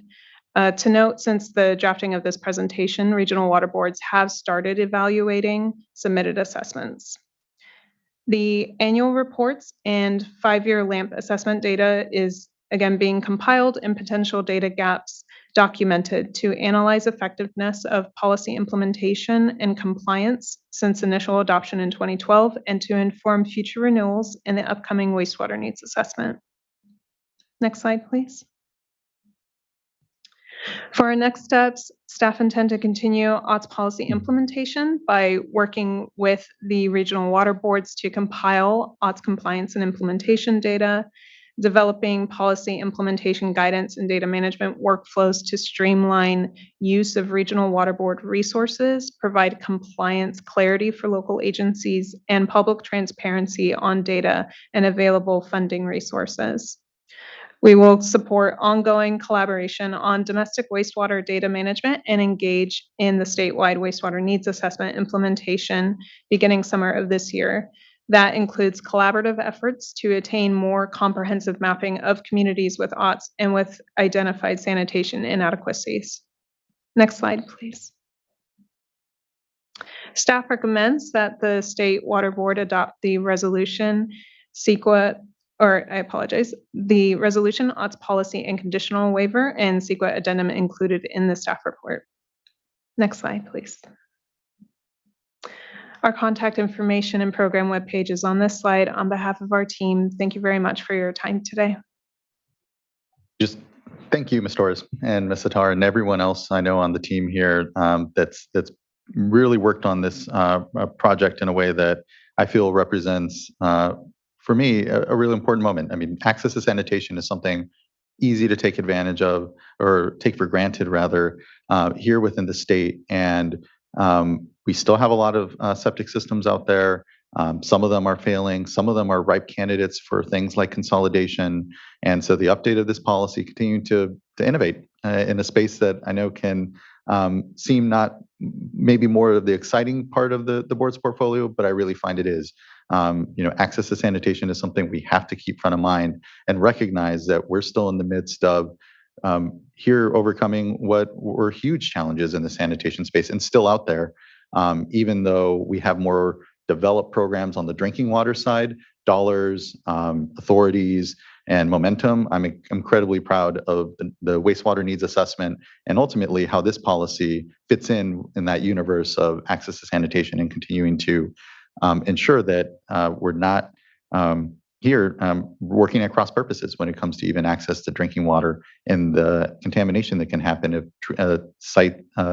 on-site wastewater treatment systems, which are septic systems for most folks. But again, as you noted, we're technology agnostic here, and it's really about the systems meeting standards that we can ensure are protective of public health and these big goals that we have. So thanks. I find this work actually really exciting and innovative and incredibly complimentary of the work we're doing when it comes to just converting folks to these septic to sewer conversions and continuing to promote access to sanitation. So thank you. We do have a few commenters, but as always, look to fellow board colleagues with any comments or questions at the top. And hearing none, then I would like to call up our first commenter, Mr. Bob Gore, who will be followed by David Lentz, and then final commenter is Cody Phillips. Mr. Gore. Good afternoon, board members. What is on? Good. Thank you personally, and thanks to staff for the listening ears. This is, as you pointed out, Mr. Chair, an easy issue to overlook. And I might add, as an aside, someone who had a septic system in a rural area, had it installed. there is a nexus between drinking water. Our water well was about 300 yards uphill from the septic system, but you have to be very careful, and standards are good. David Lentz and I, the PE, the regulatory director of Infiltrator Water Technologies, he's a client.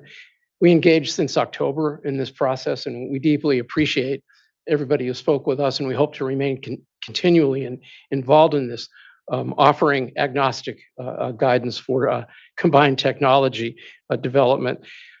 From personal experience dating back far too many decades, California leads the nation and often the planet in environmental and sustainability regulations. David and I, who follows, hope to help make this one of those regulations. Sanitation is a basic human need, obviously, and it cannot be overlooked. David, has three suggestions he'll proffer. We've offered them in writing, but it never hurts to engage in a dialogue. So, David, and thank you again for listening. Thank you. Good afternoon, Mr. Lentz. Good afternoon. Thank you for the opportunity to speak. I appreciate it. My name is Dave Lentz. I'm the regulatory director and a civil engineer with Infiltrator Water Technologies. Infiltrator manufactures products for on-site wastewater treatment systems. As discussed earlier, the proposal that we had put forth was to specifically add the name combined treatment and dispersal and some minimum criteria for such systems to the policy. And the purpose in doing so was to provide a framework for county health departments regulating these systems that would give them help in establishing minimum standards, and then also knowing what it is. Because oftentimes when you go to the county health department, you say, oh, we have a system here, a technology that it treats and disperses or disposes of the wastewater. They say, well, which category are you? Are you treatment or are you disposal? And when you say we're both, they say, like, well, we don't really have a category for that. So it's an attempt to create that category, because if you're not either one of those, then oftentimes it's difficult to get regulators to adopt the concept of having a system that does both.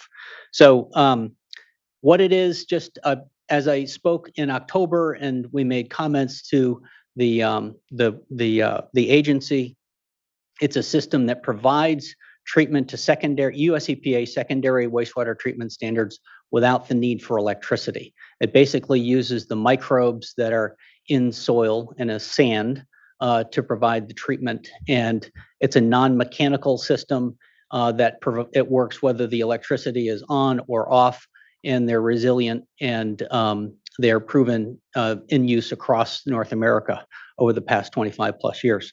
So we're encouraged that there was a change to Section 9. Thank you to the Water Board staff members for engaging us in those discussions and making a change. We had some additional thoughts on the change, which you see on the screen. What I've done is provide three different options. If you could scroll down a little bit more, please. Thank you. That's good.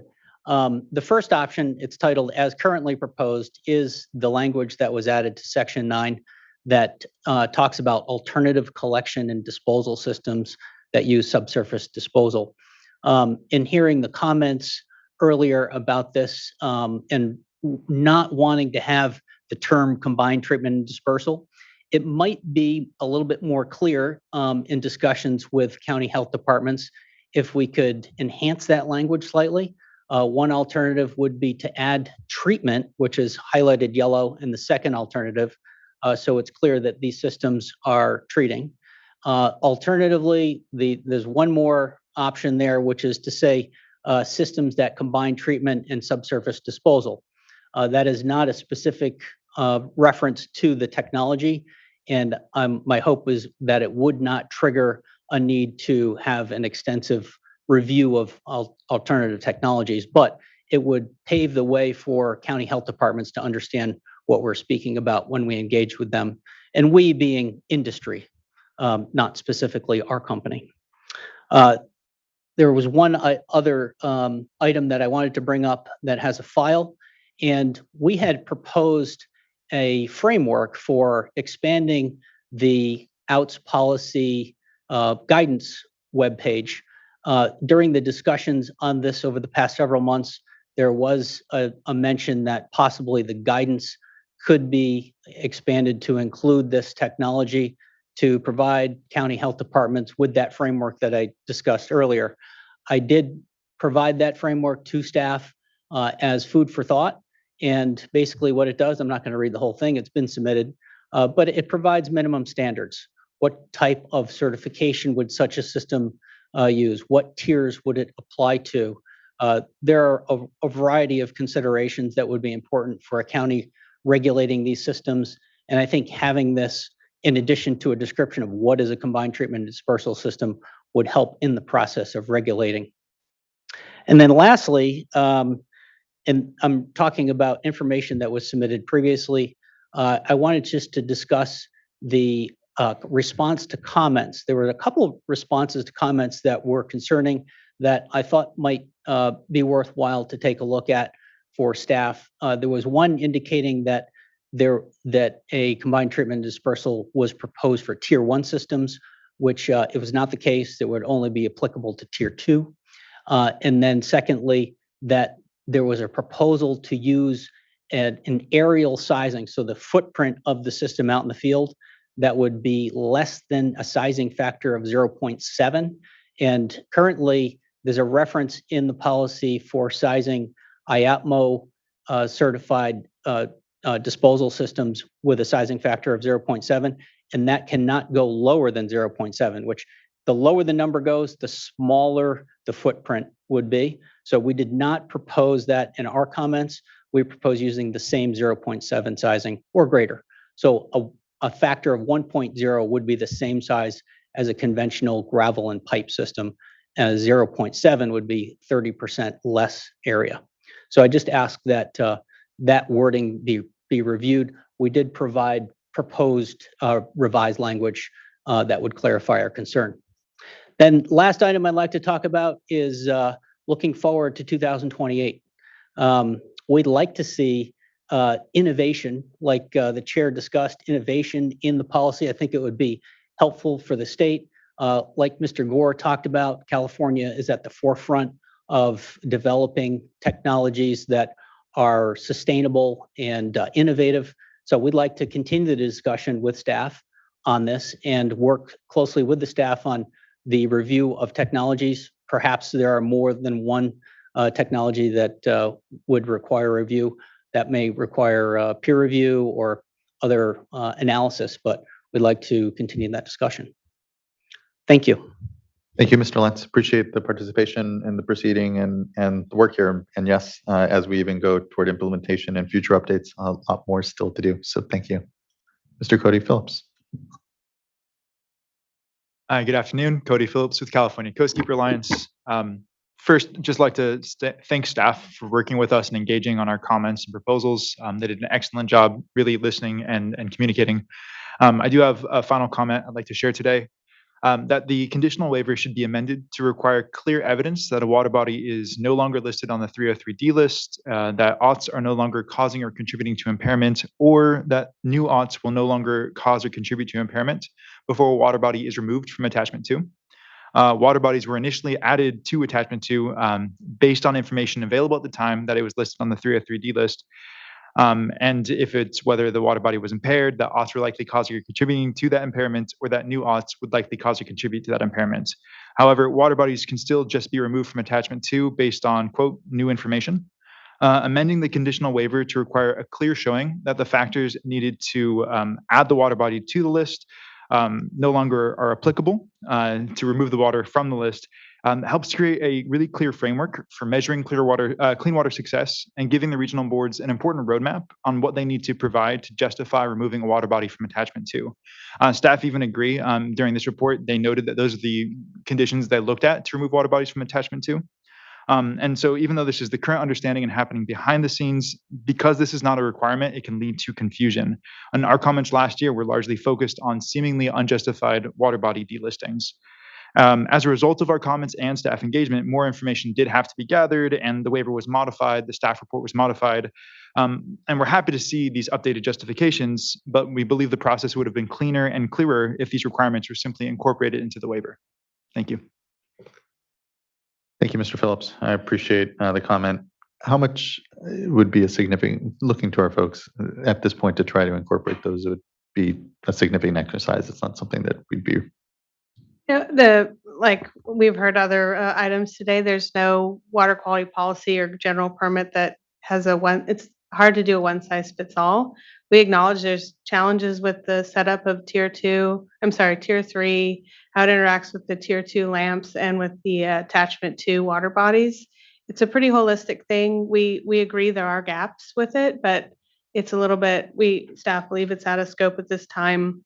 And there's a whole lot of new regional board staff that were not on the team working on this policy back in 2012 and so forth. So we are trying to clean up the justifications to make more sense. But it's something that could consider directing staff to do in the next renewals, try to assess how effective tier 3 is. Appreciate that. Thank you, Ms. Wedrup. Board members, any further questions, comment on anything we've heard? And then otherwise, I appreciate the comments and Mr. Lentz here, the desire for some additional language. Not supportive at this point for it, but I think we're still open again on how we continue to look at new innovative systems, how we encourage innovation in a space that is right for it. There are a lot of rural communities that will continue to rely on on-site treatment and even non-rural communities. So I think we have an opportunity, but I'm not supportive at this point for further change. I think it leaves it open enough to be able to make sure it's supported, if not still needing maybe some more language to flesh out how counties can best implement alternative treatment systems. So thank you. But board members, anything further? Sean, was your hand up? It was. It was, but now not. I lowered my hand. Thanks. Okay. Thank you, board member. And Chair Esquivel, before the board considers a motion, there's one little cleanup item with respect to the adoption resolution. We normally include a provision within a water quality control plan, resolution approving a water quality control plan update. The board explicitly gives authority to the executive director to make any non-substantive modifications if we find a clarity or consistency issue. And so we're proposing to insert new resolve number 5. We renumber the existing number 5 to 6 accordingly. And the new 5 just uses our pretty customary language that authorizes the executive director or designee to make minor non-substantive modifications to the language of the OTS policy and the supporting documentation if State Water Board staff or OAL determines that such changes are needed for clarity or consistency, and then inform the State Water Board and public of any such changes. Thank you for that. Makes sense to me and supported.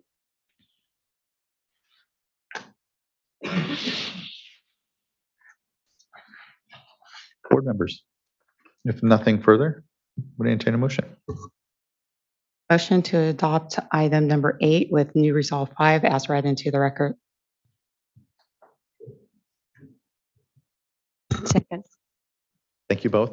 Ms. Tyler, can you please call roll call vote? Board Member Morgan. Aye. Vice Chair Diadamo. Aye. Board Member McGuire. Aye. Chair Esquivel. Aye. Thank you. Thank you as well. Congratulations. The vote was unanimous and the order is adopted. So thank you, everyone. Really appreciate the good work. And I would like to thank staff. I was involved in the first OTS policy where we closed down Highway 101 because of the amount of commenters that were trying to get to the Santa Rosa to talk. And I think the comments we got today shows how far we've come. We're here. Thank you for that, Mr. Bishop. Again, thanks for the good work. And as with all things, I have to say, more work. Sorry, I have to say, if former board member Dodick were here, I'm sure she would have lots of praise for the team. So thank you so much. I joined the board in the aftermath and heard a lot about, sort of the war stories. And it's been great to just rely on you all through the years. So thank you. You're here. Thank you all. Appreciate the good engagement and look forward to implementation here. So thank you. That That wraps up item number 8 and now brings us to the last item of the board meeting, board member reports. I will quickly give my report because one of the 2 weeks since we all saw each other, I was out on vacation and want to just thank my family for a nice vacation out on the Mendocino coast. Really appreciated the opportunity to get away. The week prior to that, on April 5th, I was actually down in the Tulare Basin in Tulare, meeting with Representative Jim Costa, Army Corps head Mike Connor, and with Carla Namath, Director of Department of Water Resources. We were touring around, looking at the flood response. There's an incident command that's been set up there. CAL FIRE has been literally stepping into the breach when it came to just the numerous flood and levee breaches that were had because of the atmospheric storms that were coming in and dumping an incredible amount of precipitation. All of that work is well needed, certainly, both as we support the locals as they respond to the emergency, but also as now we prepare for the longer term with that snowpack hanging up above us in the Sierra Nevada. And just as we heard earlier in the board meeting, the anticipated flooding and high spring flow and flood melt events that we'll be having to manage, and all the way down to the Tulare Lake bed. So I know there's a lot of work that's going on to analyze and do that work. It was good to tour and meet with Mike Connor, with Director Namath, and then also with locals to hear how our work is helping and how we can help further. What was mentioned at that meeting, and I will give credit, is the amount of groundwater recharge that both through the permitting, official permitting process that we've gotten out the 8 permits. That's about 190,000 acre feet worth of water, but then also the temporary urgency change order and petition from Bureau of Reclamation, which has allowed about 600,000 acre feet potentially of recharge to get unlocked by that state activity or that state board decision. So folks were very appreciative and thankful for that, because there's a lot of water in the system. And importantly, that's all important and meant to not harm things like river restoration and other important things that are happening, we know, all simultaneously in the basin. So it was a good tour. I appreciated it and appreciate the invitation. On the 6th, the following day, was the first drought resiliency collaborative meeting. This is directed from SB 552, as it's known, and has DWR and State Water Board pulling together a drought collaborative to talk about drought response, to better continue to engage on something that we know these last years has been so front of mind for the board and will continue to be. As we heard earlier, there are still dry wells happening, there are still impacts, and that forum, the DRIP collaborative meeting and forum, will be a good one to continue to help make sure we're all just preparing for what we know will be the dry conditions that will continue to be on us. And now, especially that there's some water in the system to work with, a little breathing room. And I say that knowing that we still have dry wells, because meaning we don't have as much breathing room as we think, is a good opportunity to just make sure we re-engage with everyone. So I appreciate Department of Water Resources for pulling that together with us, and look forward to further discussion around that all. And those are my 2 items before I then had my week off last week. Other board members with reports? I took some time off as well, but did attend one really important and meaningful event, and that's the Tribal Water Summit. And I was there to listen and learn, and learned a lot, focusing mostly on water rights, because that's an area that I've always been interested in, and just think that I need to sort of expand my the scope of, sort of the issues that I'm looking at things from, a different perspective, and just really appreciate the panels and the discussion. And then also just how involved we are at the Water Board and the Department of Water Resources. I attended a dinner of tribal and state agencies. Legislators were there as well. And I was just really pleased to see that of the 2 awards that they provided, one was for Chairman Ron, not remembering his last name, but he was instrumental in the development of kicking off the first tribal summit many years ago, and Kamiar Gucci. And so it was really nice to see the partnership that we have, with tribal governments. And then the other key takeaway for me was in our interest in providing for improved opportunities for tribal engagement and outreach. I kept hearing, give us more time.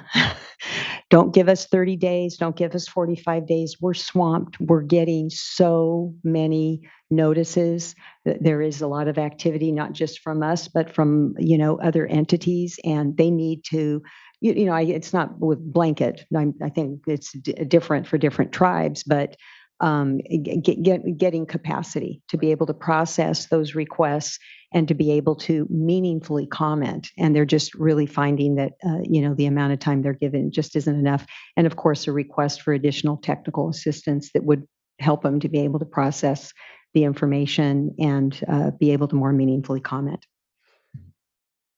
Thank you for that, Vice Chair. And echo what I know is a sensitivity for us that we have a lot going on here at this board, let alone all state government, and it takes capacity to be able to respond. And so we continue, I know, to be mindful of, okay, well, how we provide that right, kind of touch. One, being as informing as folks as much as we can, but how are the ways that we can actually provide some capacity to engage in the decision making that we know is really important here, but it takes a lot for folks to be able to be here. So I appreciate that attendance and the acknowledgement of Kamiar. And I should say our staff. So Laurel Firestone, Laurel, if you're still tuning in, I know she was trying to watch today, but she provided opening remarks at one of the sessions on drinking water, and then Eric Ekdahl and Mariana Au on water rights, 2 different forums. Really glad we were well represented there. Thank you, Vice Chair. Others with reports? Sure, I just have one item because I too took some time off for spring break. My little one had a break, so we had an adventure. So on April 6th, I attended for a brief while the CASA quarterly meeting. I found it interesting, just they were providing presentations on projects the time that I was in attendance, and just seeing the project completion, and then going back out, the agencies going back out to see, well, hey, during the rain event, how did the project did it work? Did it do as intended, especially this last winter where we had heavy rainfall? And so that check-in, and then sharing with other agencies, those stories, whether, the one that I did get to see was a success story of, it working. But those, I think, is really important to, you're planning a project, but then to circle back and see, did it work as intended? Kind of those lessons learned, and then to share with others so that it's we can all learn from those projects, especially with the changing of climate, hotter, drier, and then also these heavy rainfalls. And so if these projects can be implemented in other areas, you kind of know who to talk to and who to go to, and you can, build upon those success stories. And so it was interesting to see. I saw a presentation and a half, so just a little brief moment of time there. But what I did see, I enjoyed just the sharing of projects and that work. That's really great. And to your point, I imagine a lot of projects were tested this last winter on the effectiveness of their stormwater capture or otherwise ability to address issues. So appreciate that. Yeah, we're certainly stressing our systems. Board Member McGuire, anything you'd like to report out? Yeah, just one item as well. I was fortunate to be able to go down to the Orange County Water District groundwater replenishment system dedication ceremony on Friday, the 14th. So that was quite an event and really remarkable celebration of one of if not, depending on who you're asking, the largest indirect potable reuse project in the world at 130 million gallons per day. This was the completion of the last phase of that project. And one thing that I learned is that it took about 17 years, probably even longer if you start from the initial brainchild of the idea, but 17 years to bring it to full completion through all three phases. And the state board was there all along the way, through the permitting. Our regional board was heavily active, CDPH at the time, but then later Division of Drinking Water, and really our funding vehicle. And if you add up all the numbers, because someone did, it comes out to $491 million in loans and a little bit of grants as well. So it was really a huge investment. And so it was a celebration. Honestly, there was great attendance from congressional representatives, state assembly and Senate representatives. It was a very long list of speakers touting, praising the project that morning, including myself. And it was just, fun to be part of that.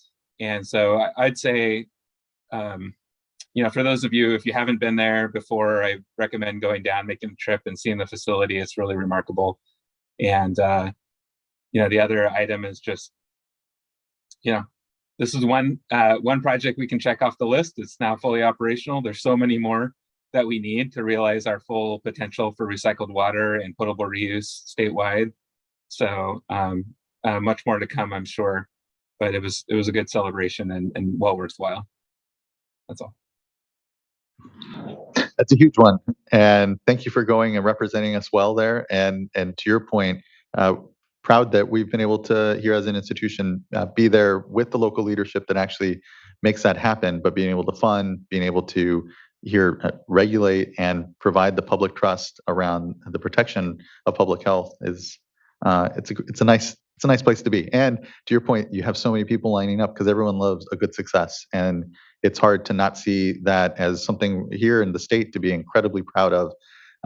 The ability to continue to fund these, truly, as you said, in the last 17 years, this century, these 21st century water systems that we're fortunate to help encourage along. But it is that local leadership. So thank you, board member, for going there and elevating all of that. Like you said, there's a lot of other projects. Look forward to more.